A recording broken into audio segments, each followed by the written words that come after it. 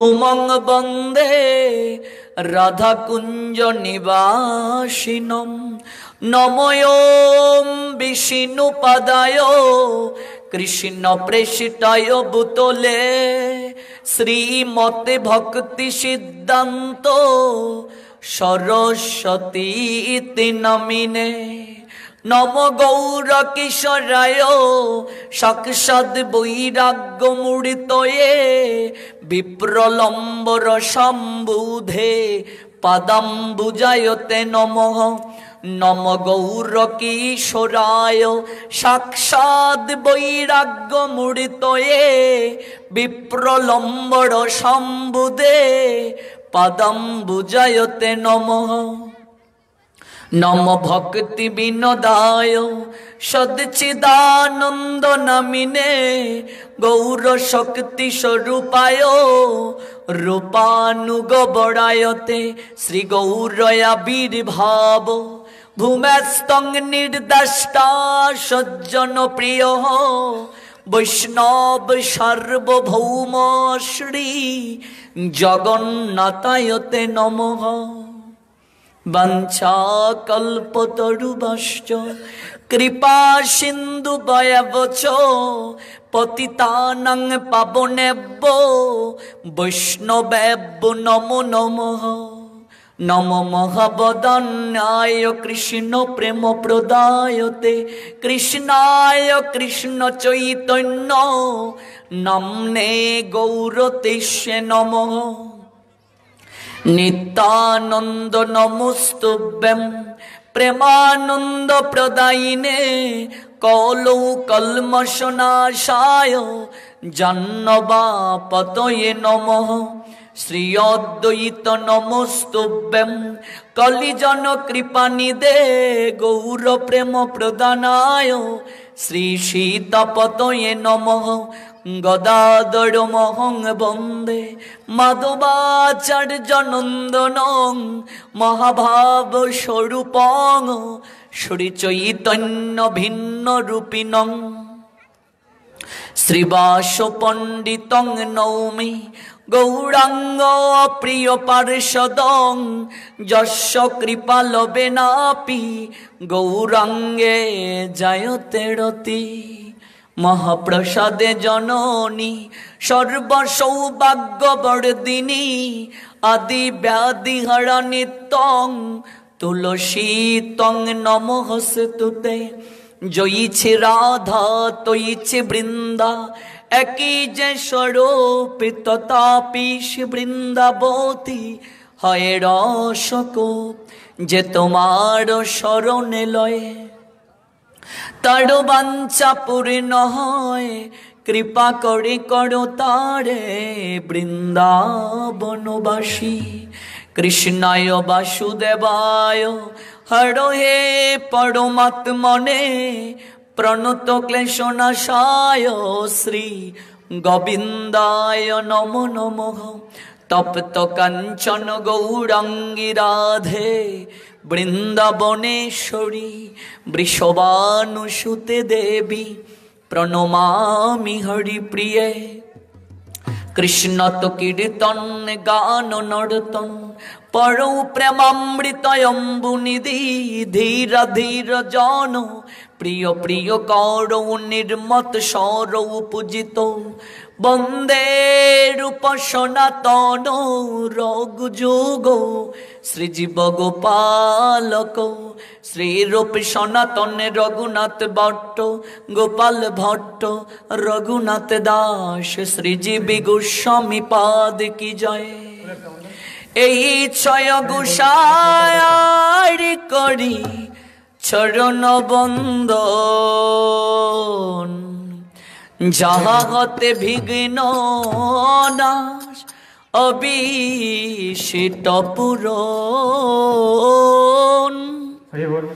এই ছয় গোসাই করি চরণ বন্দন যাহা হতে বিঘ্ন নাশ অবিষ্ট পূরণ ছয় গোসাই করি চরণ বন্দন যাহা হতে বিঘ্ন নাশ দাসবিষ্ট পূরণ এই ছয় গোসাইর করি চরণ বন্ধন যাহা হতে মিলে বাই কৃষ্ণ প্রেম ধন। সাউন্ড ঠিক হচ্ছে না কেন? গোসাইর করি চরণ বন্ধন যাহা হতে মিলে বাই কৃষ্ণ প্রেম ধন। এই ছয় গোসাই যার মুই তার দাস তা সবার পদ রেণু মোরে পঞ্চগ্রাম। এই ছয় গোসাই যার মুই তার দাস তা সবার পদ রেণু মোর পঞ্চগ্রাম। সাউন্ডটা ঠিক করুন, কি সার্কুলেশন করছেন? হ্যাঁ, এই জন্য ভালো সার্কুলেশন ছাড়া আনতেই নেই। বক্সটা তো ঠিক মতো আসেনি, সাউন্ড কি সার্কুলেশন করছো? এই ছয় গোসাই যার মুই তার দাস তা সবার পদ রেণু মোরে পঞ্চগ্রাম। এই ছয় গোসাই যার মুই তার দাস তা সবার পদ রেণু মোর পঞ্চগ্রাম। তাদের চরণ সেবি ভক্ত শোনে বাস জনমে জনমে মুড়ো এই অবিলাস। তাদের চরণ সেবি ভক্ত শোনে বাস জনমে জনমে মোর এই অবিলাস। এই ছয় গোসাই প্রভু মুড়ে করো দয়া চরণে শরণ নিলাম দাও পদ ছায়া। এই ছয় গোসাই প্রভু মোরে করো দয়া চরণে চরণ নিলাম দাও পদ ছায়া। এই ছয় গোসাই জবে ব্রজে কইলা বাস রাধা কৃষ্ণ নিত্য লীলা করিলা প্রকাশ। এই ছয় গোসাই জবে ব্রজে কইলা বাস রাধা কৃষ্ণের নিত্য লীলা করিলা প্রকাশ। আনন্দে বলো হরি বজ বৃন্দাবন শ্রী গুরু বৈষ্ণব পদে মজাই আমন। আনন্দে বলো হরি বজ বৃন্দাবন শ্রী গুরু বৈষ্ণব পদে মজাই আমন। আনন্দে বলো হরি বজ বৃন্দাবন শ্রী গুরু বৈষ্ণব পদে মজাই আমন।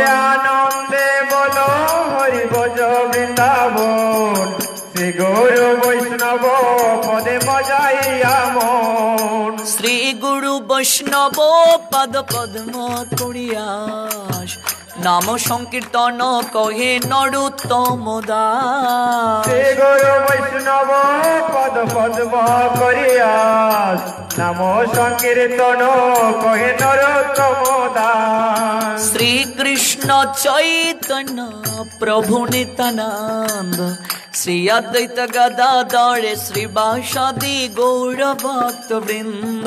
শ্রীকৃষ্ণ চৈতন্য প্রভু নিত্যানন্দ শ্রী অদ্বৈত গদাধর শ্রীবাসাদি গৌর ভক্ত বৃন্দ। শ্রীকৃষ্ণ চৈতন্য প্রভু নিত্যানন্দ শ্রী অদ্বৈত গদাধর শ্রীবাসাদি গৌর ভক্ত বৃন্দ। শ্রীকৃষ্ণ চৈতন্য প্রভু নিত্যানন্দ শ্রী অদ্বৈত গদাধর শ্রীবাসাদি গৌর ভক্ত বৃন্দ। শ্রীকৃষ্ণ চৈতন্য প্রভু নিত্যানন্দ শ্রী অদ্বৈত গদাধর শ্রীবাসাদি গৌর ভক্ত বৃন্দ। শ্রীকৃষ্ণ চৈতন্য প্রভু নিত্যানন্দ শ্রী অদ্বৈত গদাধর শ্রীবাসাদি গৌর ভক্ত বৃন্দ। হরে কৃষ্ণ কৃষ্ণ কৃষ্ণ কৃষ্ণ হরে হরে हरे राम राम राम हरे हरे हरे कृष्ण कृष्ण कृष्ण हरे हरे हरे राम राम राम हरे हरे हरे कृष्ण कृष्ण कृष्ण हरे हरे हरे राम राम राम हरे हरे हरे कृष्ण कृष्ण कृष्ण हरे हरे हरे राम राम राम हरे हरे हरे कृष्ण कृष्ण कृष्ण हरे हरे हरे राम राम राम हरे हरे हरे कृष्ण कृष्ण कृष्ण हरे हरे हरे राम राम राम हरे हरे ओ हरे कृष्ण कृष्ण कृष्ण हरे हरे हरे राम राम राम हरे हरे हरे कृष्ण कृष्ण कृष्ण हरे हरे हरे राम राम राम हरे हरे हरे कृष्ण कृष्ण कृष्ण हरे हरे हरे राम राम हरे हरे हरे कृष्ण कृष्ण कृष्ण हरे हरे हरे राम राम हरे हरे हरे कृष्ण कृष्ण कृष्ण हरे हरे हरे राम राम हरे हरे हरे कृष्ण कृष्ण कृष्ण हरे हरे हरे राम राम हरे हरे हरे कृष्ण कृष्ण कृष्ण हरे हरे हरे राम राम हरे हरे हरे कृष्ण कृष्ण कृष्ण हरे हरि हरे बोल। हरे राम राम हरे हरे আমি তো নিজেই শুনতে পাচ্ছি না, আপনারা শুনতে পাচ্ছেন? আমি তো নিজেই শুনতে পাচ্ছি না। বক্স এরকম হলে হবে? हरे कृष्ण कृष्ण कृष्ण हरे हरे हरे राम राम हरे हरे कृष्ण कृष्ण कृष्ण हरे हरे हरे राम राम हरे हरे हरे कृष्ण कृष्ण कृष्ण हरे हरे हरे राम राम हरे हरे हरे कृष्ण कृष्ण कृष्ण हरे हरे हरे राम राम हरे हरे हरे कृष्ण कृष्ण कृष्ण हरे हरे हरे राम राम हरे हरे हरे कृष्ण कृष्ण कृष्ण हरे हरे हरे राम राम हरे हरे हरे कृष्ण कृष्ण कृष्ण हरे हरे हरे राम राम हरे हरे हरे कृष्ण कृष्ण कृष्ण हरे हरे हरे राम राम हरे हरे हरे कृष्ण कृष्ण कृष्ण हरे हरे हरे राम राम हरे हरे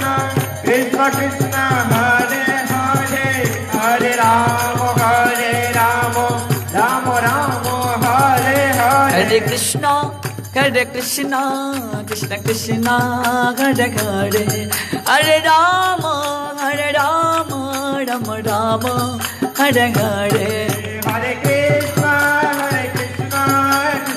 हरि बोल हरि बोल। हरे राम राम हरे हरे निताई गौर हरि बोल हरि बोल हरि बोल हरि बोल। जय गुरु हरि बोल हरि बोल हरि बोल हरि बोल निताई निताई निताई निताई ओ निताई निताई गौर निताई गौर हरि बोल हरि बोल हरि बोल हरि बोल। जय गुरु हरि बोल हरि बोल हरि बोल गौर प्रेमानंदे हरि बोल।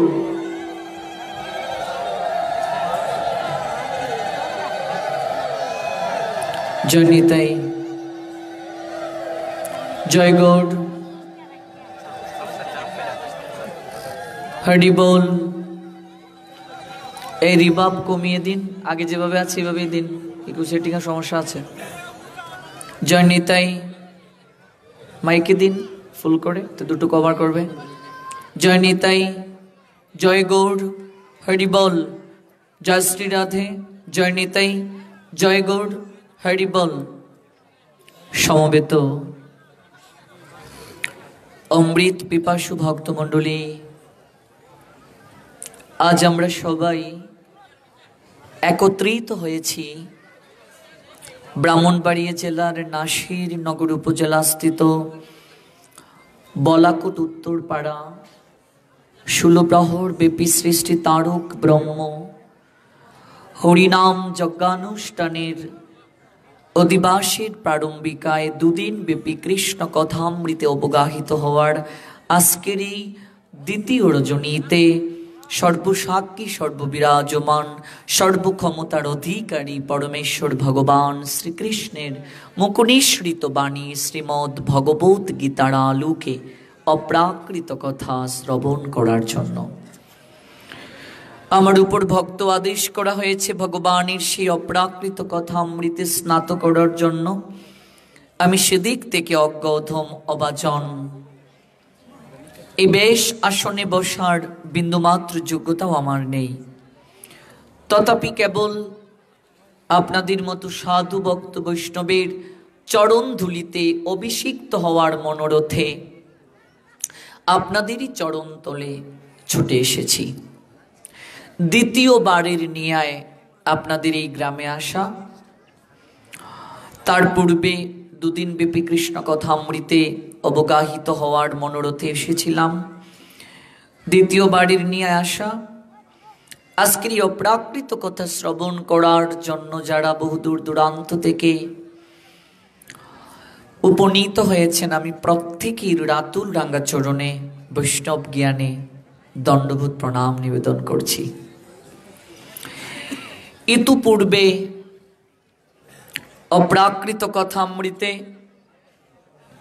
যিনি অবগাহিত করে গিয়েছেন রতনচন্দ্র ঘোষ মহাত্মন চমৎকার ভাবে, আমি বাসাতে খুবই মনোযোগ সহকারে শ্রবণ করেছিলাম। অত্যন্ত প্রাঞ্জল ভাষায়, অত্যন্ত মনোমুগ্ধকর ভাবে এই অপ্রাকৃত কথা শ্রবণ করিয়ে গিয়েছেন। আমি ওনাকে দণ্ডবোধ প্রণাম নিবেদন করছি, কৃতজ্ঞতা জ্ঞাপন করছি। এটা খুবই প্রয়োজন আমাদের এই সনাতন ধর্মের প্রসারের জন্য। এরকম প্রত্যেককেই শ্রীমদ্ ভগবত গীতার অপ্রাকৃত আদর্শে নিজের জীবনকে প্রতিপালন করে সামনের দিকে এগিয়ে যাওয়াটা আবশ্যক। ভক্তবৃন্দ, আমরা গীতার আলোকে অপ্রাকৃত কথা শ্রবণ করার মনোরথে এসেছি। জীব মাত্রে উদ্ধারের জন্য যে 3টি রাজমার্গকে প্রস্থানত্রয় নামে অভিহিত করা হয়, তন্মধ্যে তৃতীয় প্রস্থানটা হচ্ছে স্মার্ত প্রস্থান, যেটিকে শ্রীমদ্ ভগবত গীতা বলা হয়। এই শ্রীমদ্ ভগবত গীতা অনাদিকাল থেকেই জগতের বুকে প্রকাশিত ছিল। কারণ আমরা ব্রহ্মসংহিতাতে দেখতে পাই 5ম অধ্যায়ের 1 নং শ্লোকে, জগতে যখন কোনো জল ছিল না, জগতে যখন কোনো স্থল ছিল না, তখনও একজন ছিলেন। তিনি হচ্ছেন অনাদির আদি শ্রী গোবিন্দ। তিনি সর্বকারণের পরম কারণ, ঈশ্বর পরম কৃষ্ণ সৎচিদানন্দ বিগ্রহ, অনাদির আদি গোবিন্দ, সর্বকারণ কারণম। জগতের বুকে যখন কোনো জল ছিল না, জগতের বুকে যখন কোনো স্থল ছিল না, তখনও একজন ছিলেন। তিনি অনাদির আদি, তিনি সর্বকারণের পরম কারণ, আর তিনি হচ্ছেন ভগবান শ্রী গোবিন্দ। আর গীতা হচ্ছে ভগবান শ্রী গোবিন্দের মুখনিসৃত বাণী, যা অনাদিকাল থেকেই ছিল। রাজর্ষিদের মাধ্যমে প্রাপ্ত হয়ে আসা এই অপ্রাকৃত গীতার জ্ঞান জগতের বুকে গুরু পরম্পরাক্রমে প্রচলিত ছিল। এটা আমরা দেখতে পাই শ্রীমদ্ ভগবত গীতাতেও সেই কথা আছে। আমরা দেখতে পাই এবং পরম্পরা প্রাপ্ত মিমম রাজর্ষয়বিদুহ। এই অপ্রাকৃত গীতার জ্ঞান গুরু পরম্পরা ক্রমে জগতের বুকে প্রচলিত ছিল। এবং পরম্পরা প্রাপ্তম ইমম রাজর্ষয়বিদুহ, রাজর্ষিদের মাধ্যমে প্রাপ্ত হয়ে আসা এই জ্ঞান গুরু পরম্পরাক্রমে জগতের বুকে প্রচলিত ছিল। কিন্তু কালের প্রভাবে এই অপ্রাকৃত গীতার জ্ঞান আমরা হারিয়ে ফেলি। সকালে ন ইহ মহতা যুগ নষ্ট পরন্তপ। অর্জুনের অনেকগুলো নামের মাঝে একটা নাম হচ্ছে পরন্তপ। ভগবান বলছেন, হে পরন্তপ, কিন্তু কালের প্রভাবে আমরা এই অপ্রাকৃত গীতার জ্ঞানটা হারিয়ে ফেলি, পরম্পরাটা নষ্ট হয়ে যায়। পরম্পরাটা কি? ভগবান এই গীতার জ্ঞান প্রথম দান করলেন বিভীষণকে।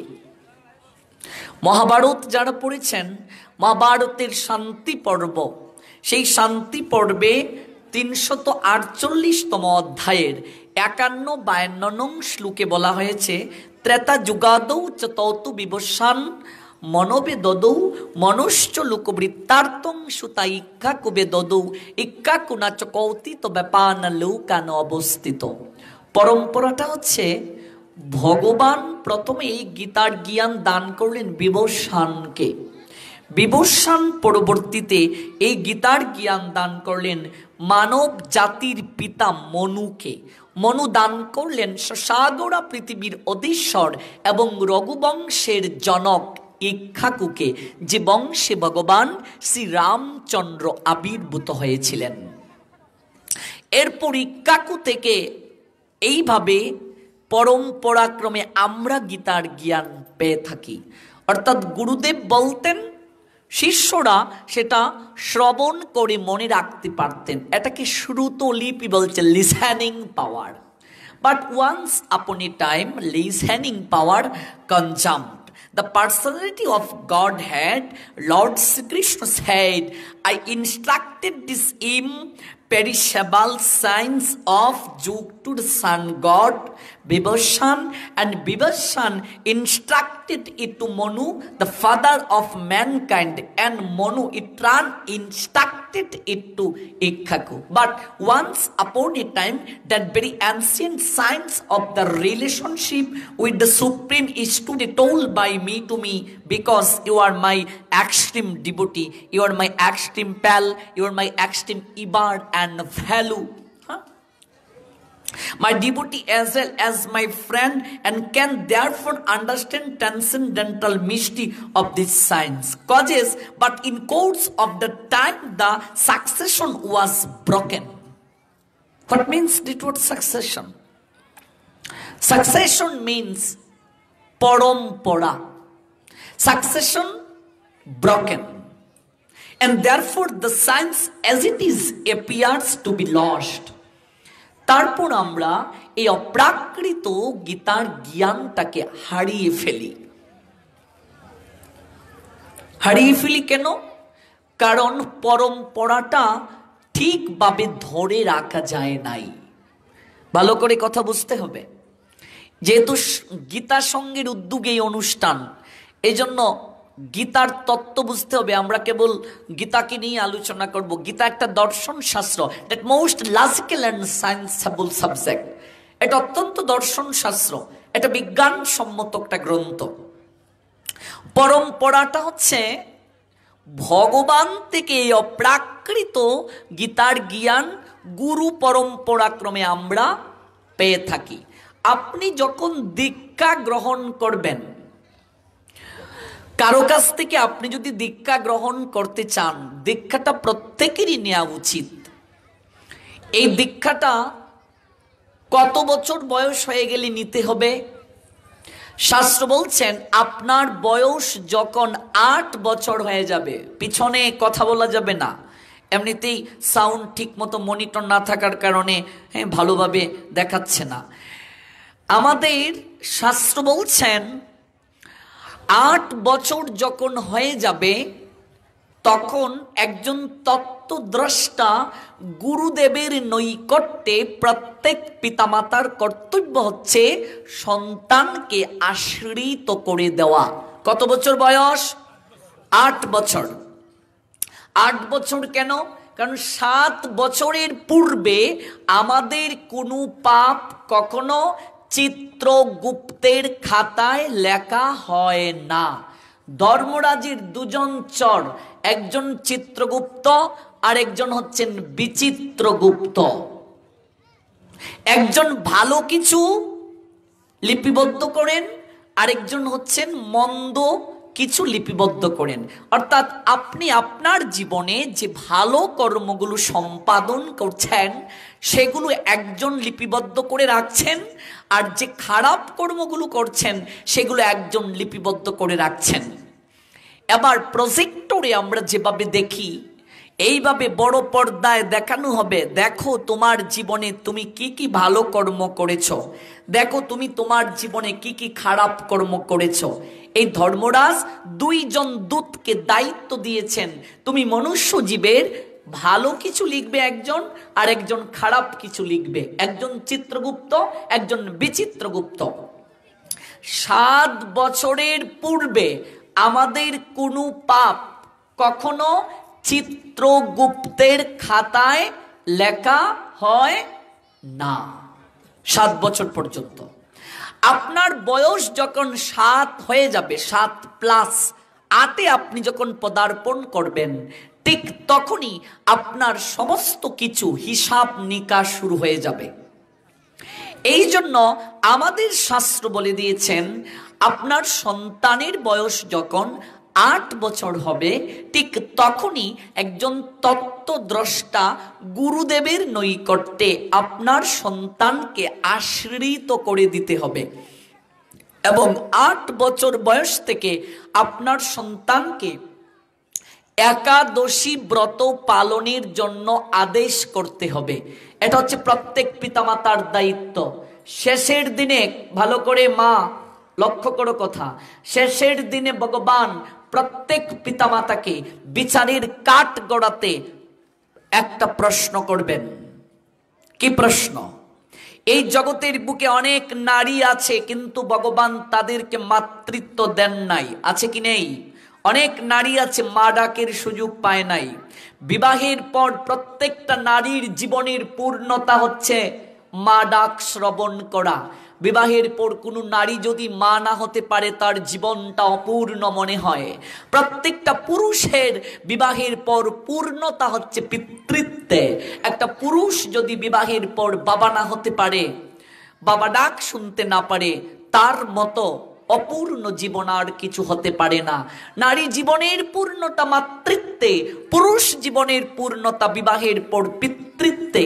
প্রত্যেকটা পিতামাতাকে শেষের দিনে বিচারের কাঠ গড়ায় একটা প্রথম প্রশ্ন করবে। সেই প্রশ্নটা হচ্ছে, এই জগতের বুকে অনেক নারীকে আমি মাতৃত্ব দেই নাই কর্মফলের কারণে, অনেক পুরুষকে আমি পিতৃত্ব দেই নাই, আমি তোমাকে যে মাতৃত্ব দিলাম, আমি তোমাকে যে পিতৃত্ব দিলাম, তুমি কতটুকু পিতৃত্ব এবং মাতৃত্বকে, তুমি পিতৃত্ব মাতৃত্বকে তুমি কখনো কি পূর্ণতা করেছো, সফল করেছো? প্রশ্নটা জটিল, আর একটু ভেঙ্গে বলছি। প্রত্যেক পিতামাতাকে জিজ্ঞেস করা হবে, তুমি তোমার সন্তানকে কতটুকু আমার গুণগান করার জন্য উৎসাহিত করেছো?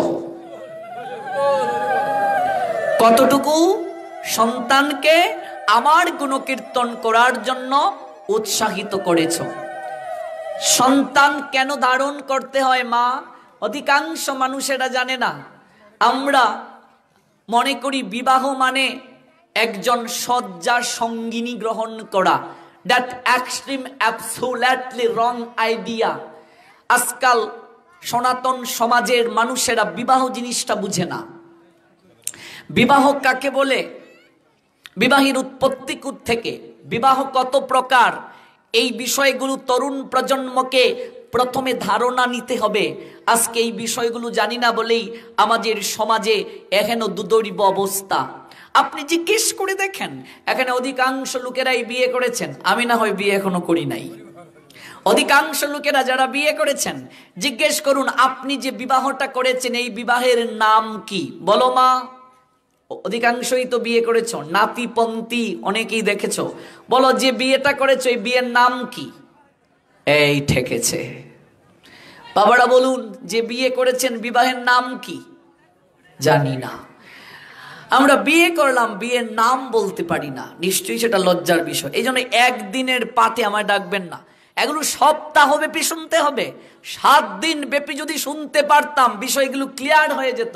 ওই বিবাহ নিয়ে আলোচনা করলেই তো 3 ঘন্টা চলে যাবে, তাহলে আমরা গীতায় কিভাবে ঢুকবো? এই জন্য জানতে হবে, আজকে সনাতন ধর্মের হিন্দু সমাজের 1/3 লোকেরা আমরা ধর্মের কিচ্ছুটি জানি না। মনে করি দুর্গা বাড়িতে, কালী বাড়িতে, বিভিন্ন মন্দিরে গিয়ে একটা মালা দিলেই বিয়ে হয়ে যায়। আজকে এই বিষয়গুলো জানি না বলেই তো এই সমস্যা। বিবাহ কি? বিবাহ বিপূর্বক স্নাপ্রাত্যয় যুগে বিবাহ শব্দটি এসেছে, যার অর্থ হচ্ছে বিশেষভাবে ভার বহন করা। তো আপনি কার ভার বহন করবেন? যেদিন থেকে আপনি বিবাহ করলেন সেই দিন থেকে গাধার মতো একটা বোঝা আপনাকে বহন করতে হবে।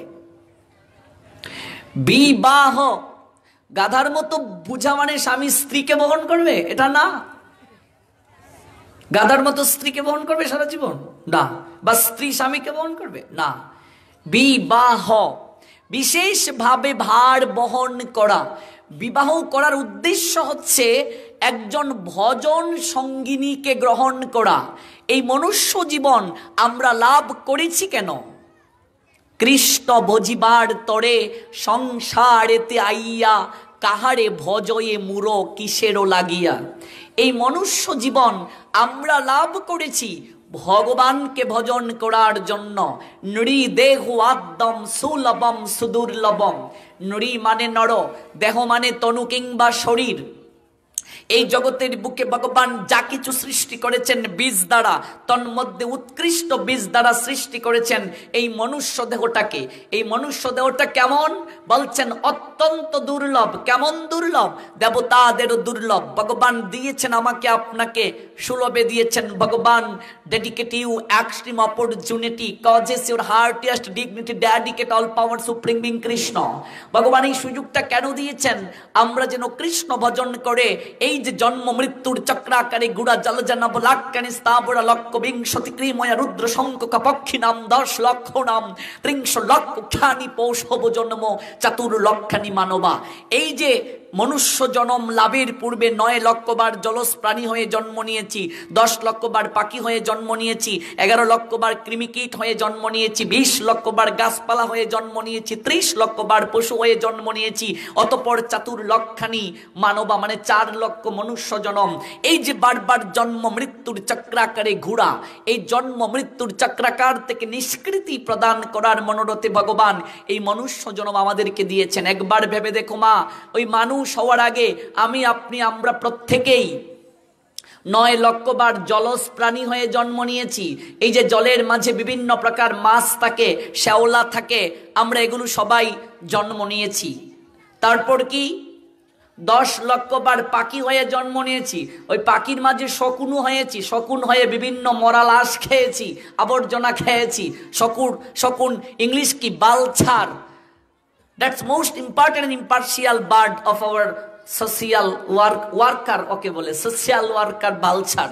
শকুন হচ্ছে আমাদের স্বাস্থ্যকর্মী, বিভিন্ন ধরনের এই পচা মরা বাসি এগুলো সব খেয়ে পরিবেশটাকে, এনভায়রনমেন্টটাকে ঠিক রাখে। শকুন হয়েছি, আমি হয়েছি, আপনিও হয়েছেন। কাক হয়ে জন্ম নিয়েছি আমরা, বিভিন্ন প্রকার পাখি আমরা জন্ম নিয়েছি। কয়বার? 10 লক্ষ বার। 11 লক্ষ বার কৃমিকীট।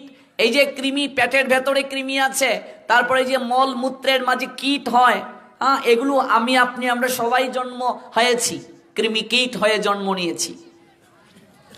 তারপর হচ্ছে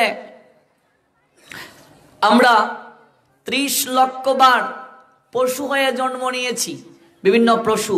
ভেবে দেখো, যখন আমরা কুকুর হয়ে জন্ম নিয়েছিলাম, ছাগল হয়ে জন্ম নিয়েছিলাম, তখন কি সাধু সঙ্গে আসার পরিবেশ ছিল?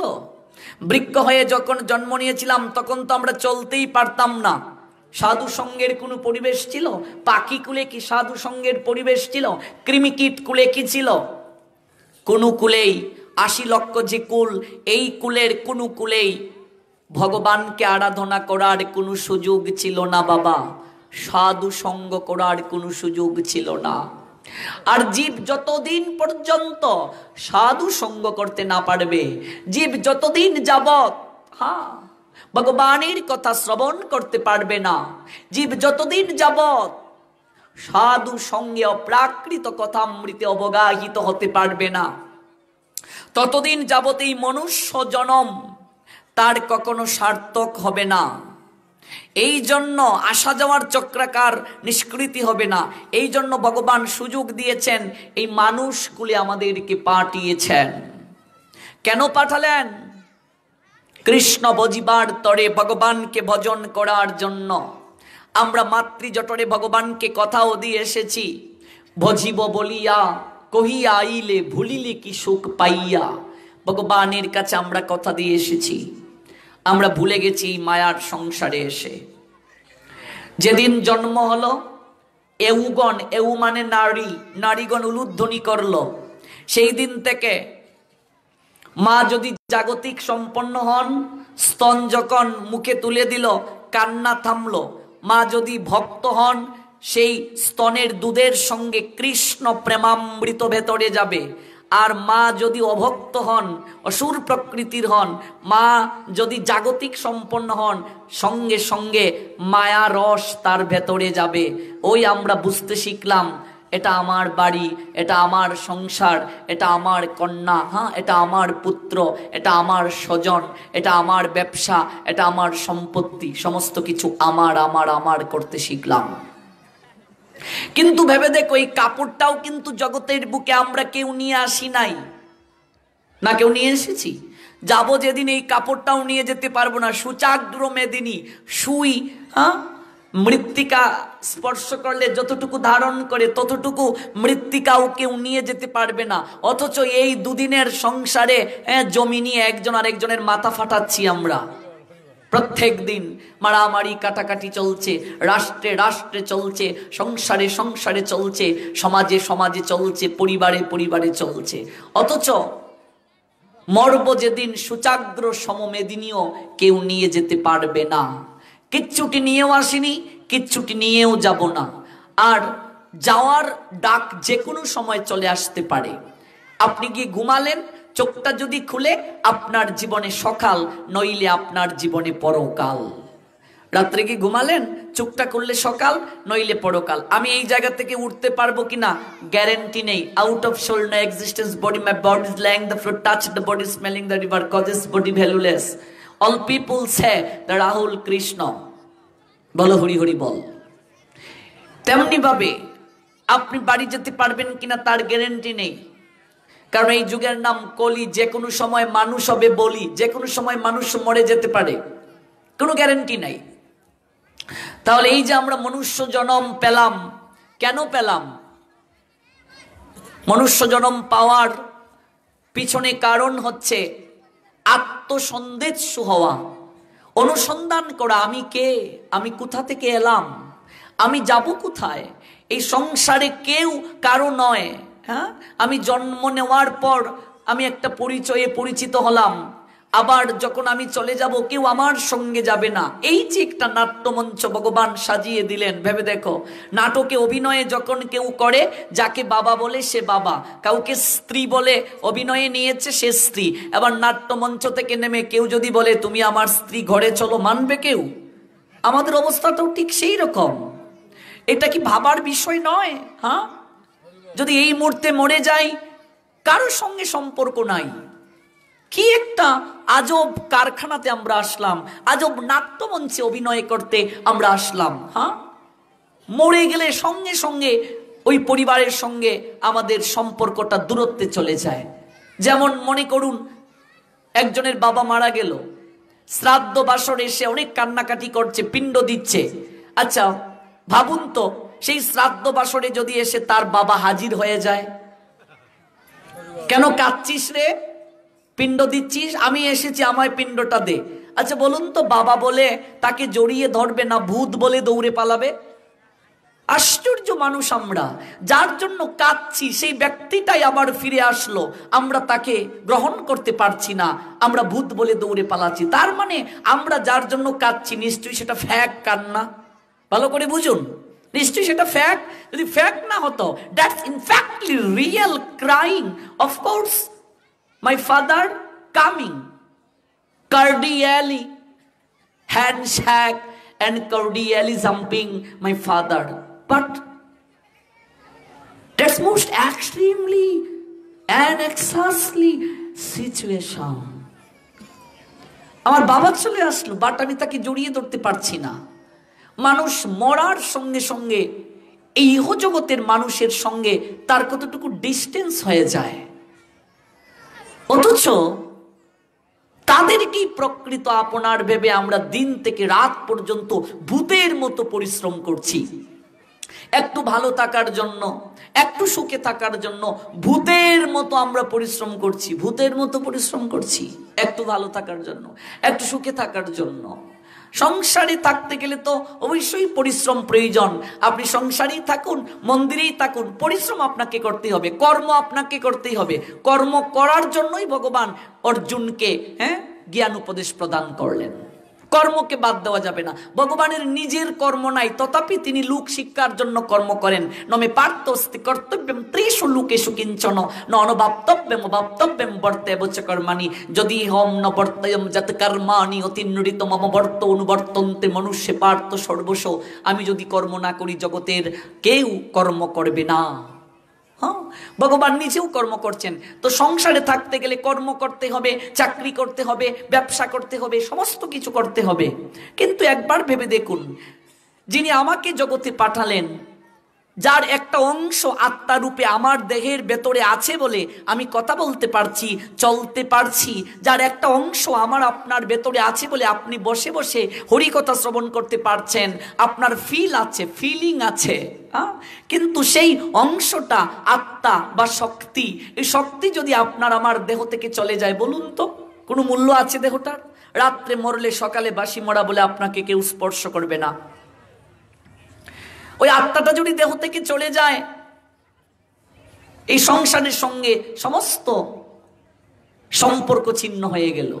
আমরা একটু মায়া কান্না কাঁদি, একদিন কাঁদি, দুদিন কাঁদি, 3 দিন পর আর কাঁদি না, দিনে দিনে মাস যায়, মাসে মাসে বছর যায়, যার জন্য কাঁদি ভুল করেও একদিন আর পরবর্তীতে তাকে মনে করি না। বলুন ঠিক কি ঠিক না? আপনার দাদুর বাবাকে আপনি কয়দিন মনে করেন, কিন্তু এই সংসারে কি তার অবদান নাই? নিশ্চয়ই আছে, কিন্তু আমরা তাকে মনেই করি না। আপনাকেও একদিন সবাই ভুলে যাবে, কেউ মনে রাখবে না। কালের বিবর্তনে আপনিও হারিয়ে যাবেন অতল গর্বে। তাহলে এই সংসারে যে আপনি আসলেন, কুকুর বিড়ালের মতো আমি আপনি যদি চলে যাই, মরে যাই, কেউ মনেও রাখলো না, সংসারে এসে কিছু করতেও পারলাম না, শুধু কি গাধার মতো একটু খাটলাম, ভূতের মতো পরিশ্রম করলাম, আর বানরের মতো একটু ইন্দ্রিয় তৃপ্তিতে আসীন থাকলাম, এরই নাম কি জীবন? না এর পরেও কোনো কিছু আছে? সারাদিন একটু কষ্ট করলাম, পরিশ্রম করলাম, ব্যবসায় প্রতিষ্ঠানে বসে থাকলাম, চাকরি করলাম, আর রাত্রে এসে একটু স্ত্রী সঙ্গ করলাম, এর নামই কি জীবন? শাস্ত্র বলছেন না, এর নাম জীবন নয়, এটা জীবনের প্রকৃত অর্থ না। জীবনের প্রকৃত অর্থ তোমাকে অনুসন্ধান করতে হবে। ওই জীবনের প্রকৃত অর্থটাকে অনুসন্ধান করার জন্যই তোমাকে সাধুর নিকটে যেতে হবে, ভক্তের নিকটে যেতে হবে। কারণ এই জগৎ সংসারে তুমি চলে গেলে কেউ তোমাকে মনে রাখবে না। রবি ঠাকুরের একটা চমৎকার গল্প আছে, জীবিত মৃত। কেউ পড়েছেন কি? চমৎকার একটা গল্প, জীবিত মৃত। কাদম্বিনী একটা চরিত্র আছে। ওই কাদম্বিনী মরিয়া প্রমাণ করিল সে মরে নাই। কাদম্বিনী মরে প্রমাণ করেছে সে মরে নাই, এতদিন সে মরে নাই। অবাক ঘটনা সেটা। কাদম্বিনী মরে প্রমাণ করলো সে মরে নাই, এতদিন মরে নাই। রবি ঠাকুরের চমৎকার গল্প, জীবিত মৃত। এই জন্য এই মনুষ্য জীবন লাভের প্রকৃত উদ্দেশ্য হচ্ছে অনুসন্ধিৎস হওয়া, আমি কে, আমি কোথা থেকে এলাম, এই জগৎ সংসারে আমার কর্তব্য কি, আমি করছি কি, আমার এই মনুষ্য জীবন লাভের পশ্চাতে কারণটা কি? কারণটা হচ্ছে কৃষ্ণ ভজন করা। এই মনুষ্য জীবনে কৃষ্ণ ভজন যদি না করি তাহলে আপনি কেউ ভালো থাকতে পারবো না। কেন ভালো থাকতে পারবো না? মনে করুন ওই মেইন তারের সঙ্গে যদি এটার সংযোগ না থাকতো তাহলে কি লাইট জ্বলতো না। আপনি আমি সংসারে ভালো থাকার জন্য চেষ্টা করছি, আনন্দ প্রাপ্তির জন্য চেষ্টা করছি, কিন্তু ভালো যিনি আমাকে আপনাকে জগতের বুকে রাখেন সেই ভগবান, আনন্দ যার নিকট থেকে আসে, আনন্দময় ভগবানের একটা নাম, তার সঙ্গে যদি আমাদের যোগসূত্র না থাকে আমরা কি ভালো থাকতে পারবো? অবশ্যই নয়। সংসারে দেখুন প্রত্যেকটা কাজের একটা রুটিন আছে। চাকরিজীবী হলে এতটুকু সময় আমি চাকরি ক্ষেত্রে দেব, ব্যবসায়ী হলে এই সময়টা ব্যবসার ক্ষেত্রে দেব, সন্তানকে, স্ত্রীকে, পরিবার পরিজনকে, আত্মীয় স্বজনকে আমরা সময় দেই, একটা নির্ধারিত একটা রুটিন রাখি, দিনে এই কাজগুলো করব। আচ্ছা বলুন তো, এখানে তো আমরা অনেক লোক এসেছি, আজ এমন কজন আমরা আছি যে 24 ঘন্টার মাঝে একটা রুটিন থাকে যে এই একটা ঘন্টা গোবিন্দ কেবল শুধু তোমার জন্য, আর কারো সঙ্গে শেয়ার করব না? আছেন কি কেউ? এই 24 ঘন্টার মাঝে এই সময়টা কেবল শুধু তোমার জন্য, আর কারো সঙ্গে শেয়ার করব না। সংসারে সবার জন্য আপনি দিন থেকে রাত পর্যন্ত সময় দেন, অথচ এই সংসারের মানুষেরাই প্রত্যেকজন আমি সহ স্বার্থবাদী, স্বার্থ ব্যতীত ভালোবাসবে না। বুঝবে কিভাবে? শঙ্করাচার্য বলছেন, যতদিন করে জন ধন উপার্জন ততদিন বসে তাকে নিজ পরিজন। যতদিন সংসারে খাটতে পারবে, ওই দেহে যতদিন শক্তি থাকবে, সবাই তোমাকে ভালোবাসবে গো, সবাই ভালোবাসবে। পরে যখন বৃদ্ধকালে জীর্ণ হবে দেহ, ডেকেও জিজ্ঞেস করবে না কেহ। 3 দিন বিছানায় পড়ে দেখো যে আদরের সন্তানটাকে না খাইয়ে খাও না, যে সন্তানটা ঘরে ফিরবে বলে রাস্তায় দাঁড়িয়ে থাকো, ওই সন্তানটাই 4 দিন পরে বলবে জঞ্জাল মরলেই বাঁচি। সংসার বড় বিচিত্রালয়। এই সংসারে যতদিন খাটতে পারবে, উপার্জন করতে পারবে, সবাই তোমায় ভালোবাসবে। একেশ পাকিবে দন্ত নড়িবে, সম্বল হবে তোমার লাঠি, পুত্র পরিজন সকলে বলবে এ জঞ্জাল মরলেই বাঁচি। চমৎকার একটা আমাদের আচার্যগণ গল্প বলছেন। এক ধনাঢ্য ব্যক্তির 3টা ছেলে, একজন ডাক্তার, একজন ইঞ্জিনিয়ার, একজন কলেজের লেকচারার। ওই ব্যক্তির আর অহংকারে পা মৃত্তিকা স্পর্শ করে না। হাটে মাঠে পথে প্রান্তরে যাকেই সে দেখতে পায় সবাইকে বলে তোমার ছেলে কজন গো, সন্তানাদি কজন? তো কেউ বলে 2 ছেলে 1 মেয়ে। কি করে তারা? ও মানুষ করতে পারোনি। আমার 3 ছেলে, একজন ডাক্তার, একজন ইঞ্জিনিয়ার আর একজন লেকচারার, সবাইকে ঢাক পিটিয়ে বেড়াচ্ছে। তার গর্বের শেষ নেই। প্রত্যেকটা পিতামাতাই সন্তান জন্ম হওয়ার পর স্বপ্ন দেখেন আমার ছেলেটাকে ডাক্তার বানাবো, আমার ছেলেটাকে ইঞ্জিনিয়ার বানাবো। নিশ্চয়ই স্বপ্ন দেখাটা স্বাভাবিক। প্রত্যেক পিতামাতা তো তার সন্তানকে উচ্চ শিক্ষা দেবেই। Institution education is most important, impartial. কিন্তু of course mind it, the religious education is part and parcel. No existence of fables that is only universal to that topic, institutional education and religious education. If you not receive the all power supreme in Krishna's transcendental knowledge, of course Your all knowledgeable transcendental concept any situation anytime. Say all power supreme being Krishna nine saftar Rajavid Rajagujjam Pavitramidam Uttamam Pratyashkavagumam Dharmam Shushukum Kortum Abbayam. প্রত্যেকটা পিতামাতার কর্তব্য প্রাতিষ্ঠানিক শিক্ষার পাশাপাশি পারমার্থিক শিক্ষা প্রদান করা, সন্তানকে ধর্মীয় শিক্ষা দেওয়া। যে ধনাঢ্য ব্যক্তিটা আজকে হাটে মাঠে পথে প্রান্তরে ঢাক পিটিয়ে বেড়াচ্ছে, আমার সন্তানকে আমি মানুষ করেছি, কিন্তু শাস্ত্র বলছেন মনুসংহিতা কেবল প্রাতিষ্ঠানিক শিক্ষা একজন মানুষকে কখনো মানুষ করতে পারে না। যদি মানুষ করতে পারত, ভারতের বৃদ্ধাশ্রমগুলোকে একবার নিরীক্ষণ করে আসুন। ভারতের বৃদ্ধাশ্রম ঘুরে একটা রিপোর্ট বের হয়েছে, এই ভারতের বিভিন্ন রাষ্ট্রে বৃদ্ধাশ্রমে যারা আছেন সমস্ত পিতামাতার প্রায় 99% পিতামাতার সন্তানেরা উচ্চ শিক্ষিত ফার্স্ট ক্লাস গ্রাজুয়েশনধারী। আপনি আপনার সন্তানকে যদি মানুষ করতে পারতেন, তাহলে আপনার কপালে বৃদ্ধাশ্রম কেন জুটলো বাবা? আপনি আপনার সন্তানকে যদি মানুষ করতে পারতেন, তাহলে আপনার কপালে বস্তায় ভরে ডাস্টবিন কেন জুটলো? ওই গাইবান্ধাতে 92 বছর বয়সী মাকে বস্তায় ভরে নদীর জলে ফেলে দিল তার কুলাঙ্গার সন্তান। ওই ভারতে ফ্রি স্কুলে বাবা তার মাকে একটা মিষ্টি দেওয়ার কারণে প্রাইমারি স্কুলের হেড মাস্টার তার বাবার গালে যেভাবে থাপ্পড় দিল সমস্ত বিশ্ব দেখলো ইউটিউবের কল্যাণে। তাহলে আপনি তো আপনার সন্তানকে উচ্চশিক্ষা দিয়ে মানুষ করলেন, তাহলে আপনার কপালে বৃদ্ধাশ্রম কেন জুটলো? তার কারণ শাস্ত্র বলে দিলেন। তার কারণ হচ্ছে প্রাতিষ্ঠানিক শিক্ষা দ্বারা কখনো মানুষ করা যায় না যদি সেই শিক্ষার মাঝে নৈতিকতার শিক্ষা না দেয়া হয়, ধর্মীয় শিক্ষা না দেয়া হয়।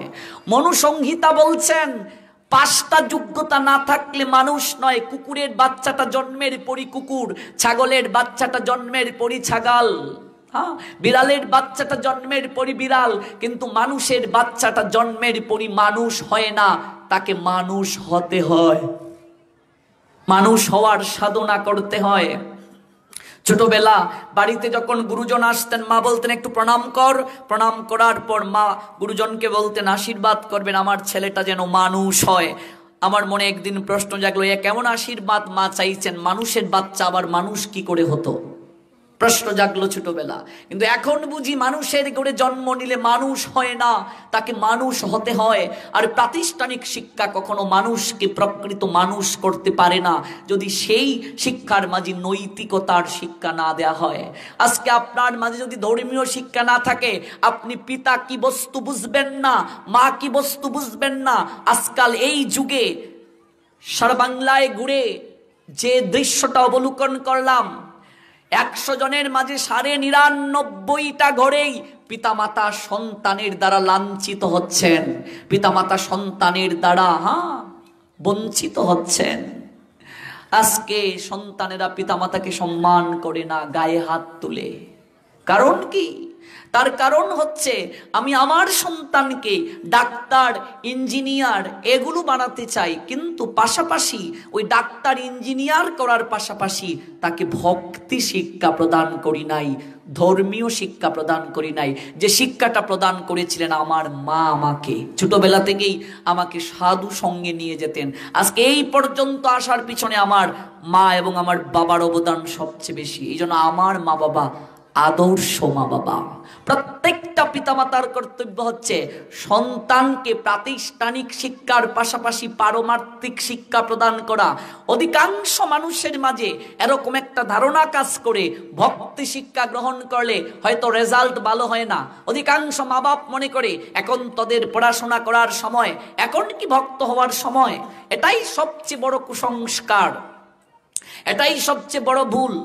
আমরা যারা ভক্তি শিক্ষা যাজন করছি, আমাদের রেজাল্ট কি 1.2 পয়েন্ট? সারা বাংলাদেশের মাঝে প্রধানমন্ত্রী কর্তৃক পুরস্কার পেলাম ক্লাস 5-এ, ট্যালেন্টের মাঝে প্রথম স্থান অধিকার করে।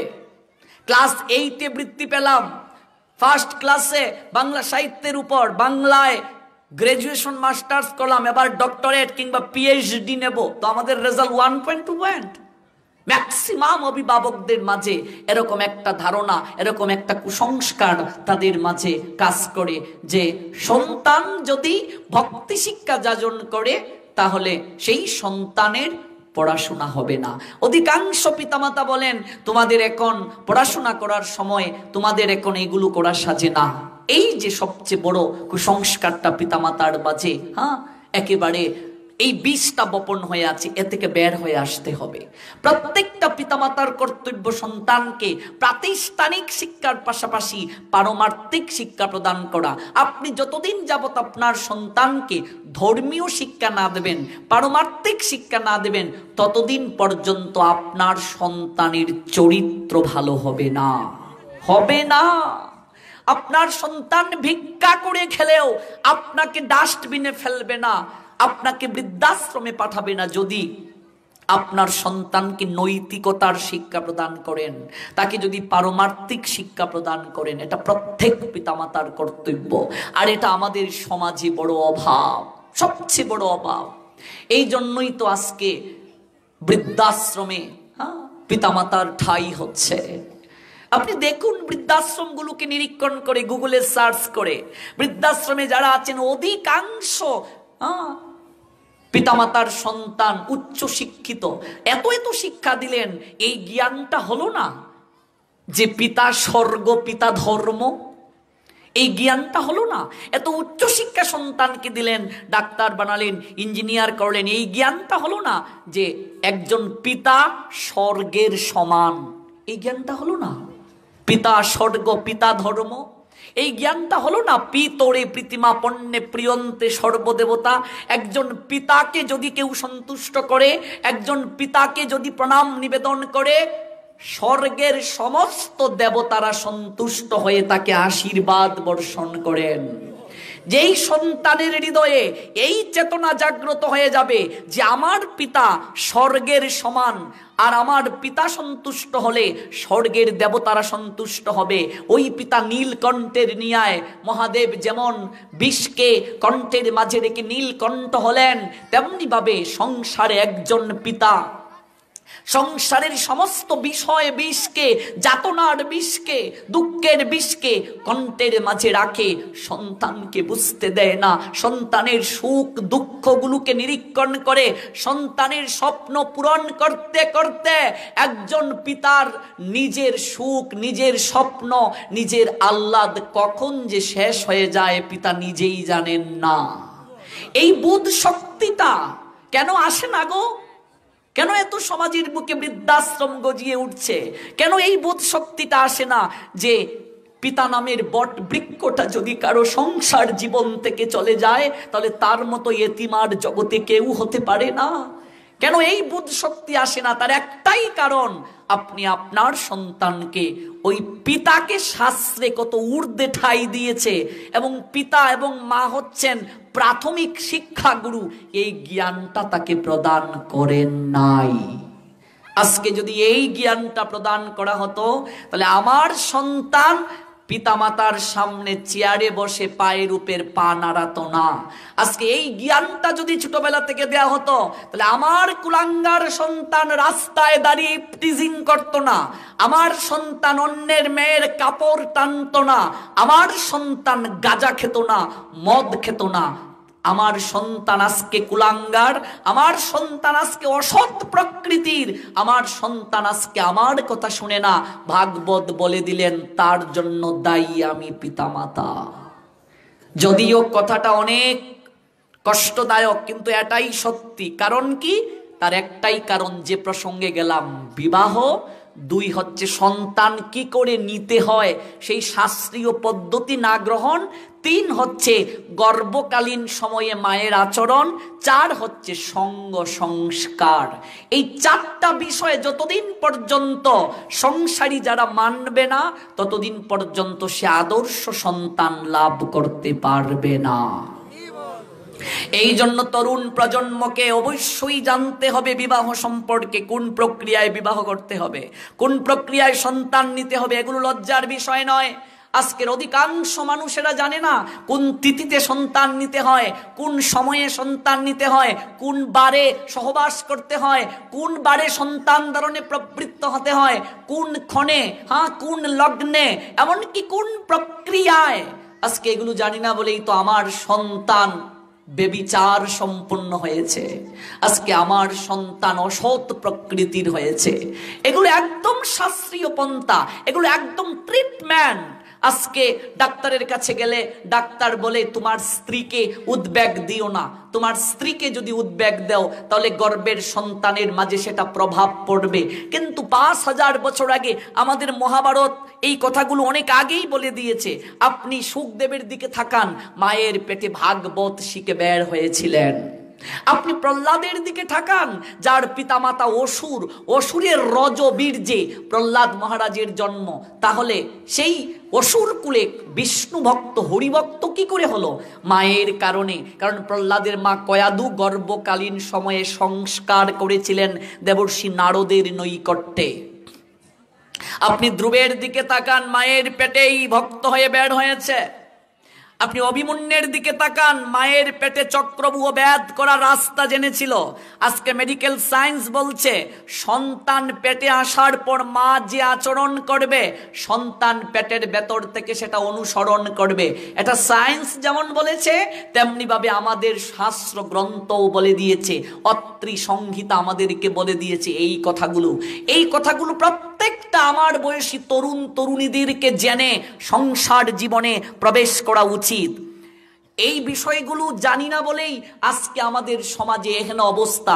আর এই বিষয়গুলো অনেক আলোচকেরা আলোচনা করেন না, এগুলোকে এড়িয়ে চলেন, বলেন that most assembly matter. Of course not, এগুলো লজ্জার বিষয় নয়। আমাকে জানতে হবে, আমি কালকে বিয়ে করব, আমি আদর্শ সংসার করতে গেলে আমাকে জানতে হবে না? এই জন্য একজন তত্ত্বদ্রষ্টা গুরুদেবের চরণে শরণাগত হতে হবে। আজকে এটা সনাতন সমাজে বড় অভাব সেটা। আজকে পারমার্থিক শিক্ষা দিচ্ছি না সন্তানকে যে জননী স্বর্গাদপি গরীয়সী, মা হচ্ছেন স্বর্গের চেয়ে বড়, স্বর্গের চেয়ে পবিত্র।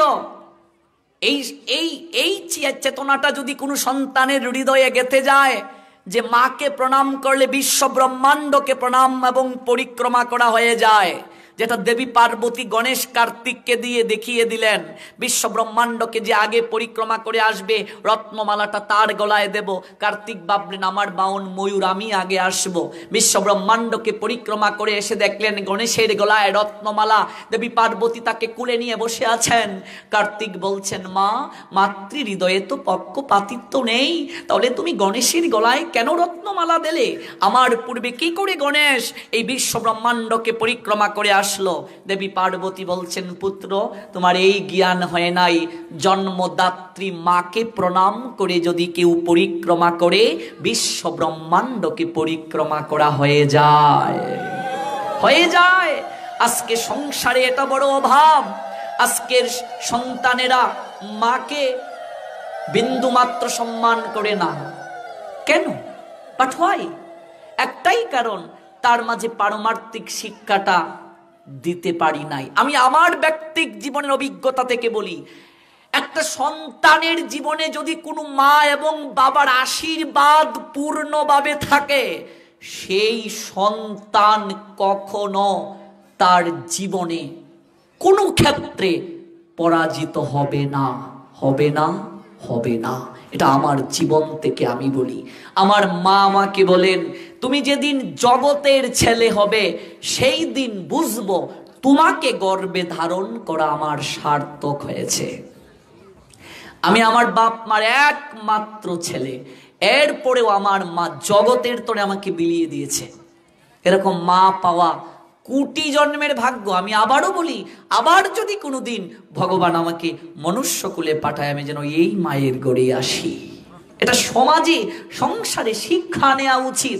প্রত্যেকটা সন্তানকে, আমার বয়সী ছেলে মেয়েদেরকে আমি এই কথাটা বলছি, মনে রাখবে। এই যে গতকাল সরস্বতী মায়ের পূজা গেল, নিজের গর্ভধারিণী মাকে যদি কেউ অসম্মান করে, মাটির মাকে 5,000 টাকা দামের শাড়ি দিলেও কোনো লাভ হবে না, হবে না।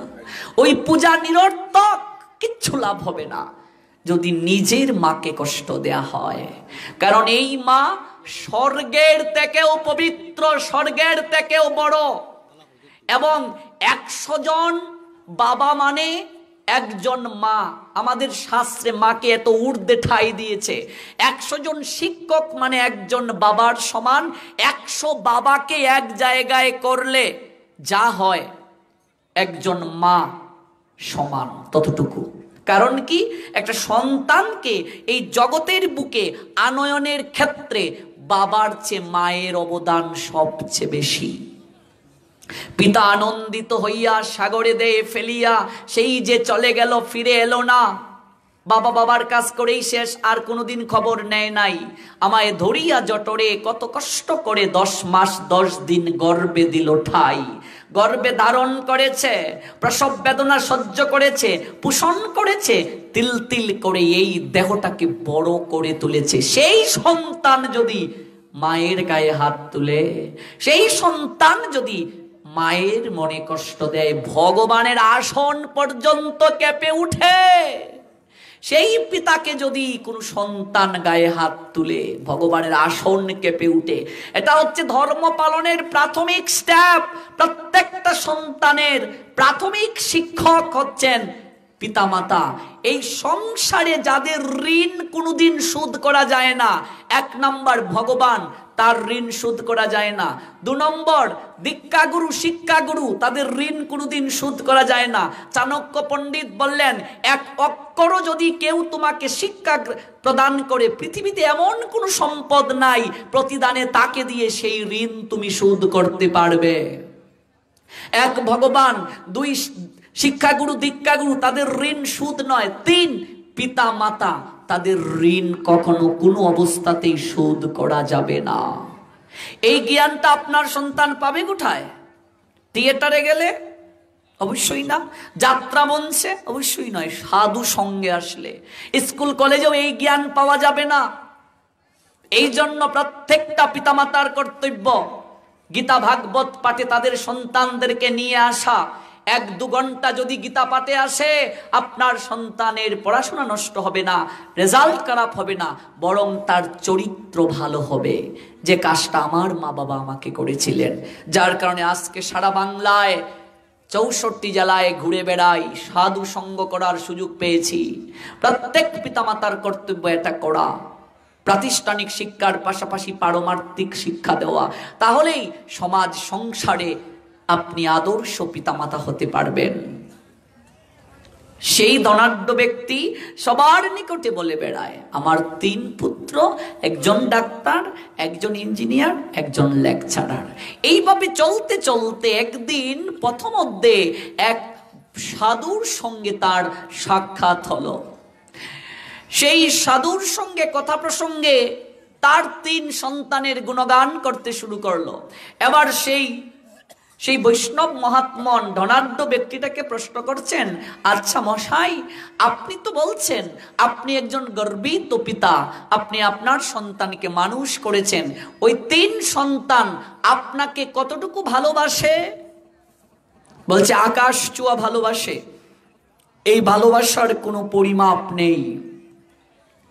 বলছে তাহলে আপনি আগামীকাল গিয়ে জিজ্ঞেস করবেন আপনার 3 সন্তানকে, আপনি মারা গেলে আপনার 3 সন্তান কি করবে, এবং আপনি আগামীকাল এই উত্তরটা এসে আমাকে প্রদান করবেন। ধনাঢ্য ব্যক্তিটা গৃহে ফিরে 3 পুত্রকে ডাকলো, ডেকে বলছে, বাবা, আমি তোমাদেরকে মানুষের মতো মানুষ করেছি, আমি একটা প্রশ্ন তোমাদেরকে করতে চাই। আমি যখন মারা যাব তখন তোমরা কি করবে? তোমরা যে আমাকে ভালোবাসো, আকাশ ছোঁয়া, কি করবে? বড় ছেলেটা বলল, বাবা, এমন কথা মুখে এনো না। এরপরও যেহেতু তুমি জানতে চাইছো, তুমি যদি মারা যাও, আমাদের আঙ্গিনাতে যে আম গাছগুলো দেখতে পাচ্ছ, সবচেয়ে সুস্বাদু আম যে গাছটায় আসে, সেই গাছটা কেটে তোমার দাহ কার্য সম্পন্ন করব। পিতা আনন্দ পেলেন। বাহ, অন্য গাছের কথাও তো বলতে পারতো, যে গাছের আম টক হয়। আমার ছেলে বলেছে ওই গাছটা কেটে আমার দাহ কার্য করবে, যে গাছটার মাঝে সুস্বাদু আম আসে। দ্বিতীয় পুত্রটাকে, যে ইঞ্জিনিয়ার, তাকে প্রশ্ন করলেন, বাবা তুমি কি করবে আমি মারা গেলে? বলছে, বাবা কথাটা তো শুনে প্রথমেই বুকটা কম্পিত হয়ে গেল, এরপরেও যেহেতু তুমি বলছো, বাবা আমি বিশাল করে একটা মৃত্যুশিলা বানিয়ে দেব, যেন জগৎ জীব দেখতে পারে এটা ডাক্তার, ইঞ্জিনিয়ার এবং লেকচারের বাবার মৃত্যুশিলা। বাবা খুব খুশি হলেন, বাহ এই তো আদর্শ আমার সন্তান করেছি। হ্যাঁ, তৃতীয় ছেলেটাকে বললেন লেকচারার, যে বাবা তুমি কি করবে? বাবা 25 গ্রামের সমাজ, আমাদের সমস্ত গ্রামের লোকদেরকে নিমন্ত্রণ করে ওদেরকে এমন ভুরি ভোজন করাবো যেন এই জগৎ সংসারে মানুষ তাক লেগে যায়, অমুকের বাবা মারা গিয়েছে, যে খাবারটা না খাওয়ালো শ্রাদ্ধ বাসরে। পিতা আনন্দিত হলেন, তার আনন্দে আর ধরে না। পরের দিন সাধুর নৈকট্যে গিয়ে বললেন, ওহে মহাত্মন, আপনি যে বললেন আমার 3 পুত্রকে জিজ্ঞেস করব আমি মারা গেলে তারা কি করবে। আমার প্রথম পুত্র বলেছে আমার বাড়ির আঙ্গিনাতে সবচেয়ে সুস্বাদু আম গাছটাকে কেটে আমার দাহ কার্য সম্পন্ন করবে। দ্বিতীয় ছেলেটা বলেছে এমন একটা মৃত্যুশিলা বানিয়ে দেবে সবার চোখে যেন তাক লেগে যায়, সবাই বলবে ডাক্তার, ইঞ্জিনিয়ার এবং লেকচারারের বাবার মৃত্যুশিলা। আর তৃতীয় পুত্রটা বলেছে 25 গ্রামের সমস্ত লোকদেরকে এমন বুড়িভোজন করাবে সমাজের মানুষের যেন টনক নড়ে, সবাই যেন আশ্চর্য হয়ে যায়। এবার সেই সাধু মহাত্মন হেসে হেসে বলছেন, এইটুকু শুনেই তুমি আনন্দে আত্মহারা হয়ে গেলে, এটুকু শুনেই তুমি আনন্দে আত্মহারা হয়ে গেলে। আরে মূর্খ, সন্তান ধারণের উদ্দেশ্য কি এটাই তো তুমি জানলে না।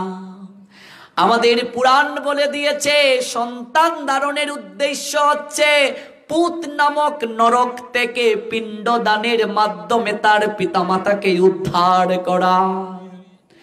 সন্তান যদি পিতামাতাকে উদ্ধার করতেই না পারলো, সেই সন্তানকে শাস্ত্রে কুসন্তান বলা হয়েছে।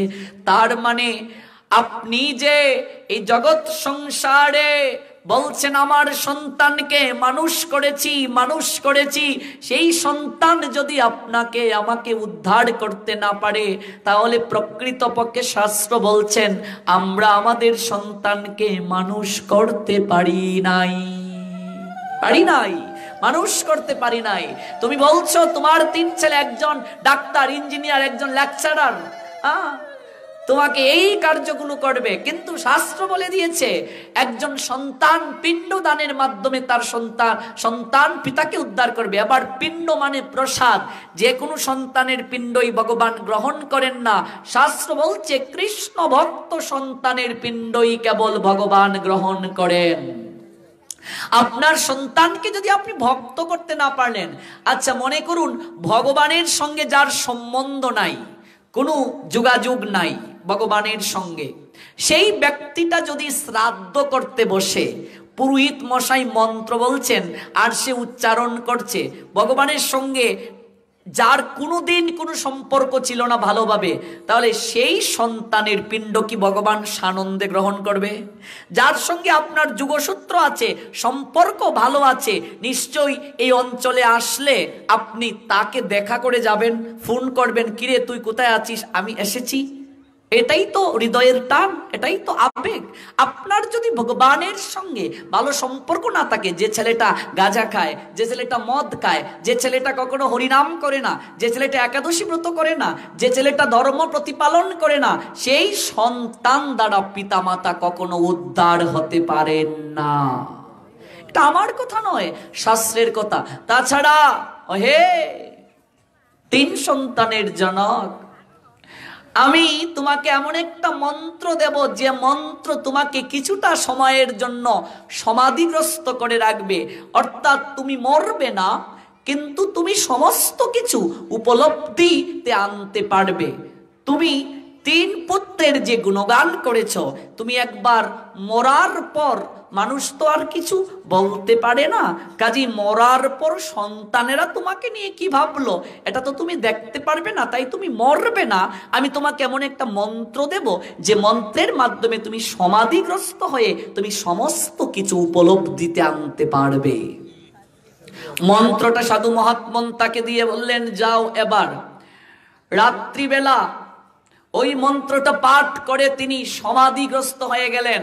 3 পুত্র এসে কান্নাকাটি করছে, ও বাবা তুমি কোথায় গেলে গো, ও বাবা তুমি কোথায় গেলে, কোথায় গেলে তুমি, কান্নাকাটি করছে। এবার কিছুক্ষণ কান্নাকাটি যখন করছে, বাবা বলছে, বা দেখো তো কত ভালোবাসে আমায়, কি কান্নাকাটি করছে। হ্যাঁ, কিছুক্ষণ কান্নাকাটি করার পর বড় ছেলেটা বলছে, হেরে মেজো, হেরে ছুটো, আর কত কান্নাকাটি করবে রে, হ্যাঁ সৎকারের তো ব্যবস্থা করতে হবে, হ্যাঁ তাহলে সৎকারের জন্য ব্যবস্থা কর। আচ্ছা বর্দা, তুমি না বলেছিলে বাড়ির আঙ্গিনার সবচেয়ে সুস্বাদু আম গাছটা কেটে বাবার দাহ কার্য করতে? বলছিলাম তো ঠিকই রে মেজো, কিন্তু আর সুস্বাদু আম গাছই বলিস আর টক আম গাছই বলিস, আম গাছ তো আম গাছেই, কি দরকার আছে সুস্বাদু আম গাছটা কাটার, অন্য গাছই কেটে ফেল। বাবা বলছে, এই কি, আমার ছেলে না বলেছিল সুস্বাদু গাছ, আম গাছটা কেটে আমাকে দাহ কার্য করবে, এখন দেখা যাচ্ছে সম্পূর্ণ অন্য কথা বলছে। হ্যাঁ ভেবে দেখো তারপর কি হয়, শেষ পর্যন্ত শুনতে থাকুন। মেজো ছেলেটা বলছে, বর্দা তুমি যেহেতু এই কথা বলছো, মৃত্যুশিলার কথা তো আমিও বলছিলাম, মার্বেল পাথর দিয়ে গর্জিয়াস করে করব, একটা নামমাত্র করে ফেলি, স্মৃতিচিহ্ন থাকলেই হলো। আর 25 গ্রামের লোককে খাইয়ে কি করবে, আর একটু এখন এত ঝামেলা না করে একটু স্বল্প পরিসরে করলে হয় না? বাবা অবাক হয়ে গেলেন, এই ভালোবাসা। হঠাৎ করে যখন চুপটা খুললেন, এই কি রে মেজো, ওরে বাপরে ভূত চলে এসেছে, যে লোকটা মরে গেছে সে যদি হঠাৎ করে চুপ খুলে, আপনি শ্মশানে নিয়ে যাবেন, মনে করুন কেউ মরে গেছে, হঠাৎ আপনি যাকে স্কন্ধে চাপে নিলেন, সেই লোকটা যদি বলে উঠে, এই শ্মশানে কেন নিচ্ছিস, থামা, অবস্থাটা কি হবে বলুন? যে লোকটা কাঁধে নিয়েছিল ওরা কি ওই কাঁধে করে শ্মশানের দিকে যাবে না? অবস্থাটা কি হবে বলুন? কারণ ওই সাধু তো তাকে একটা মন্ত্র দিয়ে দিয়েছে কেবলমাত্র জানার জন্য, সমাধিগ্রস্ত তো শেষ, যখন চাইলো এইভাবে ঢ্যাপ ঢ্যাপ করে, ওরে বাপরে, ওরে মেঝো, এরে ছুটো, এই কি ভূত হয়ে গেছে, 3 পুলা যে দৌড় শুরু করেছে, ওরে বাপরে বাপ, কোথায় গেল ভালোবাসা বলো? এই ভালোবাসা নিয়ে জগৎ সংসারে আমরা এতটা বড়াই করি, এই ভালোবাসা নিয়ে প্রকৃত ভালোবাসার উৎস ভগবানকে আমরা ভুলে যাই। হ্যাঁ ভগবানকে আমরা ভুলে যাই, দিন থেকে রাত পর্যন্ত এত খাটাখাটি, হ্যাঁ দিন থেকে রাত পর্যন্ত আমরা ভূতের মতো পরিশ্রম করছি, সংসারে ব্যাংক ব্যালেন্স করে যাব, আমার সন্তানেরা যেন থাকে দুধে ভাতে, আর ওই বাবাই যদি আবার ফিরে আসে, সন্তানেরা তাকে আর গ্রহণ করতে পারে না, ভূত বলে দৌড়ে পালায়। এবার ওই বাবা বলছে, ওরে আমি মরি নাই রে, মরে নাই, আর বিশ্বাস করছে না, সবাই দৌড়ছে দৌড়ছে, মরে নাই বলছে, বিশ্বাস করছে, সবাই দেখলো মরছে, পরীক্ষা করালো মরছে, মরে নাই বলছে, ঠিকই তো। যে লোকটা মরে গেল তাকে আপনি শ্মশানে নিয়ে গেলেন, ওই যে জীবিত মৃত গল্প, কাদম্বিনীকে শ্মশানে নিয়ে যাওয়া হলো, কাষ্ট করবে, হঠাৎ কাদম্বিনী তাকে কাষ্টে তুলবে, উঠে দাঁড়িয়েছে, সবাই দৌড় শুরু করেছে কাষ্ট থেকে। এটা তো রবি ঠাকুরের গল্প, ছোট এবং এই জীবিত মৃত গল্প, আপনি গল্পগুচ্ছটা পড়ে দেখবেন, ছোট গল্প গ্রন্থ। জগৎজীবকে দেখালেন ঋষি কবি, এই জগৎ সংসারে আমরা যাদেরকে এতটা ভালোবাসছি, ওই ভালোবাসাটা কেবল শ্বাস যতদিন পর্যন্ত থাকবে ততদিন পর্যন্তই বাবা, শ্বাস বের হয়ে গেলে এই ভালোবাসা আর থাকে না গো, আর থাকে না। এই জন্যই তো শাস্ত্র জানিয়ে দিলেন, যতদিন করে জন ধন উপার্জন, ততদিন বসে তাকে নিজ পরিজন। পরে যখন বৃদ্ধকালে জীর্ণ হবে দেহ, ডেকেও জিজ্ঞেস করবে না কেহ। কেউ জিজ্ঞেস করবে না তোমাকে বৃদ্ধ হয়ে গেলে, বলবে জঞ্জাল কেন, মরে না, মরলে বাঁচি। এই জন্য ভজনের সময়টা হচ্ছে কৌমার কাল। শৈশবে ভজে কৃষ্ণ, কৃষ্ণ পাবার আসে, যৌবনে ভজে কৃষ্ণ, আসে বা না আসে, আর বৃদ্ধকালে ভজে কৃষ্ণ, জমের তাড়াসে। কখন জানি মরে যাব, একটু ভগবানকে ডাকি, জমের তাড়াসে। ছোটবেলা থেকেই ধর্মীয় শিক্ষা দিতে হবে সবাইকে। আমরা কত বছর বয়স থেকে শুনছিলাম? 8 বছর বয়স থেকে। এই প্রসঙ্গ থেকেই তো এত দূর গেলাম। আমরা সনাতনীরা তত্ত্ব জানি না, আর তত্ত্ব না জেনে কার্যক্রম করছি, যার কারণে এই সমস্যাগুলো হচ্ছে। বলছিলাম যে বিবাহ করলাম, কিন্তু বিবাহের নামটাই আমরা জানি না। মনে রাখবেন, বিবাহ 8 প্রকার। কয় প্রকার? 8 প্রকার। আমরা অগ্নিকে সাক্ষী রেখে সপ্ত প্রদক্ষিণে যে বিবাহ করেছি, এই বিবাহের নাম হচ্ছে ব্রাহ্ম বিবাহ। তাহলে ভালোবেসে কেউ যদি কাউকে নিয়ে পালিয়ে যায়, ঠাকুরকে সাক্ষী রেখে মালা পরিয়ে দিল, এই বিয়ের নাম কি? এরকম চান্সে কেউ আসো? থাকলে নাম জেনে যাও, বলতে তো হবে কি বিয়ে করেছ। এটাকে বলে গান্ধর্ব বিবাহ। আমি এক ছেলেকে বললাম, একাদশী ব্রতটা শুরু করো। বলছে মায়ের কাছ থেকে অনুমতি নেই, তারপর শুরু করব। একাদশী শুরু করবে, মায়ের কাছ থেকে অনুমতি। তাই বলছে একটু দীক্ষাটা নিয়ে ভজন করো পড়াশোনার পাশাপাশি। বলছে মা অনুমতি দিলে। আমি বলছি সারা রাত যে দেখলাম ফেসবুকে চ্যাট করলে, মায়ের অনুমতি নিয়েছো? এই ঠেকছে, আর কথা নাই। ডেটিং মারার সময় মা বাবার অনুমতি লাগে না, ফিল্ডিং মারতে মা বাবার অনুমতি লাগে না, কেবল ধর্ম পালন করতেই মা বাবার অনুমতি নিয়ে আসি। অথচ শাস্ত্র বলছে এই জগৎ সংসারে ধর্ম পালন করতে কারো অনুমতির প্রয়োজন নাই। স্বামীর অনুমতির স্ত্রীর প্রয়োজন নাই, স্ত্রীর অনুমতির স্বামীর প্রয়োজন নাই, মা বাবার অনুমতির সন্তানের প্রয়োজন নাই। ধর্ম পালনটা সম্পূর্ণ স্বতন্ত্র। কেউ যদি জাগতিক কোনো কার্য করে, অবশ্যই মা বাবার অনুমতির প্রয়োজন আছে, কিন্তু ধর্ম পালনের ক্ষেত্রে জগৎ সংসারে কারো অনুমতির প্রয়োজন নেই। কোনো পিতামাতা যদি সন্তানকে ধর্ম পালনে বাধা প্রদান করে, সেই সন্তান যদি পিতামাতার বিরুদ্ধে গিয়েও ধর্ম করে, তাতেও তার কোনো পাপ কিংবা অপরাধ হবে না। হিরণ্যকশিপু প্রহ্লাদকে ধর্ম পালনে বাধা প্রদান করেছিলেন। সেই প্রহ্লাদ মহারাজ পিতার কথা শুনেন নাই, তাতে কি তার পাপ হয়েছিল? অপরাধ হয়েছিল? কারণ জগতে কারো পাপ কেউ নেয় নাই, কারো পুণ্য কেউ নেয় নাই। ধর্ম পালনটা সম্পূর্ণ স্বতন্ত্র।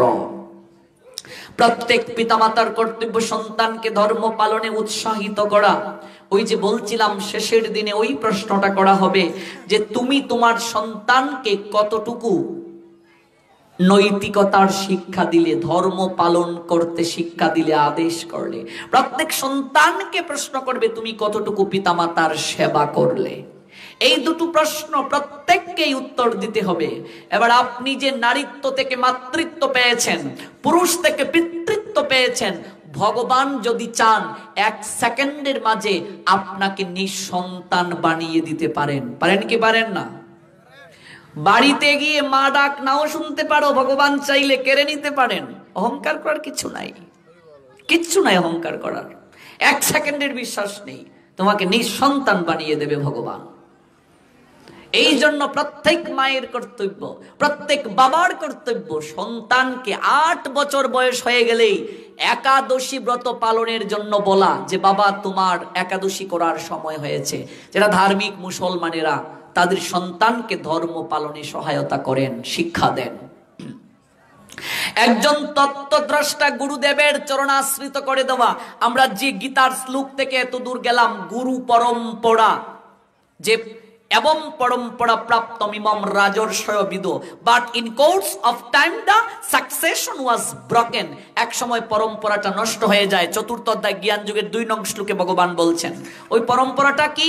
পরম্পরাটা হচ্ছে ভগবান কৃষ্ণ প্রথম গীতার জ্ঞান দান করছেন ব্রহ্মাকে, ভগবান কৃষ্ণ প্রথমে গীতার জ্ঞান দান করছেন বিবস্বানকে, বিবস্বান তারপর গীতার জ্ঞান দান করলেন মনুকে, মনু দান করলেন সসাগরা পৃথিবীর অধীশ্বর রঘুবংশের জনক ইক্ষ্বাকুকে। এইভাবে গীতার জ্ঞান আসছে গুরু পরম্পরাক্রমে। দীক্ষাটাও ঠিক সেইভাবে, ভগবান প্রথমে এই জ্ঞান দান করলেন ব্রহ্মাকে, ব্রহ্মা নারদকে, নারদ ব্যাসদেবকে, তারপর গুরু পরম্পরাক্রমে আমাদের কর্ণে এই বীজ মন্ত্র এসেছে। ভালো করে মনে রাখতে হবে, 8 বছর বয়সী প্রত্যেক সন্তানকে একজন তত্ত্বদ্রষ্টা গুরুদেবের চরণাশ্রিত করে দেওয়া প্রত্যেক পিতামাতার দায়িত্ব এবং কর্তব্য। নইলে ওই প্রশ্নের উত্তর দিতে আপনি অসমর্থ হবেন। আপনি পিতামাতা হিসেবে ব্যর্থ যদি সন্তানকে ওই প্রাতিষ্ঠানিক শিক্ষার পাশাপাশি এই ধর্মীয় শিক্ষাটা না দেন। অধিকাংশ পিতামাতার মাঝে একটা কুসংস্কার কাজ করে যে আমার ছেলেটাকে বিয়ে করিয়ে তারপর বউ যখন আসবে একসঙ্গে দীক্ষা নেওয়াবো, এরকম ইচ্ছাই তো মা? বিয়ে করানোর পরে বউ আসলো, এবার বউ তো সেবা পূজা করতে পারবে না, কুলো গুরুদেবকে খবর দেয়া হলো, গুরুদেব আসলেন, কানে এসে একটা ফু দিলেন, হাতের জল শুদ্ধ হয়ে গেল। এবার দীক্ষার অর্থও বুঝলাম না, দীক্ষা কেন নিতে হয়, গুরুদেব তার কেমন আচরণ হওয়া প্রয়োজন, এগুলোও জানলাম না। বলছেন তত্ত্বদ্রষ্টা গুরুদেব। তত্ত্বদ্রষ্টা গুরুদেব কি আগে জানতে হবে। শাস্ত্র বলছেন যেই কৃষ্ণ তত্ত্ববেত্তা, যিনি কৃষ্ণকে সম্যক রূপে উপলব্ধি করেছেন, তত্ত্বদ্রষ্টা সৎ গুরুদেবের প্রাথমিক 4টা লক্ষণ হবে।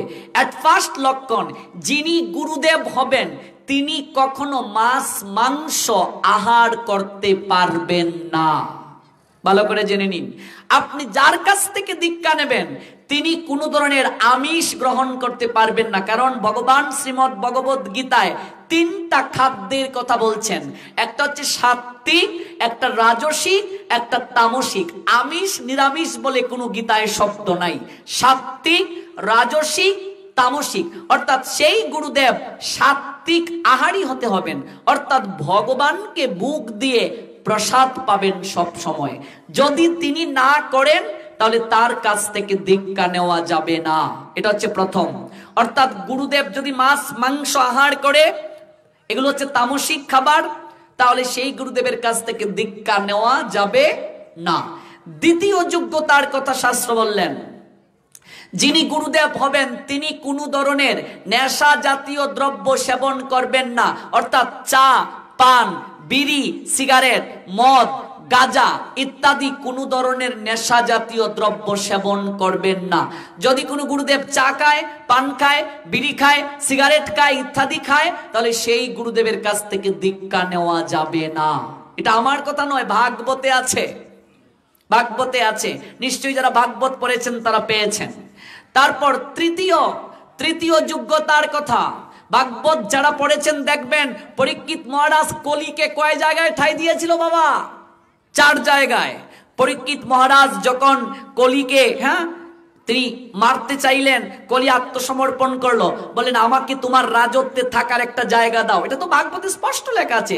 বলছে তাহলে তুমি 4টা জায়গায় থাকো, যেখানে পশু হত্যা হবে ওই জায়গায় থাকবে, তারপর যেখানে নেশা জাতীয় দ্রব্য সেবন হবে, চা পান বিড়ি সিগারেট মদ গাঁজা, ওই জায়গায় তুমি থাকবে। আর 3 নম্বর, যিনি যথার্থ সৎ গুরুদেব হবেন তিনি কখনো জুয়া জাতীয় খেলা খেলবেন না, তাস খেলবেন না, জুয়া খেলবেন না। যদি খেলেন তাহলে তার কাছ থেকে দীক্ষা নেওয়া যাবে না। 4 নম্বর, তিনি কোনো ধরনের অবৈধ সেক্সুয়ালিটি করবে না, অবৈধ সেক্স করবে না, মৈথুন কার্য যাকে বলছেন। যদি করেন তাহলে তার কাছ থেকে দীক্ষা নেওয়া যাবে না। পরীক্ষিত মহারাজ 4 জায়গায় কলিকে থাকার জায়গা দিলেন। এক হচ্ছে যেখানে পশু বলি হবে ওই জায়গায় থাকবে। 2 নম্বর, যেখানে নেশাজাতীয় দ্রব্য সেবন হবে সেই জায়গায় থাকবে। 3 নম্বর, কোন জায়গায় বললেন? যেখানে দ্রুত ক্রীড়া হবে এই জায়গায় থাকবে। 4 নম্বর, অবৈধ মৈথুন কার্য, অবৈধ সেক্স যারা করবে তাদের কাছে থাকবে। এবার এই 4 জায়গায় দিলেন থাকার জায়গা। এবার সেই কলি, যে কলিযুগ এখন চলছে, ওই কলি পরীক্ষিতকে বললেন, হে পরীক্ষিত রাজন, আপনার রাজত্বে তো এই 4টা কার্য কেউই করে না, তাহলে আমি থাকবো কোথায়? তার মানে আজ থেকে 5000 বছর আগে এই ভারতবর্ষে এই কার্যগুলো কেউ করতো না, এটা ইতিহাস থেকে আমরা প্রমাণ পাই। আমাকে আরেকটা টাকার জায়গা দিন। তখন পরীক্ষিত মহারাজ বললেন, তাহলে তুমি আরেকটা জায়গায় থাকো, স্বর্ণের মাঝে তোমাকে থাকার জায়গা দিলাম। এখানে স্বর্ণ মানে বোঝানো হয়েছে যে সম্পদ ভগবানের সেবায় লাগে না, সেই সম্পদে। এবার যেই স্বর্ণের মাঝে থাকার জায়গা দিলেন, পরীক্ষিত মহারাজ স্বর্ণের মুকুট পড়েছেন, সঙ্গে সঙ্গে কলি পরীক্ষিতের মুকুটের মাঝে, মাথার মাঝে আশ্রয় গ্রহণ করলো। এই তো কলি আসলো, নইলে তো কলি আসতে পারতো না। এই যে কলি আসলো, এই কলিযুগে সবচেয়ে বেশি এই কার্যগুলো মানুষ বেশি করবে। পশু বলি দেবে, নেশা জাতীয় দ্রব্য সেবন করবে। এই যে গতকাল সরস্বতী পূজা গেল, আপনি অবাক হয়ে যাবেন সারা বাংলায়। এটা আমি পূজার মণ্ডপ বলবো না নর্তকীর নর্তনশালা বলবো না ক্লাব বলবো, আমার কাছে কোনো ভাষা নাই, কোনো ভাষা নাই। আজকে আমাদের বয়সী ছেলেরা পূজার মণ্ডপে যেভাবে ডিজে গান বাজায়, অন্যান্য ধর্মের লোকদের কাছে আমাদের ধর্মটাকে হাসির পাত্র করে গড়ে তুলছে। আরে পূজার মণ্ডপকে যদি ক্লাব বানিয়ে ফেলো, পূজার মণ্ডপকে যদি নর্তকীর নর্তনশালা বানিয়ে ফেলো, তাহলে সংশোধন হবে কোন জায়গায়? মানুষ পাপ কার্য করে, ওই পাপ কার্য সংশোধনের জন্য মানুষ কোথায় যায়? মন্দিরে যায়। মন্দিরে গিয়ে ভগবানের কাছে মার্জনা চায়, হে প্রভু তুমি আমাকে সংশোধিত করে দাও।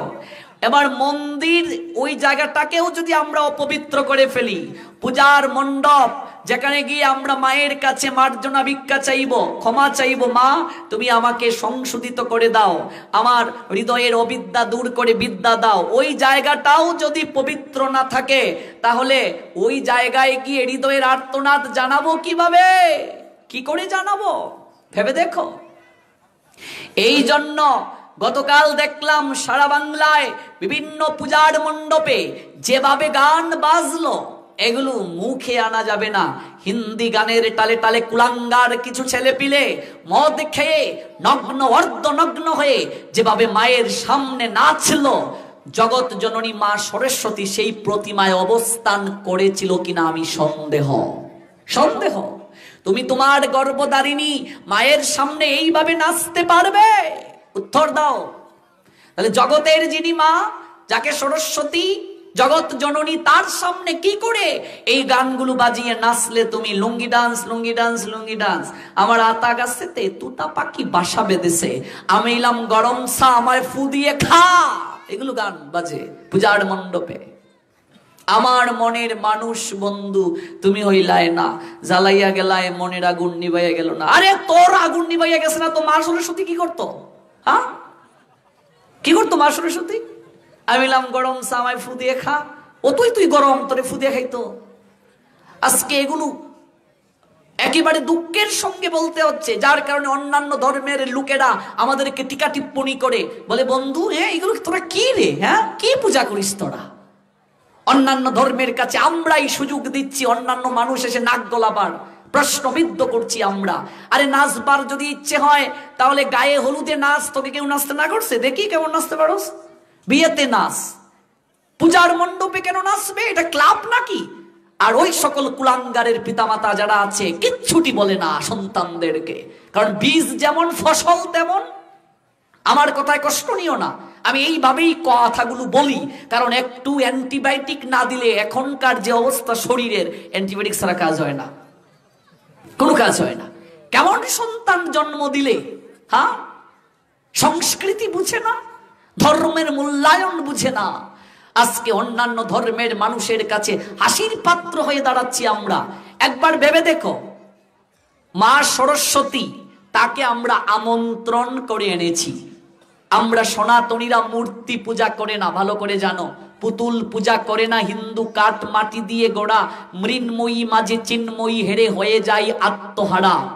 অর্থাৎ মূর্তি তখনই প্রতিমা রূপে রূপান্তরিত হয় যখন মন্ত্রের মাধ্যমে সেই দেবতাকে আমন্ত্রণ করা হয়, চক্ষু দান করা হয়। এখানে একটা কথা মনে রাখবেন, অদ্বৈতের চুল কখনো এই রং দেওয়া যাবে না। এই জন্যই তো আমরা যারা বিগ্রহ তৈরি করি, আমাদের শাস্ত্রীয় জ্ঞানের বড় অভাব। এটা দেয়া যাবে না। অদ্বৈত হচ্ছেন সদাশিব এবং বিষ্ণুর মিলিত তনু।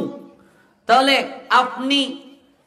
আপনি যদি এইভাবে এখানে চুলগুলো দেন, তাহলে এটা তো শাস্ত্রে নেই। আপনি পঞ্চতত্ত্বের, এই এখানেও পঞ্চতত্ত্ব আছে, পঞ্চতত্ত্বের কোনো চিত্রপটে কি এইভাবে চুল দেখেছেন? তাহলে আপনি যে দিলেন, এগুলো জানতে হবে। প্রতিমা বানাতে গেলে শাস্ত্রীয় জ্ঞান থাকতে হবে, বিগ্রহ তৈরি করার পূর্বে শাস্ত্রীয় জ্ঞান থাকতে হবে। আপনি পঞ্চতত্ত্বের সব ছবির দিকে তাকিয়ে দেখুন, এরকম চুল আছে? নেই। তাহলে আপনি কোনো চিত্রপটে দেখাতে পারবেন না। যদিও অদ্বৈত সদাশিব, সদাশিব মানে শুধু শিব নয়, শিব আর সদাশিব পার্থক্য আছে। সদাশিব হচ্ছেন যে শিব রাসলীলাতে অংশগ্রহণ করেছিলেন। রাসলীলাতে যে শিব অংশগ্রহণ করেছিলেন সেই শিব গোপী বেশে ধারণ করেছিলেন। তার চুল তখন এরকম ছিল না। যমুনার কাছে যখন গিয়ে শিব রাসে প্রবেশের অধিকার চাইলেন, তখন যমুনায় বললেন, তুমি আমার গাত্রে অবগাহিত হও। শিব যখন যমুনায় স্নান করলেন, ডুব দিয়ে উঠে দেখেন যে তার সর্বাঙ্গ শ্বেত বর্ণ হয়ে গেছে। ওই শ্বেত বর্ণ যখন হয়ে গেল, গোপী বেশ ধারণ করলেন, শাড়ি পরা, সাপটা তাকে ছেড়ে গেল না। ওই শিব যখন রাস মণ্ডপে প্রবেশ করবেন, সবাই দেখছেন এই কি ব্যাপার। হ্যাঁ, আমরা বৃন্দাবনে এতদিন যাবৎ থাকি, আমরা সাদা গোপী তো কখনো দেখি নাই, একুর থেকে আসলো। কিন্তু সাপ যখন ওই মহাদেবকে ছেড়ে যায় নাই, তখনই ভাবলেন এত মহাদেব। এই জন্য অদ্বৈত আসলেন কোত্থেকে? অদ্বৈত হচ্ছেন সদাশিব এবং মহাবিষ্ণু, এই দুইজনের মিলিত তনু, দুইজনের অংশ। এই জন্য এরকম চুল দেয়া যাবে না, দেয়া যাবে না, এটা অপরাধ হয়েছে, হবে না এরকম। আগামীতে এই বিষয়ে গুরুত্ব দিতে হবে। এই জন্য শাস্ত্র যারা জানে তাদেরকে জিজ্ঞেস করে বিগ্রহ করতে হবে, প্রতিমা করতে হবে। হিন্দুরা কোনো মূর্তি পূজা করে না, ভালো করে জানবেন। মূর্তি পূজা সনাতনীরা করে না। কি পূজা করে? প্রতিমা। প্রতিমার বিগ্রহ কখনো এক নয়, ভালো করে মনে রাখতে হবে। পুতুল আর মূর্তি এক কথা, কিন্তু সেই মূর্তিতে যখন মন্ত্র উচ্চারণের মাধ্যমে নির্ধারিত দেবতাকে আমন্ত্রণ করা হয়, তখন সেটা প্রতিমাতে রূপান্তরিত হয়। এই জন্য বিবেকানন্দ বলছেন, পুতুল পূজা করে না হিন্দু, কাঠ মাটি দিয়ে গড়া মৃন্ময়ী মাঝে চিন্ময়ী হেরে হয়ে যায় আত্মহারা। মৃন্ময় মাটি দ্বারা তৈরি। মৃন্ময় কি? মাটি দ্বারা তৈরি। চিন্ময়, চিৎ যুগময়, মৃন্ময়ের মাঝে যখন চিন্ময়কে আমন্ত্রণ করা হয়, তখন প্রতিমাতে রূপান্তরিত হলেন। আবার মনে রাখবেন, প্রতিমা আর বিগ্রহ কখনো এক নয়, এগুলোর আলাদা আলাদা পার্থক্য আছে। প্রতিমা কি, বিগ্রহ কি, আলাদা আলাদা পার্থক্য আছে প্রতিমা এবং বিগ্রহ। আজকাল অধিকাংশ প্রতিমাগুলোকে যেভাবে নির্মাণ করা হচ্ছে, শাস্ত্রের সঙ্গে কোনো সম্পর্ক নাই। যে কেউই প্রতিমা নির্মাণ করে ফেলে, শাস্ত্রীয় জ্ঞান না থাকলেও প্রতিমা নির্মাণ করে ফেলে। এই সরস্বতী মায়ের প্রতিমা যেভাবে নির্মাণ করা হয়েছে, শাস্ত্রের সঙ্গে কোনো সম্পর্ক নাই। যেখানে মা সরস্বতীর শাড়ি হবে সাদা। কেন সাদা? তার পিছনে একটা কারণ আছে, সত্য গুণের প্রতীক। তার বাহন রাজহংস। কেন রাজহংস? দেখবেন দুধ আর জলকে যদি একত্রীকরণ করে দেয়া হয়, কেবল দুধটাই গ্রহণ করে, জলটাকে ত্যাগ করে। এই রাজহংস দেওয়ার অর্থ হচ্ছে এই সংসারে ভালো গুণও আছে, খারাপ গুণও আছে।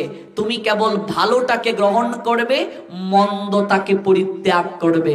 এই হচ্ছে সংসারের নিয়ম। ভালো আছে, মন্দ আছে। একটা মানুষের মাঝে ভালো গুণও আছে, খারাপ গুণও আছে। তোমার কর্তব্য কেবল ভালো গুণটাকে গ্রহণ করা আর মন্দ গুণটাকে পরিত্যাগ করা। এই জন্য মা সরস্বতীর রাজহংস হচ্ছে বাহন। রাজহংস দুধ আর জলকে একত্রীকরণ করে দিলে কেবল দুধটাকে গ্রহণ করে। দুধ হচ্ছে সাত্ত্বিকতা, সত্যগুণের প্রতীক। এই শুভ্র বসন, সাদা পোশাক হচ্ছে সত্যগুণের প্রতীক। এই জন্য মা সরস্বতীর পরনে সাদা শাড়ি। আজকাল যে প্রতিমাগুলোকে তৈরি করা হচ্ছে, নির্মাণ করা হচ্ছে, একটা প্রতিমাতেও শাস্ত্রের নিয়ম মানা হচ্ছে না। এই জন্য কলি যুগে একটা পূজাও ঠিকভাবে হচ্ছে না।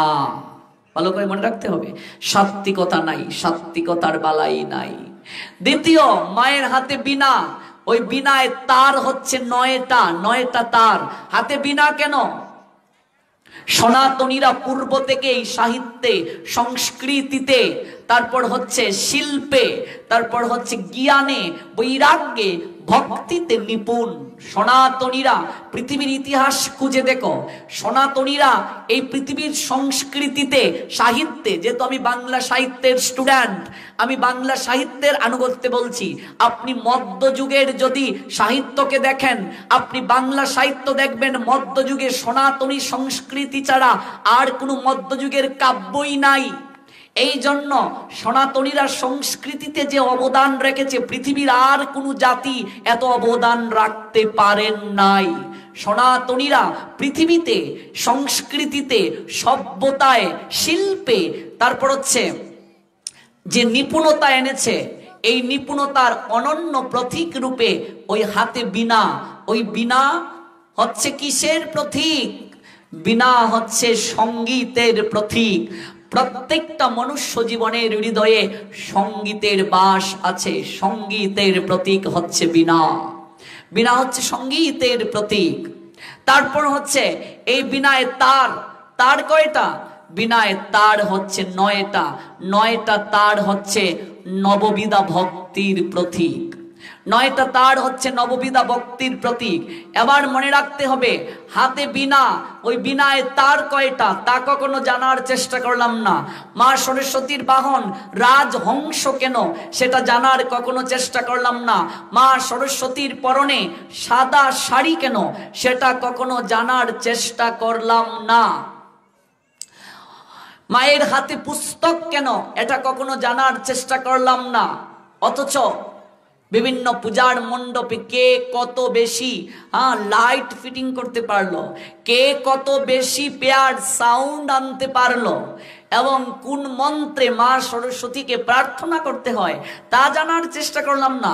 পূজার মণ্ডপে যেভাবে গানগুলোকে বাজানো হয়, যেভাবে এই পাশ্চাত্যদেরকে অনুসরণ করে যেভাবে ডান্স করা হয়, সত্যিই সেটা সনাতনীদের জন্য দুঃখজনক।